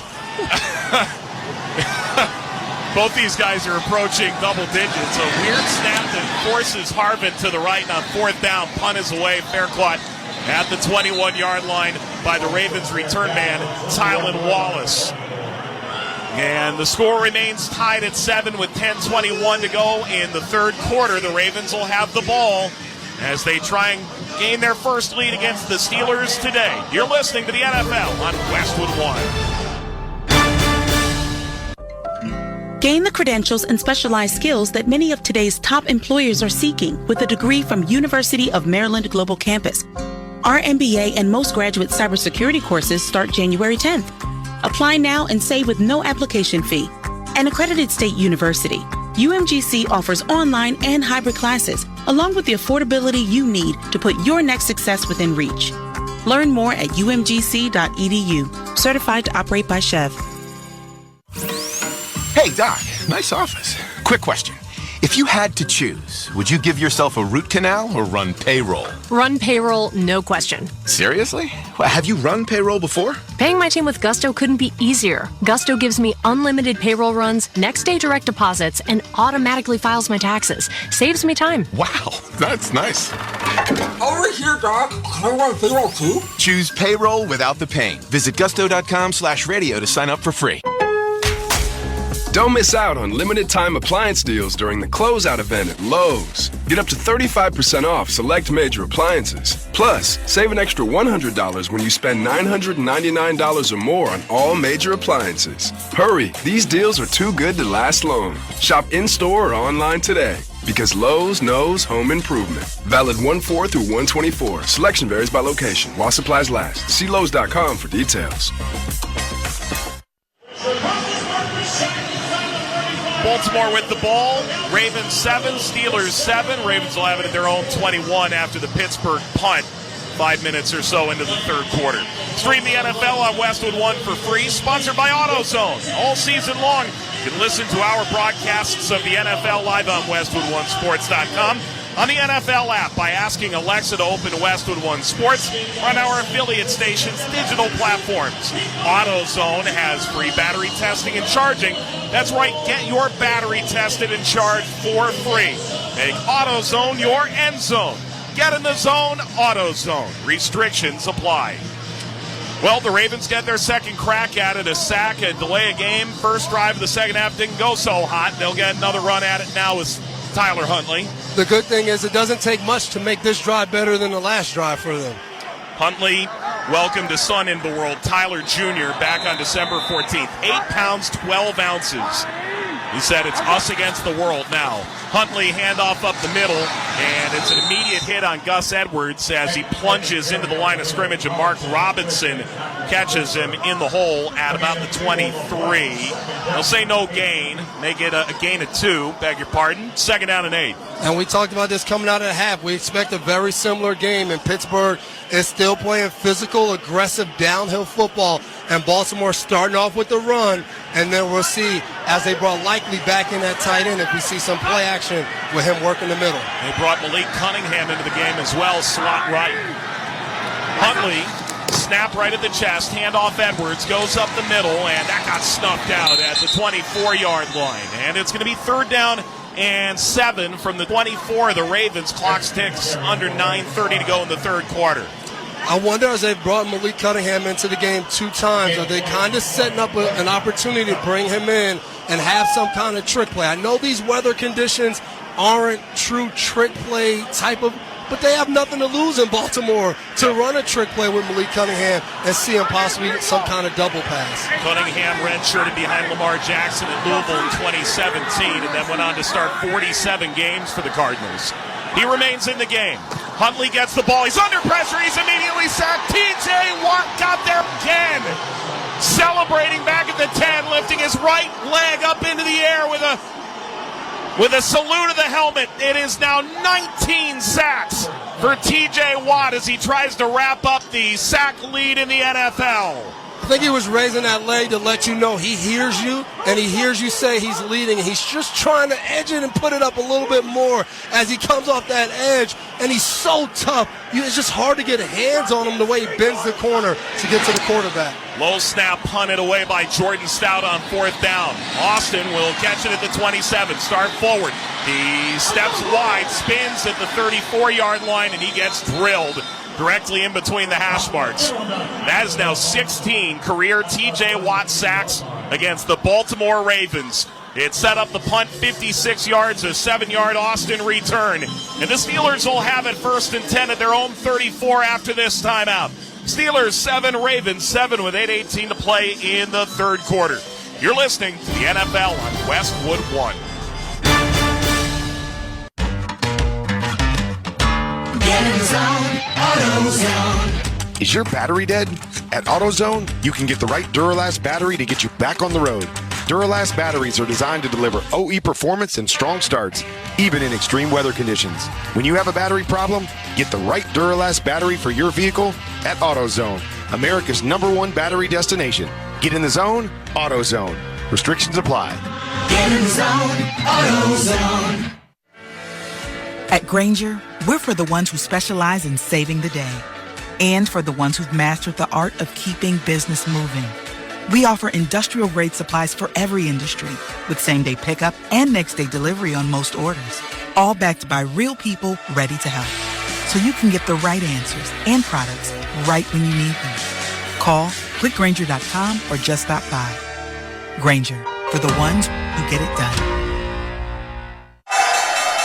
Business has always been about turning a profit, making money. But can it stand for something more? Something beyond dollars and cents? We think so. We think that today, business has a higher calling, a purpose to be fair and just, to do right by their workers, customers, communities, and the environment. And it turns out companies successful doing that also do better for their bottom line. When you see the Just Capital seal, it means this company is a force for good. Visit justcapital.com to learn more. Selling online is a lot like football. You need guts. You need stamina. You need conversions. Touchdown! And Shopify is the best converting checkout on the planet. Now, we're not just talking 2-point conversions. Shopify's checkout converts up to 36% better than other leading e-commerce platforms. So whether you're just starting out or scaling up, score more sales with Shopify. Start your $1 a month trial today at shopify.com/touchdown.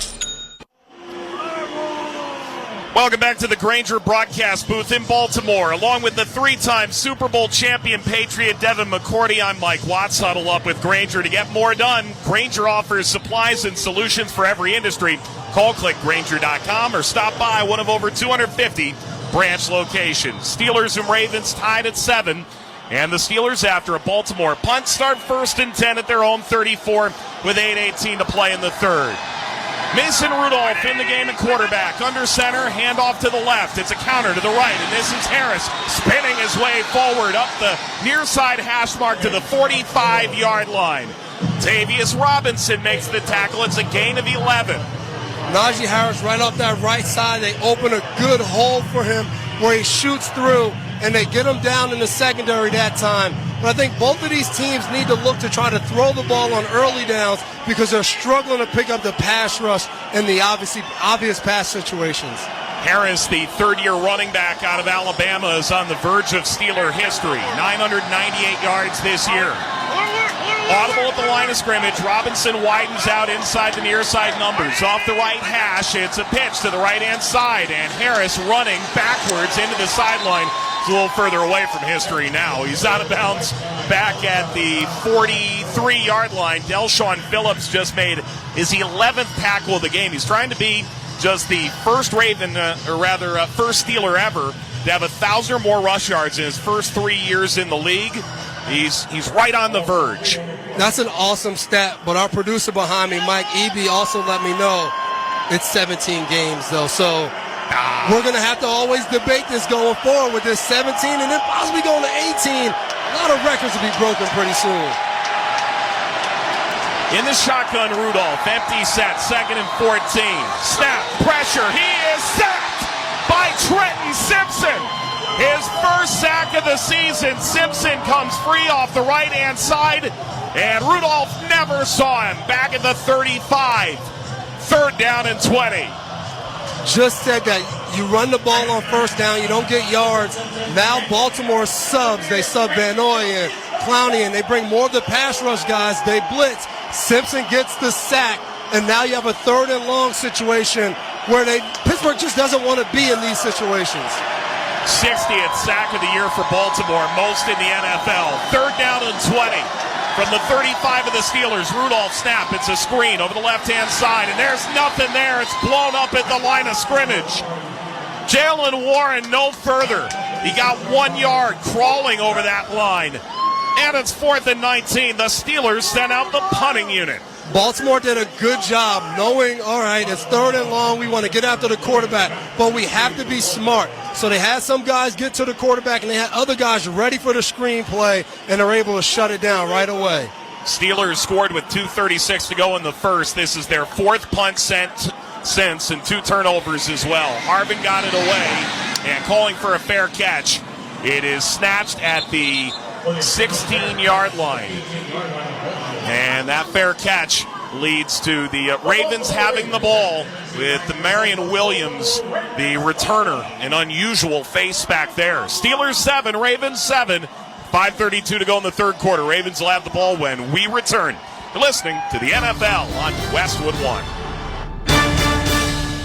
Feeling great starts with a great shave. And great shaves start with Barbasol Shaving Cream. For whatever your day brings, start it off right with the American original, Barbasol. It's a can of can-do. Barbasol. The venue's set. Families coming in from all over. It's our quinceañera. With all the excitement, it may be easy to overlook COVID-19. It's still a risk, and that's why it's muy importante to get this season's COVID-19 shot ahead of time. It helps protect against COVID-19, which can cause severe illness and hospitalization. So let's set the date, vaccinate, and celebrate. Learn about a vaccine option and book this season's updated COVID-19 shot today at schedulecovidvax.com. Sponsored by Pfizer.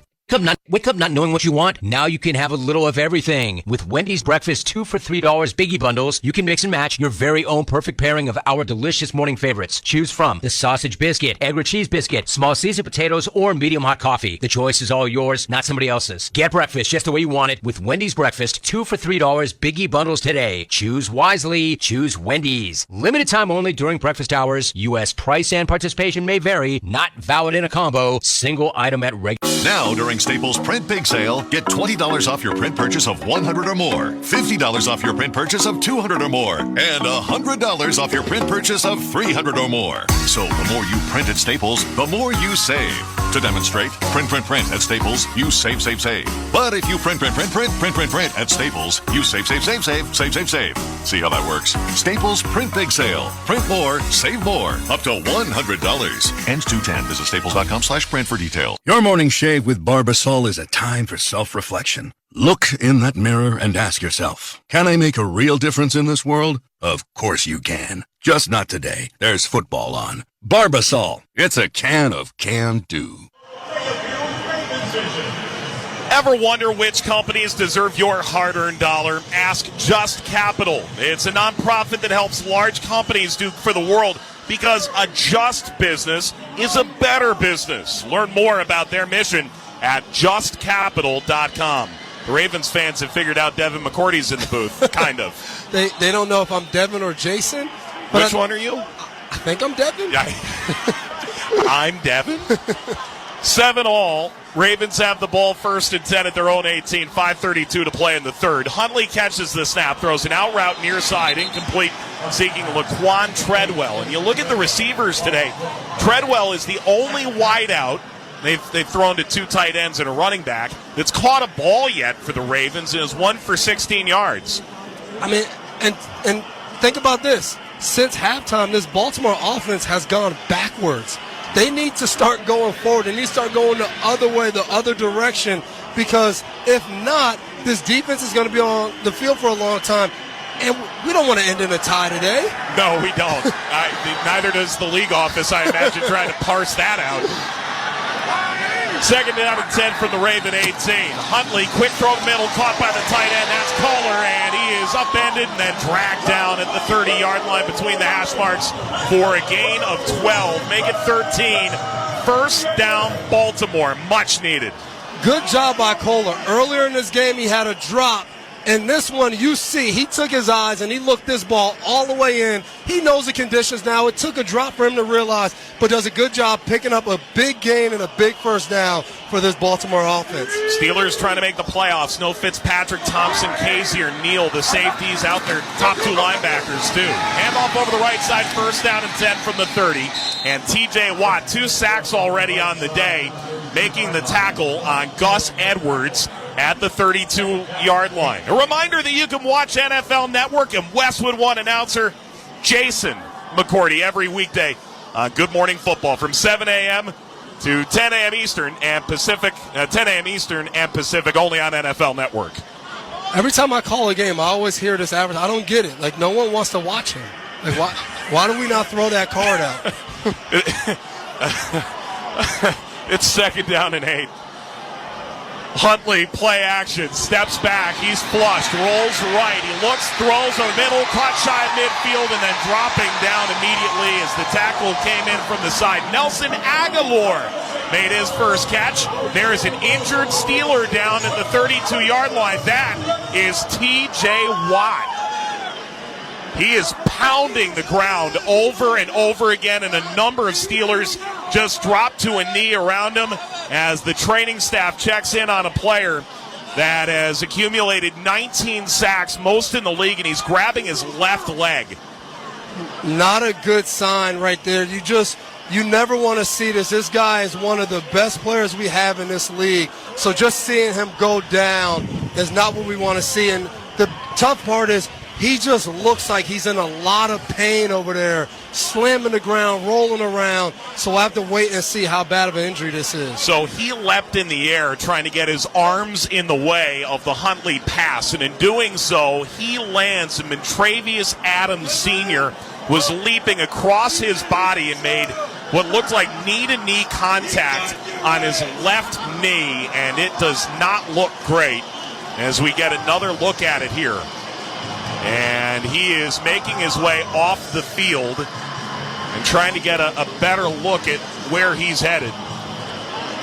What a season for TJ Watt yet again. Now 95.5 career sacks. He's 2 clear of Trey Hendrickson, 2.5 clear of Josh Allen, 3 clear of Khalil Mack for the sack lead. He's trying to be the first NFL player ever to lead the league in sacks over 3 separate seasons. And it's a tough way to watch the way his knee bends, but we never want to predict what exactly we think it is. These training staffs are some of the best in the world. Yeah. They'll go check him out. He's a tough guy, but you just hate seeing him have to be helped off the field for what he's meant for this Pittsburgh defense and the way he's played today so far. He's played like a man trying to will his team into the playoffs.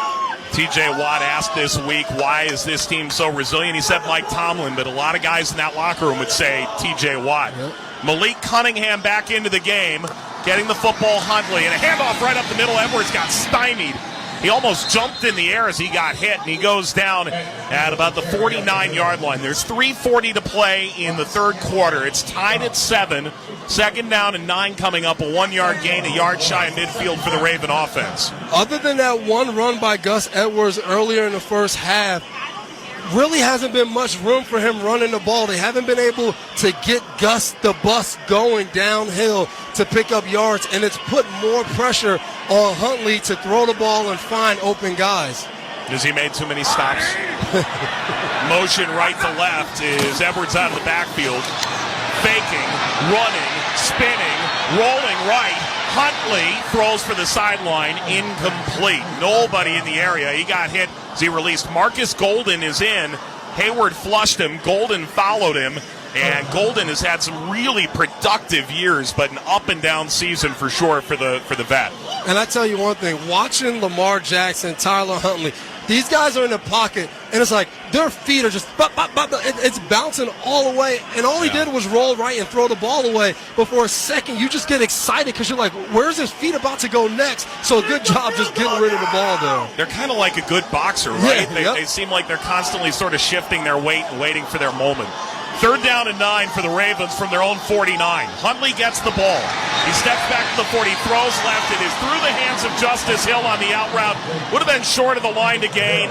It is 4th down and 9, and the Ravens will play the field position game and send out Jordan Stout, the second-year punter out of Penn State. The key for the defense has been taking away the middle of the field. They took it away that time. Huntley couldn't find anybody, tries to check it down to Justice Hill, and is out of his reach in an incomplete pass, as now they'll punt the ball away. He stands back at the 35 on the right-hand side of the field. Calvin Austin stands back at the 10 to our left. Low snap fielded off the ground. Stout gets it in the air.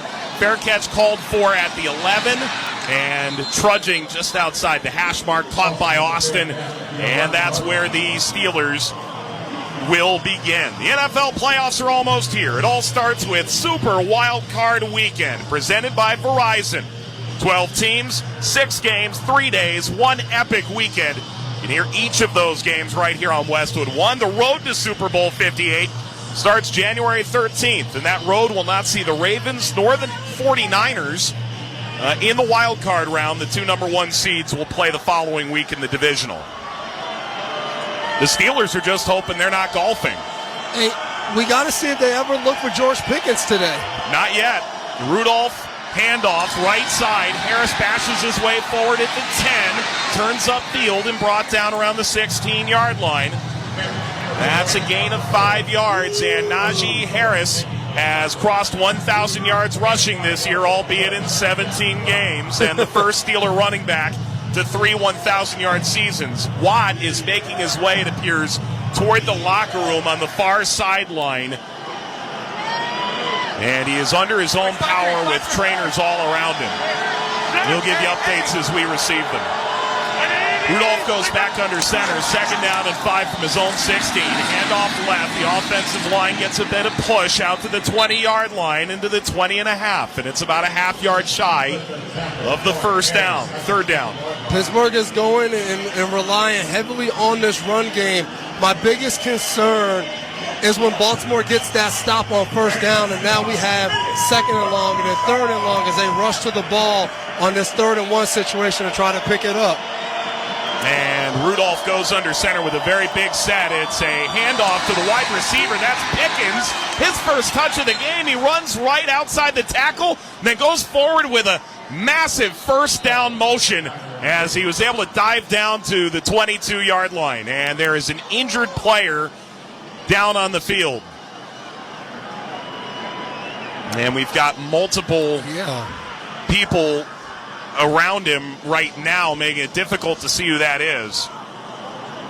It's an important 1st down, just the 2nd conversion the last 8 tries after Pittsburgh started 2 for 3. It may have been the defensive back who came pouring down to try and make the hit. It looks like Geno Stone, who is the 2nd leading interception king of the NFL, right behind Deron Bland.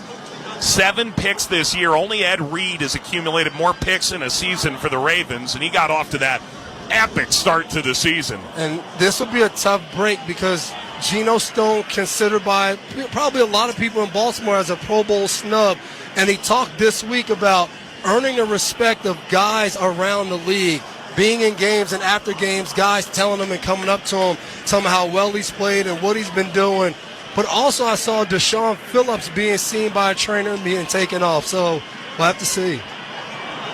In the case of Stone, that safety room is really banged up. Hamilton was questionable. Kyle Hamilton, the Pro Bowler, does not feature today. Darryl Worley was placed on injured reserve this week. They elevated Andrew Adams. Ardarius Washington is available. Then Marcus Williams, a traditional starter, playing today as well. Crowd starts to applaud Geno Stone. He's to his feet.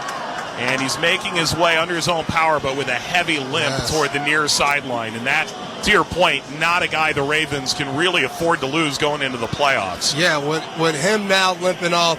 But another sight right now is seeing Patrick Queen have to go back into the game. We talked about this, me and you, off the air. There's not a lot of guys on the roster. You don't have endless amount of guys to put in. So with Deshaun Phillips going down, that now brings Patrick Queen back in. And I'm sure Baltimore had enough safeties. They put a safety in that linebacker instead of Queen, but they're just low on numbers right now. Yep, Queen runs onto the field. You know, in preseason, you get 90 guys. And Jim Harbaugh said over and over again, we don't get 90 guys. John Harbaugh, beg your pardon. Jim's busy. He's preparing for a big game, too. Yeah, yep. And now it looks like Phillips, they were holding his arm coming up on the sideline as trainers check him out on the bench. So credit to Patrick Queen. This is always tough to be on the sideline and have to go back into the game as he grabs gloves from the equipment manager because he threw his probably in the crowd. Right. So it's a first down and 10 for Pittsburgh at their own 23. Clock starts to tick under 1:20 remaining in the third quarter. Mason Rudolph takes from under center, gives up the middle, and a whole flock of Ravens get involved at the line of scrimmage and force the running back down. That's Robinson making the initial contact on Harrison. What's more, everyone's talking about 2019 here, right? That was when the Ravens last got the number 1 seed, won 14 games, sat 8 starters on the last day purely on rest, and then lost in the divisional round. Yeah, and that's something you have to worry about. That's why I tell people, you have to go play football. That's the only way you're going to get to the Super Bowl, get to where you want. You got to play football. You hope everyone stays healthy, but just sitting on the sideline won't answer that. Rudolph playing over Pickett, who is available today for the first time since ankle surgery. Handoff to Harris. He goes jitterbugging in to the hole over the left guard. And across the 25, able to inch forward to the 28-yard line. Call it the 29. Third down and 4, clock under 20 seconds remaining in the third. Yeah, and now Matabike runs back on the field. Van Noy, Clowney back on the field for this huge third down. And we'll see after the quarter ends of what Pittsburgh decides to do. These passing situations have been really tough for them in the second half. So they will switch sides, and we are headed to the fourth quarter. The Steelers' best routes to the playoffs include a win. They are deadlocked with Baltimore 7-all in Week 18's opening salvo. The end of the third quarter here in Maryland with the score Pittsburgh 7, Baltimore 7. You're listening to the NFL on Westwood 1. Small business owners, we know finishing your to-do list can feel like climbing a mountain, but that mountain is also covered in banana peels. Then when something new gets added to your list, you're like, nope, I'm already climbing this huge super slippery banana peel mountain of a to-do list. At Progressive, we don't want to make your day any harder. That's why we make it easy to manage your policy on our mobile app. So climbing that banana peel mountain feels more like a leisurely stroll. See if you can save on commercial auto insurance in as little as 6 minutes at ProgressiveCommercial.com. Progressive Casualty Insurance Company and affiliates. Coverage subject to policy terms and conditions. Attention, attention. I'm calling on the trendsetters and the underdogs, the disruptors and the slept on, the ones who've been told they're too much. Welcome to NFL Flag. In this game, there's a position for everyone. No matter who you are, just bring it. Get ready to run, throw, jump, and fly. This game is our game. Let's play. Visit NFLflag.com to find a league and get playing today. Welcome back to the Grainger broadcast booth in Baltimore. Along with 3-time Super Bowl champion Devin McCourty, I'm Mike Watts. For the ones who get it done, there's Grainger, offering over 1 million industrial-grade products, fast delivery, and free technical support. Call, click Grainger.com, or just stop by. An injury update on T.J. Watt, a left knee injury. He will not return for the Steelers. Now, Devin, number 1 seed for the Ravens. You got to buy a lot when you were in New England. You said 9 times in your 13-year career. But you have to balance how much you want to play that last game, because you got to play football to get to the Super Bowl, but you can't be hurt if you want to play. Exactly, and that's what surprises me. I understood their starters playing, but Patrick Queen went out. They were done, and they bring him back in. Surprised me that they don't just make any type of adjustment, moving Moon maybe inside and letting him play inside linebacker. maybe moving a defensive tackle or a defensive end to play on the outside just to get by in the game. But it's surprising me you take a guy who's now been on the sideline, mentally out of the game, and you put him back in the game. But again, credit to Patrick Queen being that type of leader. Didn't hesitate, ran back out there, and is ready to go. Steelers have the football. 3rd and 4 at their own 29 to start the fourth quarter. Tied at 7 with their playoff hopes largely riding on this game. Snap back. Cam Rudolph guns it over the middle. That's caught at midfield. Wide open. Deontay Johnson running down the hash mark. 10-5. Touchdown. 71 yards. And the Steelers' playoff hopes very much alive. And the first play of the fourth quarter, the ultimate Steeler playoff buoying effort. A 71-yard pitching catch. The last 50 all on the ground. Steelers 13, Ravens 7. Mason Rudolph throw a slant and let him do the rest. Deontay Johnson catches the ball. Baltimore's defense has nobody left in the middle of the field after he catches his ball. And you are not catching Deontay Johnson when he gets a head start. 78 yards on his first 17 attempts. Boswell on for the extra point. And kicking right to left, knocks it through. 71 yards on that completion alone. And for Ravens fans, that's definitely a Pepto-Bismol upsetting moment. Pepto-Bismol provides fast 5-symptom relief from unexpected stomach upsets. Be ready for game day with Pepto-Bismol. Use as directed. Keep out of the reach of children. There was a flag on the extra point. Wow, did Pittsburgh just pull a rabbit out of their hat. This was a crazy play. It looks like Marcus Williams kind of flat-foots it and doesn't see this other route, and he misses Deontay Johnson coming behind him. The result of the play is a successful try. After the play is over, personal foul, unnecessary roughness, defense, number 92. That 15-yard penalty. Justin Matapito on the point after, so a 15-yard penalty that'll be enforced on the kickoff. Not a good penalty after giving up that touchdown. You need your offense to get a little bit of a boost to respond, but now you're starting off going backwards, and that's what we've talked about a lot with this Ravens offense this half, is going backwards, and now they're going backwards because of the defense. Just not a good second half so far for Baltimore. Deontay Johnson acquired in the Antonio Brown trade as a draft pick in 2019. A former Toledo Rocket. Missed about a month and a half of this year due to a hamstring injury. With 4 catches, he would pass Antonio Brown for most receptions by a wide receiver in the first 5 years as a Pittsburgh Steeler. Wouldn't you know it? That's his 4th reception. He's been the go-to guy in the passing game for Pittsburgh today. He's made some big catches, obviously not a lot of passes, but making that catch right there, that might be a deciding factor for this Pittsburgh offense because that was huge. 14-7 Pittsburgh over Baltimore with 14:49 to play in the fourth quarter. The Steelers will kick off from midfield after the penalty, and it is pooched toward the end zone, and Boswell leaves it about 1.5 yards shy of the gooseneck. Bounces over the chalk. Hey, don't miss all the NFL excitement on NBC. Tomorrow night, the Buffalo Bills meet the Miami Dolphins. The AFC East on the line. Of course, you can hear that game beginning at 7:30 p.m. Eastern Time. Many of these same stations on the NFL app or online at westwoodonesports.com.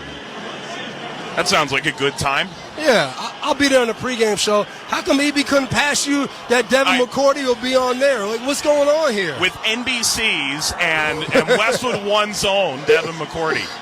Handoff right up the middle here on the first play of the drive for Baltimore.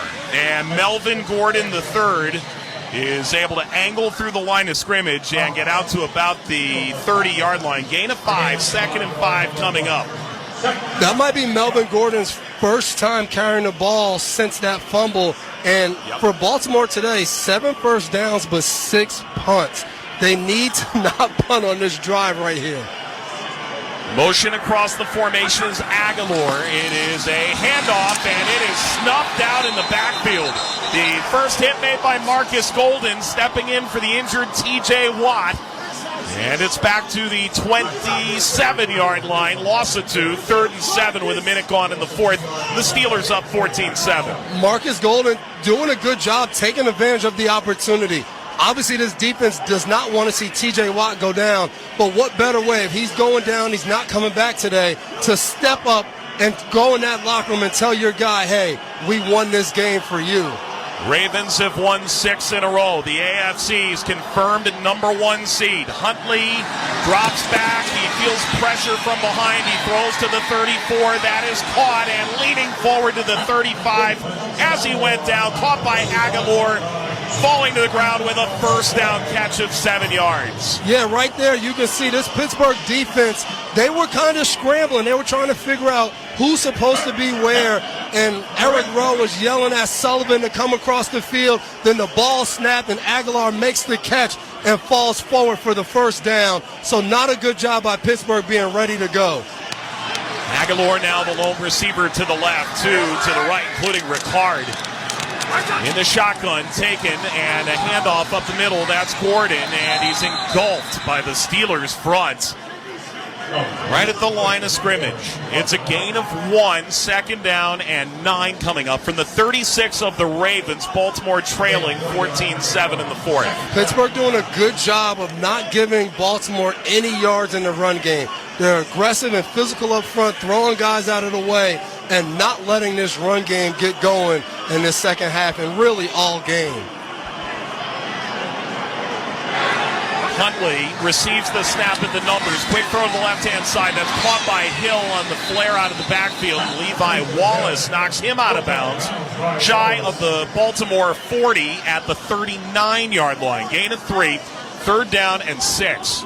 Baltimore trying to take advantage of just, if you can't run the ball, let's go quick passes to the running back, thrown out to Justice Hill.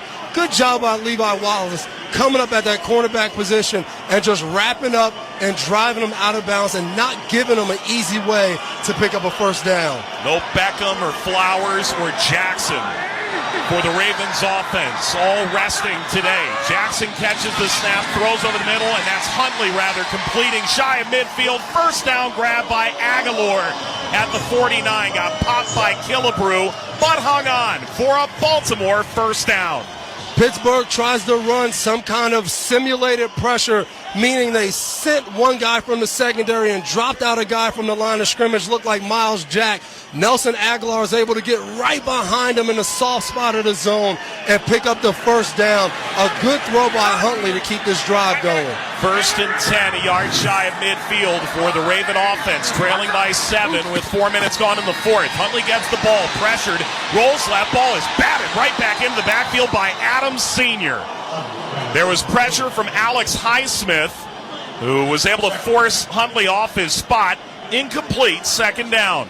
Adams was able to, throw that ball right back at Huntley, kind of like a volleyball play, spiking it right back. He was only about 1.5 yards, 2 yards away from Huntley and put the big paws on the ball and knocked it right back to him. Melvin Gordon back into the game as the running back to the left of Huntley. Aguilar motions right to left into the left side slot with a tight end and an additional receiver. Quick throw left side. Caught Aguilar, 45. So sidestep and tackle shy of the 50. And he's brought down by Landon Roberts, who is questionable coming in with a shoulder injury at the line of scrimmage. And it'll be 3rd down and 8. They got to the 49 of the Steelers. Baltimore decides to go with a quick wide receiver screen on the left side of the field. Good job by middle linebacker Landon Roberts running inside out, breaking down as now Nelson Aguilar tries to make a juke move and get away, grabs that leg and brings him down.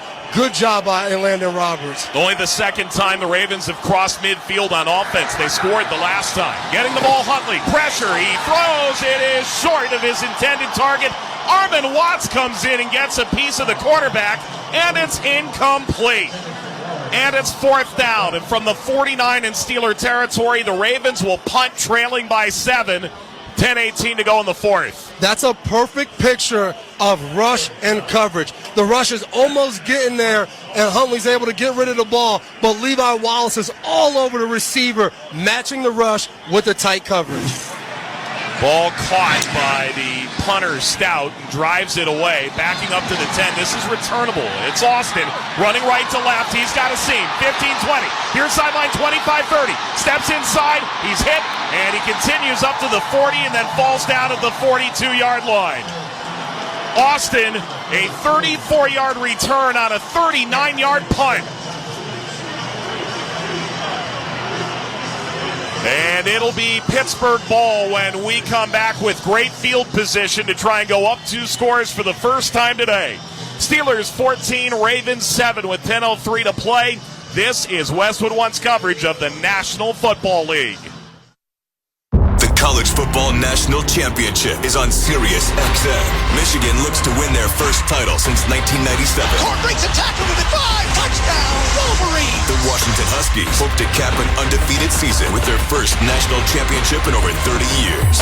Fires a fastball. Come on, are you kidding me? Monday at 7:30 Eastern. Hear the national broadcast on ESPN Radio, Channel 80. The Michigan Call on Channel 81. Washington Broadcast, Channel 84. And all the action is on the Sirius XM app. Don't miss a new episode this week of Forward Progress, a conversation on race and sports in America with Jason Jackson and Kirk Morrison. After that video came out, they suspended him indefinitely. Ray Rice was pretty much wiped off the Ravens roster. I'll give him the credit over the last 10 years or so. He's put everything into domestic violence awareness. Many people don't get an opportunity to come back from that. Check out Forward Progress. New episodes each Wednesday on the Sirius XM app, included with all of our trials and popular plans. Just search Forward Progress. Hear college sports talk from an ACC perspective on ACC Today. EJ, you seem to be fairly optimistic about Mike Norvell and DJ Uiagalelei. Why? Well, I'm optimistic, Roddy, because I've looked at the growth of Jordan Travis. I look at Mike Norvell, the play caller. I look at Tony Tokar as the quarterback coach. I look at all the pieces around the quarterback, and my hope is that the same could happen for DJU. I'm excited to see what Coach Norvell can do with him. ACC Radio, Channel 371, and the SXM app. The Premier League is built on hope. The hope of discovering a new star. It doesn't take long for Darwin Nunez to make an impression. The hope of rewriting history. And the hope of continuing a dynasty. Unstoppable week after week. This is the Premier League on NBC, USA and Peacock. Let's pause 10 seconds for station identification. This is Westwood One, your home for the National Football League. We're bringing the pop and sizzle with me, Adam Shine, on Channel Sports every weekday from 9 a.m. to noon Eastern on Sirius XM Mad Dog Sports Radio, Channel 82. 2 Ravens defensive updates. Geno Stone, a knee injury, questionable to return. To Sean Phillips, shoulder injury, questionable to return. In the fourth quarter, handoff to the left for Jalen Warren, stumbling forward for the leading Pittsburgh Steelers. We're under 10 minutes remaining on a rainy night in early January in Baltimore, where the number 1 seed Ravens trail the Pittsburgh Steelers, who with a win only need one of 2 results to go their way tomorrow to try and reach the playoffs and move to 10-7. Steelers 2nd down and 6 from their own 47 after a Baltimore punt. The Steelers just regained the lead on a Rudolph to Johnson 71-yard joust. Handoff to Warren. He's bottled up. He breaks off the mass at the line of scrimmage and then spins back into it and goes down. That ball might be out. There's an appeal from some of the Baltimore players as this is all piled up. Millette gesturing.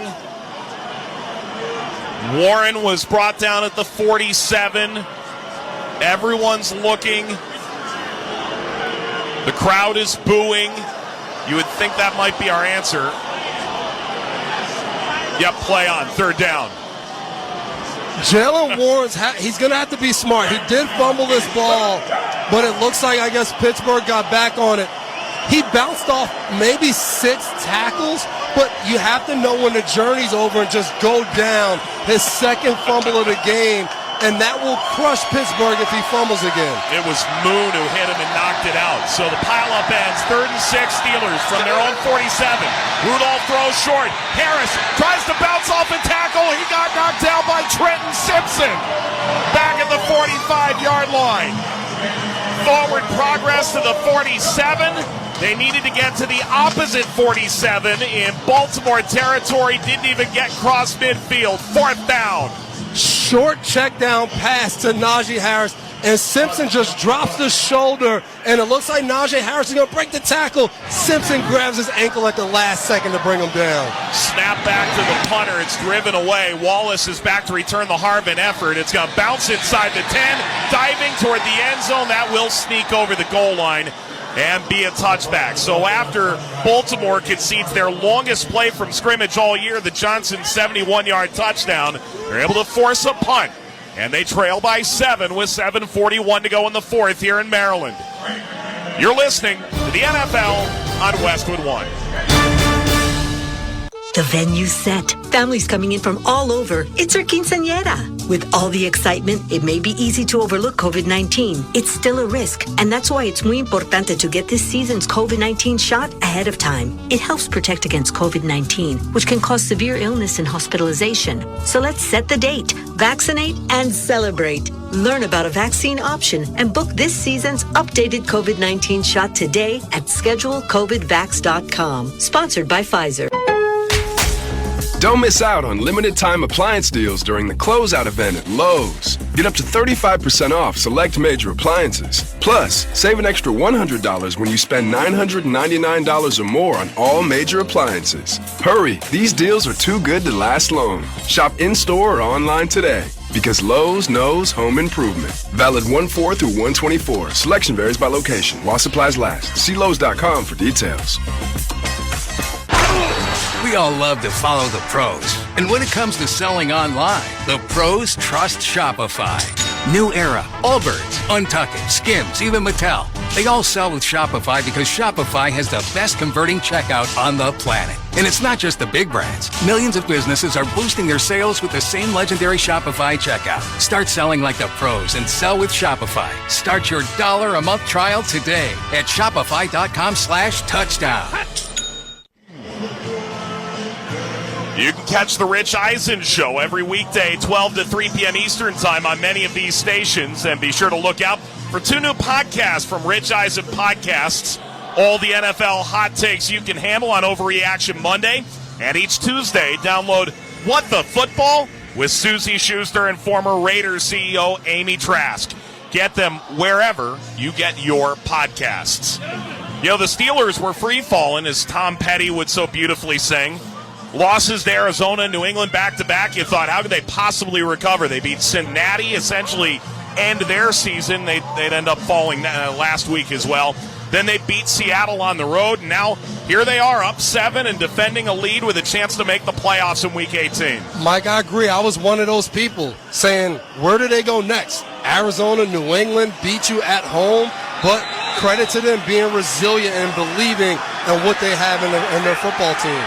Baltimore, 4 possessions, 4 punts in the half. Start at their own 20 on the touchback. 1st and 10. Huntley catches a snap back. He allows a rush up the middle, and Gus Edwards continues to trudge into the 25-yard line and go down with a 7-yard gain as he eventually leaned forward in the pile. Now Baltimore playing with some tempo, getting right back on the ball, seeing if they can bring some life to this offense. Huntley, handoff again over the right-hand side. And Edwards continues. Ball's out. Steelers jumping for it. They have it. The Steelers force another turnover. Keanu Benton is on top of it at the 31-yard line. Still have the pile. The official on the near side already gestured that it would be Steeler ball. They're still going through that pile. Marcus Golden. It is, in fact, Pittsburgh ball. And Pittsburgh came in the second leading team in turnover margin in the NFL this year. Baltimore was first. and they've forced an enormous turnover to boost their hopes. Marcus Golden's running away with the ball. The Steelers are celebrating. We have all the Baltimore fans yelling at us that he was down, but I don't think so. Eric Rowe comes in here, and I played with Eric Rowe. He would do this every single day in practice. He would just run in and punch the ball, and he's now perfected this, coming in, not trying to help on the tackle, but punching right through the ball to cause that fumble. Pittsburgh is now in scoring position. 8 tackles today, leads all Steelers. His 3rd game with the team. Rudolph under center, stares into 5 down linemen for the Ravens. Big set, handoff, Harris runs right across the 30, inside the 25, and outside the hash marks, but inside the numbers, gets upended at the 23-yard line. Clock ticks under 7 minutes to go. Steelers up 14-7, a 9-yard gain, and they're at the Baltimore 23. That was a good-looking play, a counter run play with Connor Hayward coming back on what we call the flash motion at that tight end position. Najee Harris getting it going left and then putting his foot in his ground, going right behind Hayward as he throws a lead block and picks up all those yards on the first down play. Can the Steelers go up 2 scores for the first time today? They beat the Ravens in October. Rudolph, handoff, up the middle, Harris, stutter steps, inside the 20, inside the 15. There's a massive caucus of players coming together, pushing like a rugby scrum. At the 15, angling toward the sideline, forward progress is over. Harris got picked up and dumped onto the ground. It ended at the 15. Harris up over 100 yards today. And into the red zone go the Steelers, up by 7 with 6 minutes to go. I think Pittsburgh agreed with me. That was a good-looking play. So they said, hey, if we can run this play to this side, we can run it to the other side. They come back with the same exact play. Now the counter play starting on the right side, going back to the left side, and then Najee Harris is finishing runs all day today. And you start to see it once you get in the fourth quarter, what it means to finish runs. Timeout, Pittsburgh. Their first team timeout with 5:44 to go in the fourth quarter. Be first down and 10 from the 15. And these are points that could give the Steelers a real fighting chance at the playoffs. A reminder that Westwood One is the only place for exclusive audio coverage of every NFL postseason game. With wild card round all the way to Super Bowl 58 in Las Vegas. The NFL playoffs are on Westwood One. Log on to WestwoodOneSports.com for more details and to listen to the live stream for free. There are 5 teams competing for 3 spots in the AFC. Baltimore, Miami, Kansas City, and Cleveland are in. Jacksonville, Houston, Buffalo, Indy, and Pittsburgh are still alive. And the Steelers are at the 15 of the Ravens, trying to knock off the AFC North champion and the guaranteed number 1 seed in the AFC. Rudolph moves Robinson left to right behind him. Handoff, Harris goes up the middle again. And he continues in a convoy down to the 10 between the hash marks. And the Steelers, they said all week, we love this brand of football. This is Steeler football. They have run it right at Baltimore. And they ran the same play, Mike, 3 times in a row. This is another counter play with Connor Hayward coming around and leading the way for Najee Harris. And Pittsburgh basically is saying, we're going to put our stamp on the game right now, running right at you, and they're going to try to what we call in football, put your foot on their necks and in this game to see if they can hopefully be in the playoffs next week. 34 carries for 156 for the Steelers. Rudolph under center, second down from the 10. Handoff, Harris, he finds a hole, and he got knocked down between the left guard and the left tackle inside the 10. Down to about the 7. There's a first down to be had at the 5. It's now 3rd down and 3 with 4:52 to play in the fourth quarter. And a timeout. Timeout Baltimore. And John Harbaugh will burn his first stoppage. Yeah, with 4 minutes and 52 seconds left.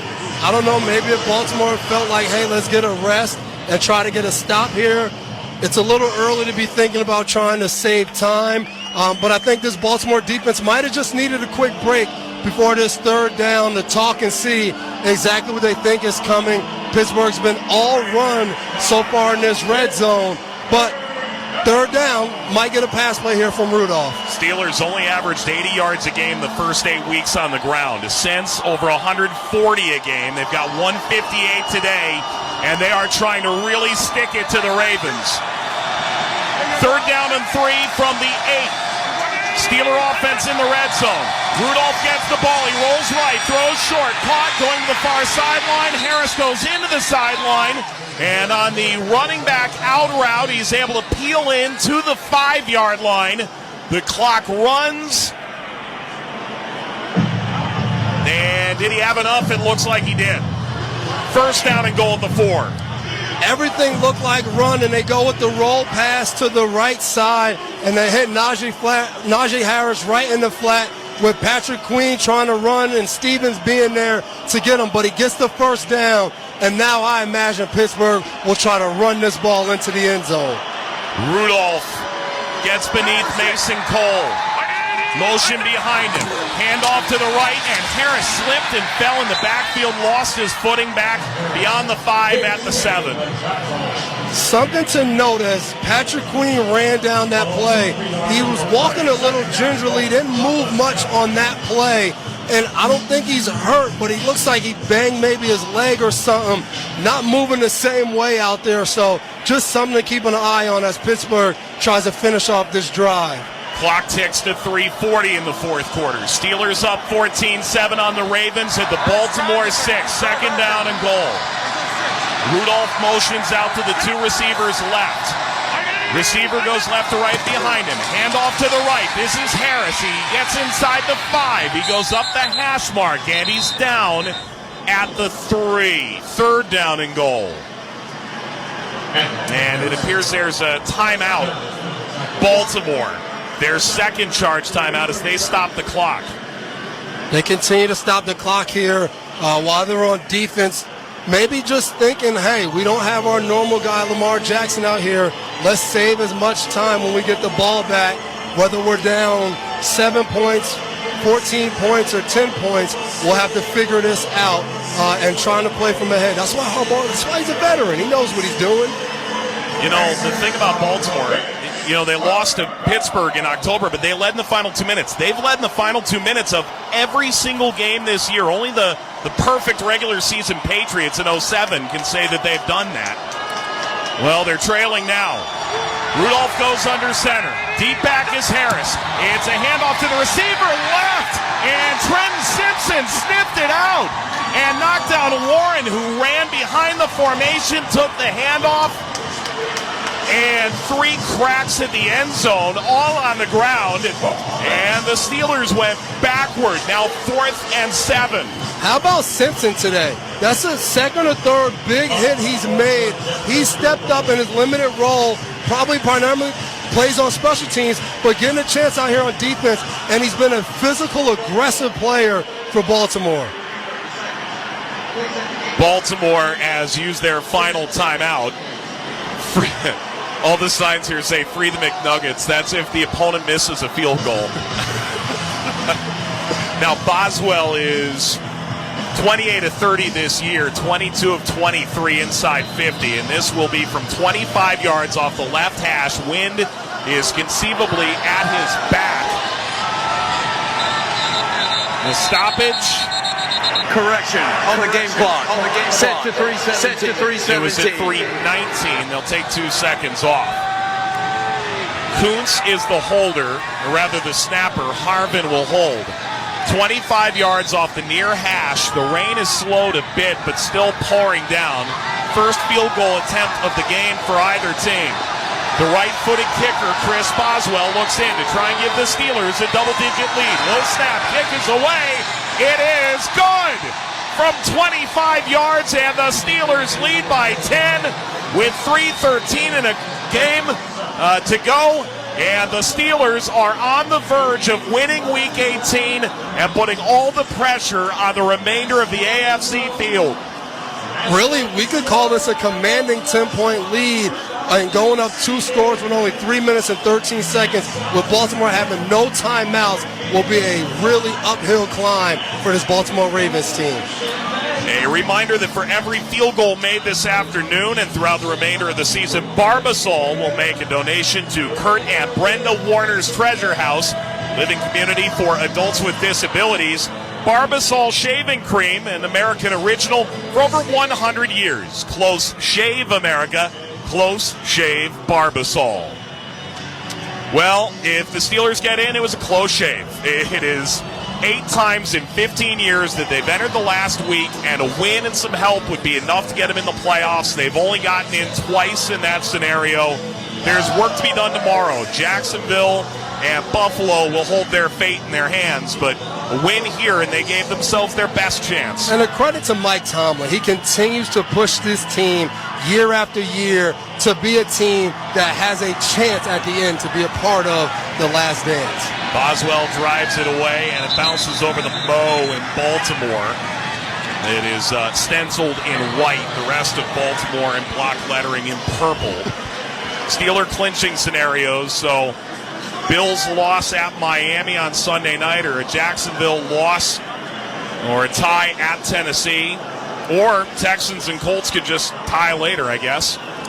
I always like to wait to see how this all works out because it's so hard to keep up with ties, losses, wins. And I know for Pittsburgh, they're going to be happy that at least if they can go win this game, you give yourself a chance. Devin, you never had to worry about it in New England. That's why you didn't care. Yeah, we were either in or we had no shot to be in.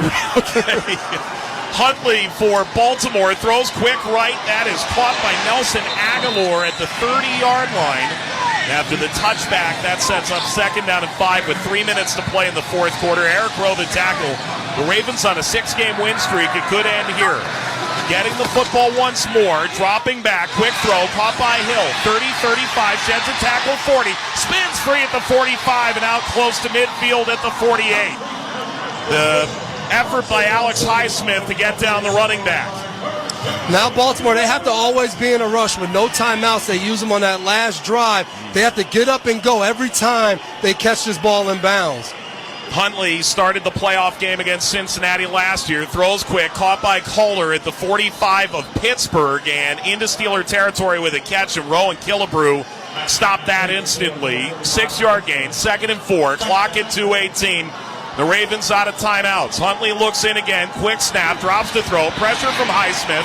Rolling right at the 50. Toward the sideline. 45. Tiptoes into the near side Ravens bench. Right near the 1st down marker. He's a yard short at the 42. And the best thing Pittsburgh can do right now is protect the sidelines and just tackle. There's not going to be enough time if they can keep everybody in bounds and tackle them. So right there, Snoop Huntley does a good job scrambling, but also scrambling and getting out of bounds to save some time on the clock. Steelers trying to win their 3rd in a row after a brutal 2-game losing streak to 2 teams that'll finish way out of the playoffs. Could they possibly, in essence, close out the Cincinnati season, put a major knock on Seattle, and then sweep the season series against Baltimore? Clock at 2:08. The Ravens are standing together. They need to reset the play clock. I believe the stick showed it was a 1st down, but it wasn't a 1st down. No. It's 3rd down. 3rd down. There we go. 3rd and 1 from the 42 of the Steelers. Chain crew got a little happy. They moved it forward like it was a 1st down. They said, hold on now, let's bring it back. It's 3rd down. So Huntley in the shotgun on the midfield logo. Drops back to throw. He moves backward, ball out of the hands of Hill and slides incomplete. Diving in late was Joey Porter Jr. Only 5 seconds elapsed. 2:03 to go in the 4th. And 4th down and 1 coming for Baltimore with no timeouts. The game may well ride on this because it's going to take out the 2-minute warning, too. Tough right there, too. Huntley looked left first, and he had Kohler open, but he didn't give it another half a second to throw it to him, as Justin Tuck was hoping they got close enough to kick a field goal and an impossible onside kick to have to try to pick up this 4th down play. Steelers 3rd best in the league on 4th down, 4th and 1. It's a quarterback draw up the middle. That's a 1st down across the 40, diving on the near side hash mark. Huntley picked up the 1st down to keep this game alive, trailing by 10. The Ravens get a 1st down as we enter Under 2 minutes to go in the fourth. 1:58 on the clock with the Steelers leading 17-7. And Baltimore will have it at the 35 of the Steelers when we come back. 2-minute warning. Steelers 17, Ravens 7 here in Week 18. You're listening to the NFL on Westwood 1. Screeching brakes? Safer stops? Start with Duralast. New Duralast brake pads and rotors provide longer life and more stopping power when replaced together. Duralast brake pads have reduced noise and corrosion resistance with a limited lifetime warranty. Duralast rotors are designed for quiet, safe stops and meet or exceed the performance of the original rotors on your vehicle. Find Duralast only at America's #1 brake destination, AutoZone. Get in the zone, AutoZone. Restrictions apply. Get in the zone, AutoZone. You're going to feel a puff of air. Jong's Optometry has set their sights on staffing up. Try the next line. Hey, Kim, can you tell our 2 o'clock we're running 15 behind? Sorry, we're a bit backed up today. He needs an optometric technician to keep an eye on it all. Where are the dilation drops? Indeed can help him hire great people fast. I need Indeed. Indeed you do. You can schedule and conduct virtual interviews all from your employer dashboard. Visit Indeed.com/credit and get $75 towards your first sponsored job. Terms and conditions apply. Join us tomorrow for the FCS Football Championship game. South Dakota State Jackrabbits meeting the Montana Grizzlies. Ted Emmerich, Ryan Leaf, Taylor Davis will have all the action for you live from Frisco, Texas, beginning at 1:30 p.m. Eastern Time. For more details or to listen to the live stream for free, visit westwood1sports.com. If it's the FCS Championship game, it's on Westwood 1. Jackrabbits, Grizzlies, oh my. Devin, you got a team you're really excited about in that matchup? Don't the Jackrabbits, aren't they always in this game? They always have a chance, so I'm going with the Jackrabbits, and I like the name. Why not? It's all the Dakotas, really, Exactly. that in terms of the FCS, put up the biggest efforts. They dominate over there. Jackrabbits, Bison, the whole thing. 1:58 to go here in the fourth quarter. Steelers lead Baltimore 17-7. Baltimore, the #1 seed, that was clear coming into the day. Pittsburgh, not eliminated with a loss, but their most realistic path is either a win, the Jacksonville loss at Tennessee tomorrow afternoon, or a win and a Buffalo loss at Miami on Sunday night. Pittsburgh concede on fourth down. It's first down and 10 from the 37 they've backed it up to. And the Ravens with the ball, driving left to right on a rainy night. High snap pulled down by Huntley. Feels pressure, steps up. He fakes. He's going to run. 35-30. He angles wide, and with first down yardage, dives down at the 26. No timeouts for Baltimore either. A good pickup, but each time they pick up, 10, 11 yards, but they stay in bounds. They lose a lot of time. It's tough right now. Huntley to throw. Bullet to the left. That's caught. Racing inside. Tackle made on Tylan Wallace. His first catch. Another first down into the red zone. No timeouts. Clock down to 1:25. From a time standpoint, Baltimore has to start to look to make some passes to the end zone. Getting the ball, pressure, roll out to the right. Huntley will run at the 10. He's trying to get toward the sideline. He got knocked down. Inbounds by Miles Killebrew. Great tackle by Miles Killebrew. You said it. Huntley was headed to the sideline to get in that white, and Killebrew gets him down right before there. 2nd and 5 from the 9. Clock under 1 minute in the fourth quarter. Ravens down by 10. Huntley catches the snap. He feels a bit of pressure. He runs right again at the 10. He fires to the back of the end zone. No one really intended there. It goes way over Treadwell and down the tunnel. So it's 3rd down and 5 with 45 seconds remaining. Good job by Huntley right there. You can't lose any more time. Wisely just throws the ball away with no one open. And now it's time for Baltimore. They have to either score or kick a field goal with a two-possession game. Yeah, it's interesting here now, right? Because Pittsburgh just used their second timeout. And in theory, you got one shot here at the end zone. If it's incomplete, you only waste, 5-6 seconds?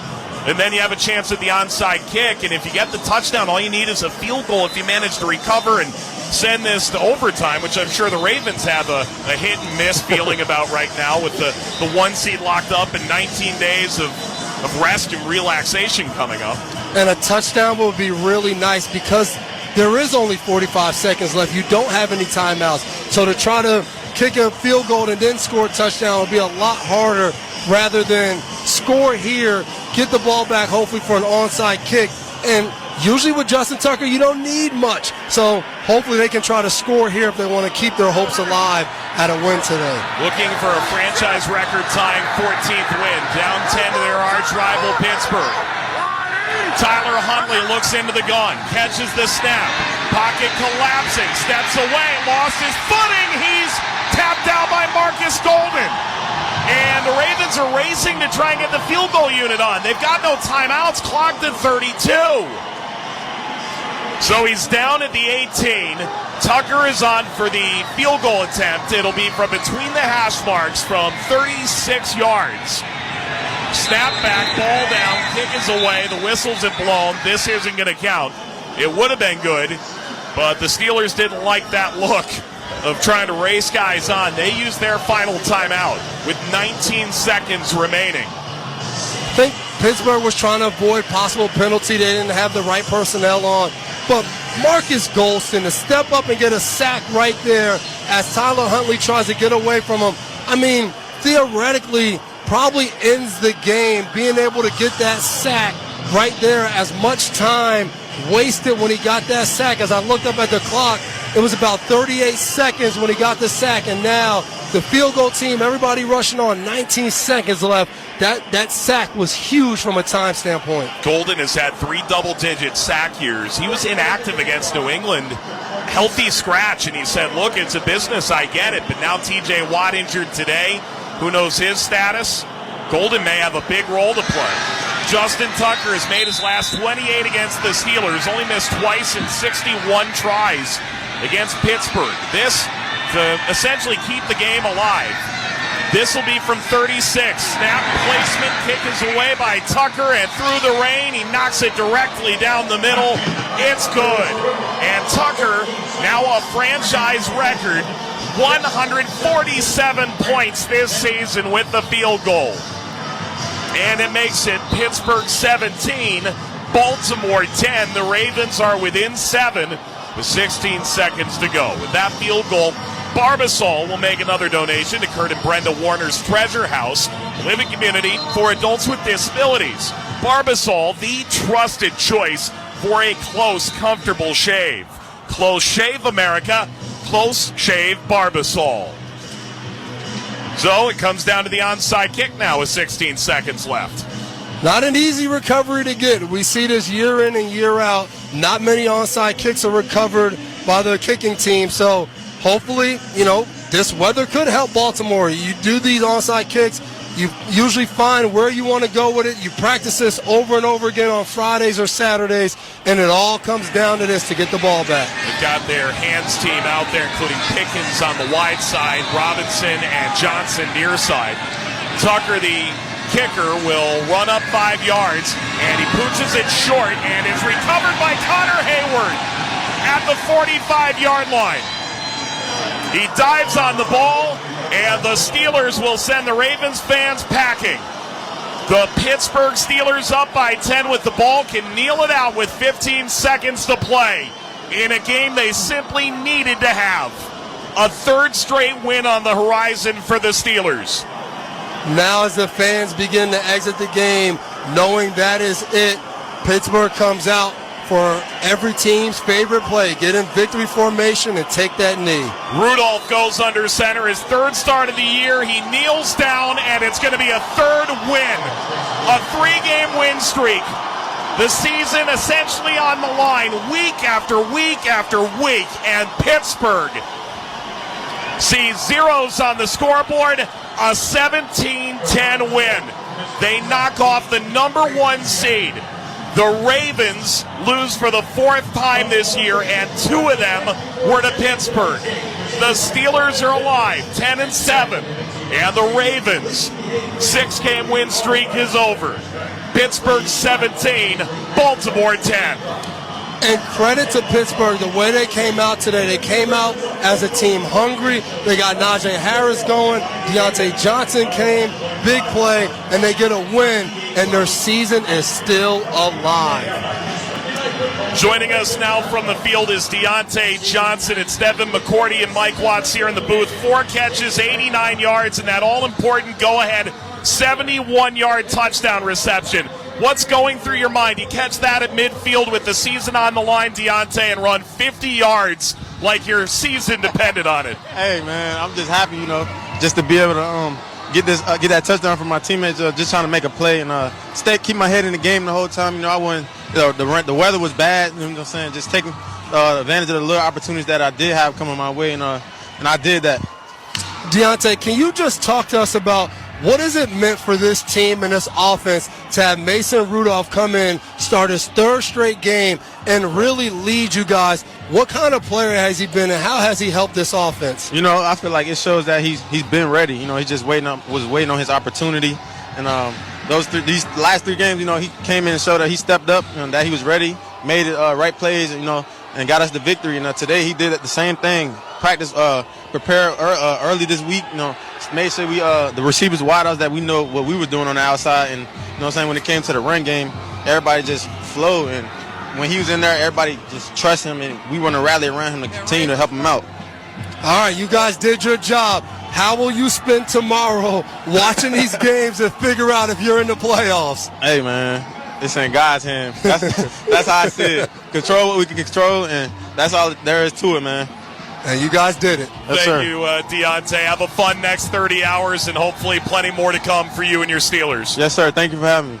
Deontay Johnson, after the 71-yard touchdown that very much puts the Steelers in playoff contention with 2 critical games tomorrow that most likely decide their path. They need to hope either Jacksonville loses at Tennessee at 1 o'clock or that Buffalo loses at Miami on Sunday Night Football. It's time to select the progressive drive of the game. Devin, what comes to mind? It's very rare that I'm going to go all the way back to the second drive of the game, but it really was. It was a 12-play, 76-yard drive, but more importantly, 7 minutes and 32 seconds. I think it was the moment in this game where Pittsburgh basically told Baltimore, we need this game, and we came here to take it away from you, and I think that set the tone for what we watched for the next 3 quarters, 3.5 quarters of this game. Pre-game, you said, be the bully, and on that drive, they certainly were. That's the drive of the game, sponsored by Progressive. Protect your home and auto. Save when you bundle. Get a quote today at Progressive.com. Ravens fans have largely exited. It was about half full with the rain pouring and cold weather. The number 1 seed locked up, and the Steelers sweep the Ravens with a 17-10 win in Week 18, and their path now very viable. It's considered about a 2/3 chance now that they make the playoffs at 10-7 with 3 straight wins. Once again, the final score at M&T Bank Stadium on the Harbor side in Baltimore. Pittsburgh 17, Baltimore 10. You're listening to the NFL on Westwood 1. Hey guys, Chris Brockman here. Prize Picks, it's the most fun I've had, winning up to 25 times my money this football season.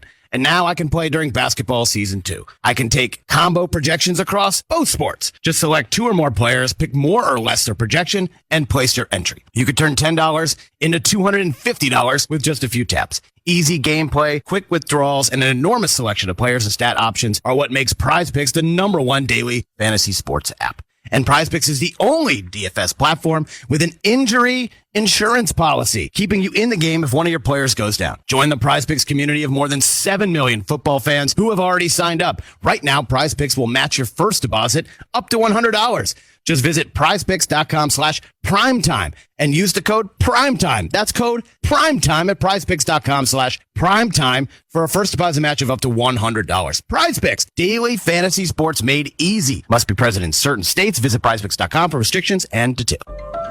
Gain the credentials and specialized skills that many of today's top employers are seeking with a degree from University of Maryland Global Campus. Our MBA and most graduate cybersecurity courses start January 10th. Apply now and save with no application fee. An accredited state university, UMGC offers online and hybrid classes, along with the affordability you need to put your next success within reach. Learn more at umgc.edu. Certified to operate by Chev. The venue's set. Families coming in from all over. It's our quinceañera. With all the excitement, it may be easy to overlook COVID-19. It's still a risk, and that's why it's muy importante to get this season's COVID-19 shot ahead of time. It helps protect against COVID-19, which can cause severe illness and hospitalization. So let's set the date, vaccinate, and celebrate. Learn about a vaccine option and book this season's updated COVID-19 shot today at schedulecovidvax.com. Sponsored by Pfizer. Don't miss out on limited time appliance deals during the closeout event at Lowe's. Get up to 35% off select major appliances. Plus, save an extra $100 when you spend $999 or more on all major appliances. Hurry, these deals are too good to last long. Shop in-store or online today. Because Lowe's knows home improvement. Valid 1/4 through 1/24. Selection varies by location. While supplies last. See Lowe's.com for details. What companies deserve your hard-earned dollar? Which would you want to work for? How can you know if they share your values? Just ask us. Just Capital is a nonprofit that tracks who really means business in supporting workers, customers, communities, the environment, and shareholders. We measure progress, track success, and help them be better. When you see the Just Capital seal, you know what's real, because just business is better business. Visit justcapital.com to learn who makes your dollar count. Back in Baltimore, it was precisely the knockdown dragout we anticipated on this cold and rainy night at M&T Bank Stadium. The Pittsburgh Steelers defeat the Baltimore Ravens 17-10. They outgained Baltimore 282-167 on the day, ran for 151 yards, only committed 4 penalties, and had the ball for some 41 minutes of this game. They never trailed, and Pittsburgh now has 2 very clearly viable paths into the postseason now. They win and get their job done. They move to 10-7. In doing so now, they will either need the Jacksonville Jaguars to lose at Tennessee or Buffalo to lose at Miami. With Devin McCourty, Mike Watts, this was some kind of statement by Pittsburgh. Let's think 3 weeks ago. George Pickens doesn't block. Mike Tomlin doesn't have this team going the right way. Last week it was Kenny Pickett doesn't want to be the backup, and he refuted that notion this week. Mason Rudolph comes in because Mitch Trubisky hadn't been effective. And the Steelers somehow, their 20th straight non-losing season, they win on the last day and have every chance to make the playoffs. And what I love about doing this kind of work is we come out with these keys of the game, right? Pittsburgh was be the bully. Playmakers make plays. TJ Watt, Highsmith, take advantage of your pass rush situations. What happened? Was Pittsburgh the bully? Sure they were. Ran the ball, you just said it, for 151 yards. Playmakers, Deontay Johnson, 71-yard touchdown. I'll take that from my playmaker. And TJ Watt and Highsmith got after Huntley all game, making it tough for the Ravens pass game. So I think they now walk away. For one, Mike Tomlin has gotten his team to 10-7.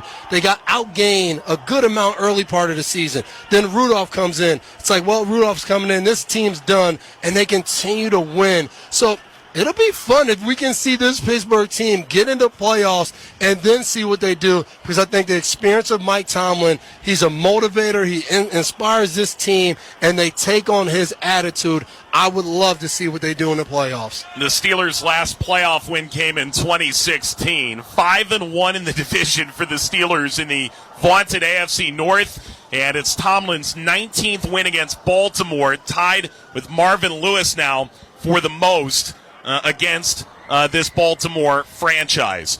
All the while for Baltimore, we came in going they could get their 8th win against a winning team, and there's a lot to be said about a team that came in number 1 seed. They knew it. They had the bye week coming, and yet they hung around in this game. The conditions were suboptimal. The rain is finally slowing down a hair late. What did you make out of the Ravens? And, of course, they get to sit out next week. Westwood 1 doesn't. We've got every playoff game, but they get to wait till the divisional round in 19 or 20 days. Listen, we said the number one thing for Pittsburgh coming into this game, for Baltimore coming into this game, was stay healthy. They have to check to see how Geno Stone is doing. But for the most part, it looked like they walked away healthy. So, yes, you wanted to execute better, but you're without your starting quarterback. Huntley has some good moments. Isaiah likely continues to get better and grow as a player. He had a big touchdown. So I think Baltimore now goes into, hey, we have 3 games to glory. We go win 2 games, and we're in the Super Bowl. And if we win that, we did exactly what we wanted to. All the way we said in August, let's go win a Super Bowl. Lamar Jackson has said it. That's the only thing he wants. They have everything they want right in front of them. Now it's time to execute and do it. Yep, and here comes 2 weeks of commentary about Lamar, playoffs, quarterbacky, not quarterbacky enough. Is he going to win the MVP? We'll find out soon. It is time to select our Navy Federal Credit Union Defender of the Game. A lot of good options in this one, Dev. Yeah, I went a little bit back and forth because T.J. Watt got hurt and Eric Rowe had a big punch-out, led the team in tackles. But it's T.J. Watt. It's the guy who now leads the league in sacks. Today, 8 tackles, 2 sacks, 3 tackles with losses. He came out and he put his stamp on the game. He didn't get to finish the game, and hopefully he's okay. But T.J. Watt continues to be the guy that you have to take care of. And for some reason, you play against Baltimore twice a year. They didn't decide to double him. They didn't take him out. And T.J. Watt had a huge game, making big play after big play in the run game and also in the pass game. Had 8 tackles as well to go with those 2 sacks. He's our Defender of the Game, sponsored by Navy Federal Credit Union, proudly serving the armed forces, the DoD, veterans, and their families. Learn more at NavyFederal.org. And news coming from Adam Schefter on X. T.J. Watt suffered a sprained MCL, according to Schefter. It's a potential multi-week injury, but of course not as bad as potentially doing your ACL.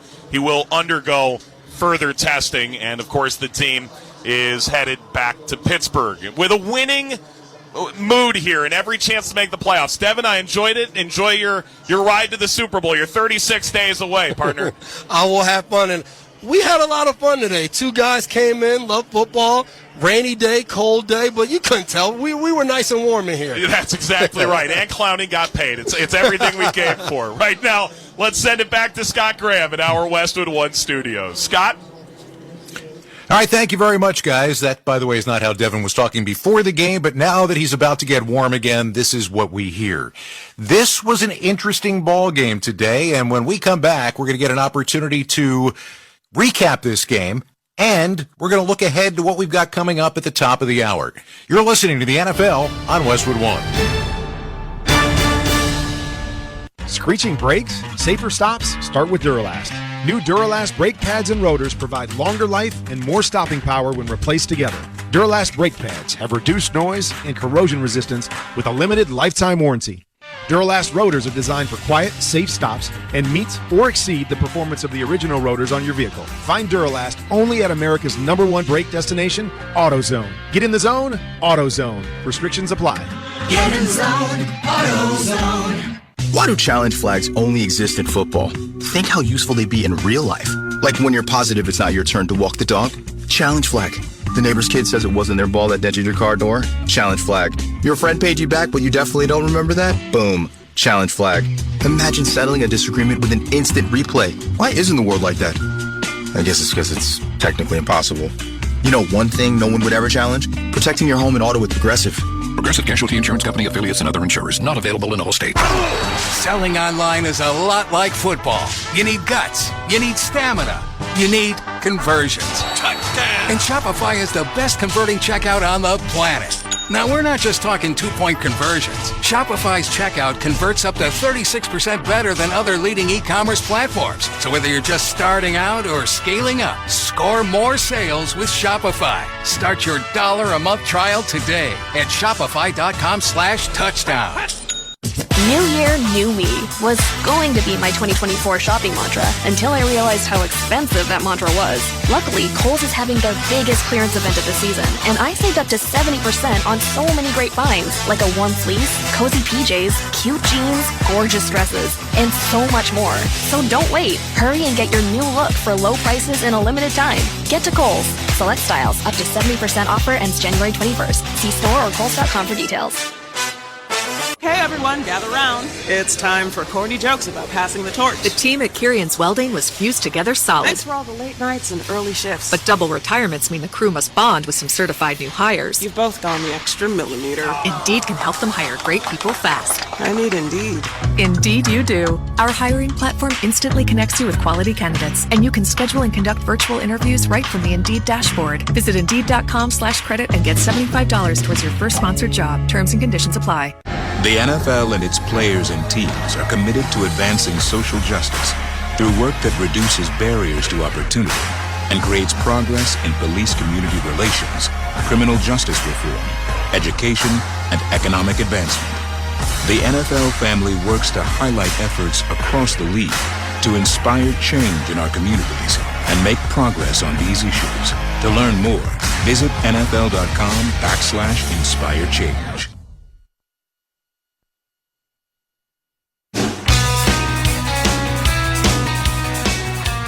Welcome back to the post-game show. Scott Graham with you here on Westwood 1. Steelers and the Ravens. Interesting matchup between two bitter rivals going against each other.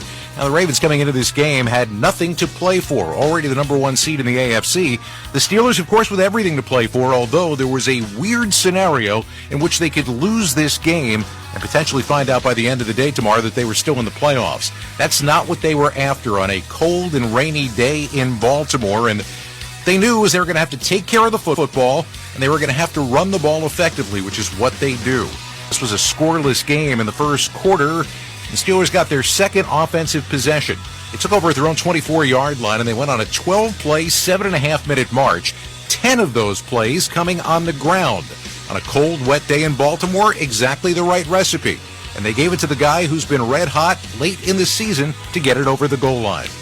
Two receivers to the left, the tight and the wide receiver on the right. Catching the snap. Handoff. Harris, he runs toward the goal line. He's hit. He dives. He's in for a Steeler touchdown. It is a 12-play trudge down the field.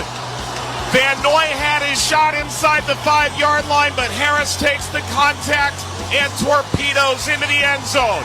And the Steelers lead the Ravens 6-0 with 2:36 to play in the first. Chris Boswell hit on the extra point, a 7-0 lead for Pittsburgh, and it looked like that lead might end up holding up right on through till halftime because the Ravens, A, weren't getting the ball very often, and B, when they did, weren't moving the ball very much. They had a handful of first downs in the first half, but late in the second quarter, they did get a couple of big plays on a 6-play, 71-yard drive. And just in front of the 2-minute warning, Tyler Huntley found a guy who's become a big factor late in the season for the Ravens to knot the game. Huntley catches the ball. Pocket collapses. Throw to the right. Caught at the 10. Breaking a tackle. 5. Leading for the end zone. Likely. Touchdown. Touchdown, Baltimore. Caught it at the 10. He shrugged off the first challenge at the 10. Inside the 5. And climbs the ladder over the goal line. And the Ravens are a point after from tying the game with 2:19 to play in the first half. That's what it was, a tie game at halftime at 7 apiece. It was in the third quarter as well when something that did not affect the score of the game but could affect the future of the Pittsburgh Steelers happened on the field. As we find out now, maybe not as bad as it first looked. Huntley, play action, steps back, he's flushed, rolls right, he looks, throws a middle, caught shy of midfield, and then dropping down immediately as the tackle came in from the side. Nelson Aguilar made his first catch. There is an injured Steeler down at the 32-yard line. That is T.J. Watt. He is pounding the ground over and over again, and a number of Steelers just drop to a knee around him as the training staff checks in on a player that has accumulated 19 sacks, most in the league, and he's grabbing his left leg. It came as a part of an accidental back-to-back collision. Watt left the game and did not return, and if you just missed it a little bit earlier, reports from the ESPN broadcast right now are saying that the Steelers believe that this is a grade 3 MCL sprain, which under normal circumstances would be a multiple-week injury. You know that if the Steelers are playing in the postseason next week, that there's going to be every attempt to get T.J. Watt back in there. Still a 7-7 game as we started the fourth quarter, but on the very first play of the fourth quarter in a game that seemed to be stuck in neutral offensively, the Steelers hit big. Snap back. Cam Rudolph guns it over the middle. That's caught at midfield. Wide open. Deontay Johnson running down the hash mark. 10-5. Touchdown. 71 yards. And the Steelers' playoff hopes very much alive. And the first play of the fourth quarter, a 71-yard pitching catch. The last 50 all on the ground. Steelers 13, Ravens 7. Huge play in a huge spot. And when the Ravens tried to figure out a way to get back into this thing, remember what we told you about the wet and rainy and cold conditions? That meant ball security was at a premium. As it turned out, it was a big-time premium for Baltimore. Huntley, handoff again over the right-hand side. Edwards continues. Ball's out. Steelers jumping for it. They have it. The Steelers force another turnover. Keanu Benton is on top of it at the 31-yard line. What that meant was that the Steelers could kill clock, and they killed more than 4 minutes of it before Chris Boswell hit a 25-yard field goal at the 3:13 mark. That was basically your ball game. Justin Tucker hit on a 36-yarder with 16 seconds to go, but the Ravens couldn't recover the onside kick. The Steelers win it by a score of 17-10. They get the victory. They now wait to find out what happens tomorrow in two different scenarios. Jacksonville or Buffalo loses, and the Steelers are in the playoffs. We got a lot more to do, though. We got a second game coming, and this one is do or die. We'll take a look ahead to what we have got coming in Game 2 between Houston and Indianapolis in just a moment. You're listening to the NFL on Westwood One. Now, during Staples Print Big Sale, get $20 off your print purchase of $100 or more, $50 off your print purchase of $200 or more, and $100 off your print purchase of $300 or more. So the more you print at Staples, the more you save. To demonstrate, print at Staples, you save. But if you print at Staples, you save. See how that works? Staples Print Big Sale. Print more, save more. Up to $100. Ends 2/10. Visit staples.com/print for details. Oh, not this song again. Hello, Sarah. Real quick, if you had to choose, would you listen to elevator music all day or deal with payroll compliance? Oh, payroll compliance for sure. Wait, really? Staying compliant is so much easier with Gusto. Gusto automatically calculates my taxes and files with all the right agencies for me. That actually sounds great. Hold up. Can Gusto help my small business with compliance too? Of course they can. Choose payroll compliance without the ups and downs. Visit gusto.com/radio to sign up for free. At Grainger, we're for the ones who specialize in saving the day and for the ones who've mastered the art of keeping business moving. We offer industrial-grade supplies for every industry with same-day pickup and next-day delivery on most orders, all backed by real people ready to help. So you can get the right answers and products right when you need them. Call quickgrainger.com or just stop by. Grainger, for the ones who get it done. Welcome back to the post-game show. The Pittsburgh Steelers 17-10 winners over the Baltimore Ravens. Game 2 to follow here in just a couple of moments from Lucas Oil Stadium in Indianapolis. Houston Texans and the Indianapolis Colts play a game where the winner is in the playoffs. The loser is out of the playoffs, a de facto playoff game. That probably seemed like a dream for the Houston Texans picking number 2 in the draft last year, but under the new head coach, D'Amico Ryans, they got themselves a quarterback in C.J. Stroud. They also got themselves a defense, and I asked D'Amico this week, what made this defense so much better? A relentless mindset. That's the first thing, right? And it starts with our defensive line. I truly believe in everything starts with the front, and the defense goes as the D-line goes. So for us, our guys up front have really set the tone. You throw in some good players in the back end. Those guys have been able to, really play together and play fast. They have fun playing together, and it's fun to watch the guys grow. It's fun for me to sit back and watch them truly make plays and have fun playing football. Indianapolis Colts, on the other hand, lost their starting quarterback early in the year. Gardner Minshew has stepped up big, and the Colts have been one of the best teams in the NFL over the course of the last 8 weeks of the season. Zaire Franklin is a guy who has set a tackling record in Colts history 2 years in a row now. You remember last year when they changed head coaches, Jeff Saturday came in. That was a completely different feel. At least that's what I thought. I asked him how different this year is from last year at this time. To be honest, night and day. Been in this league long enough to really appreciate when it's the last game of the season and you're fighting for something. It's a privilege to have everything on the line. Last year when you plan and, you really get into the off season and the fans are talking about draft position, is just never a good spot to be in. So I'm just thankful to be in this position and looking forward to taking advantage of it. When you go through a full season, there's going to be ups and downs for a defensive unit. How is it that you work your way through those valleys when they're there to get yourself back to where you want to be? Well, I think whether you're facing success or adversity, I think it's just being honest with each other. I think it was times where, we were winning games and making plays, and we were still being honest with each other about the things that we still needed to work at.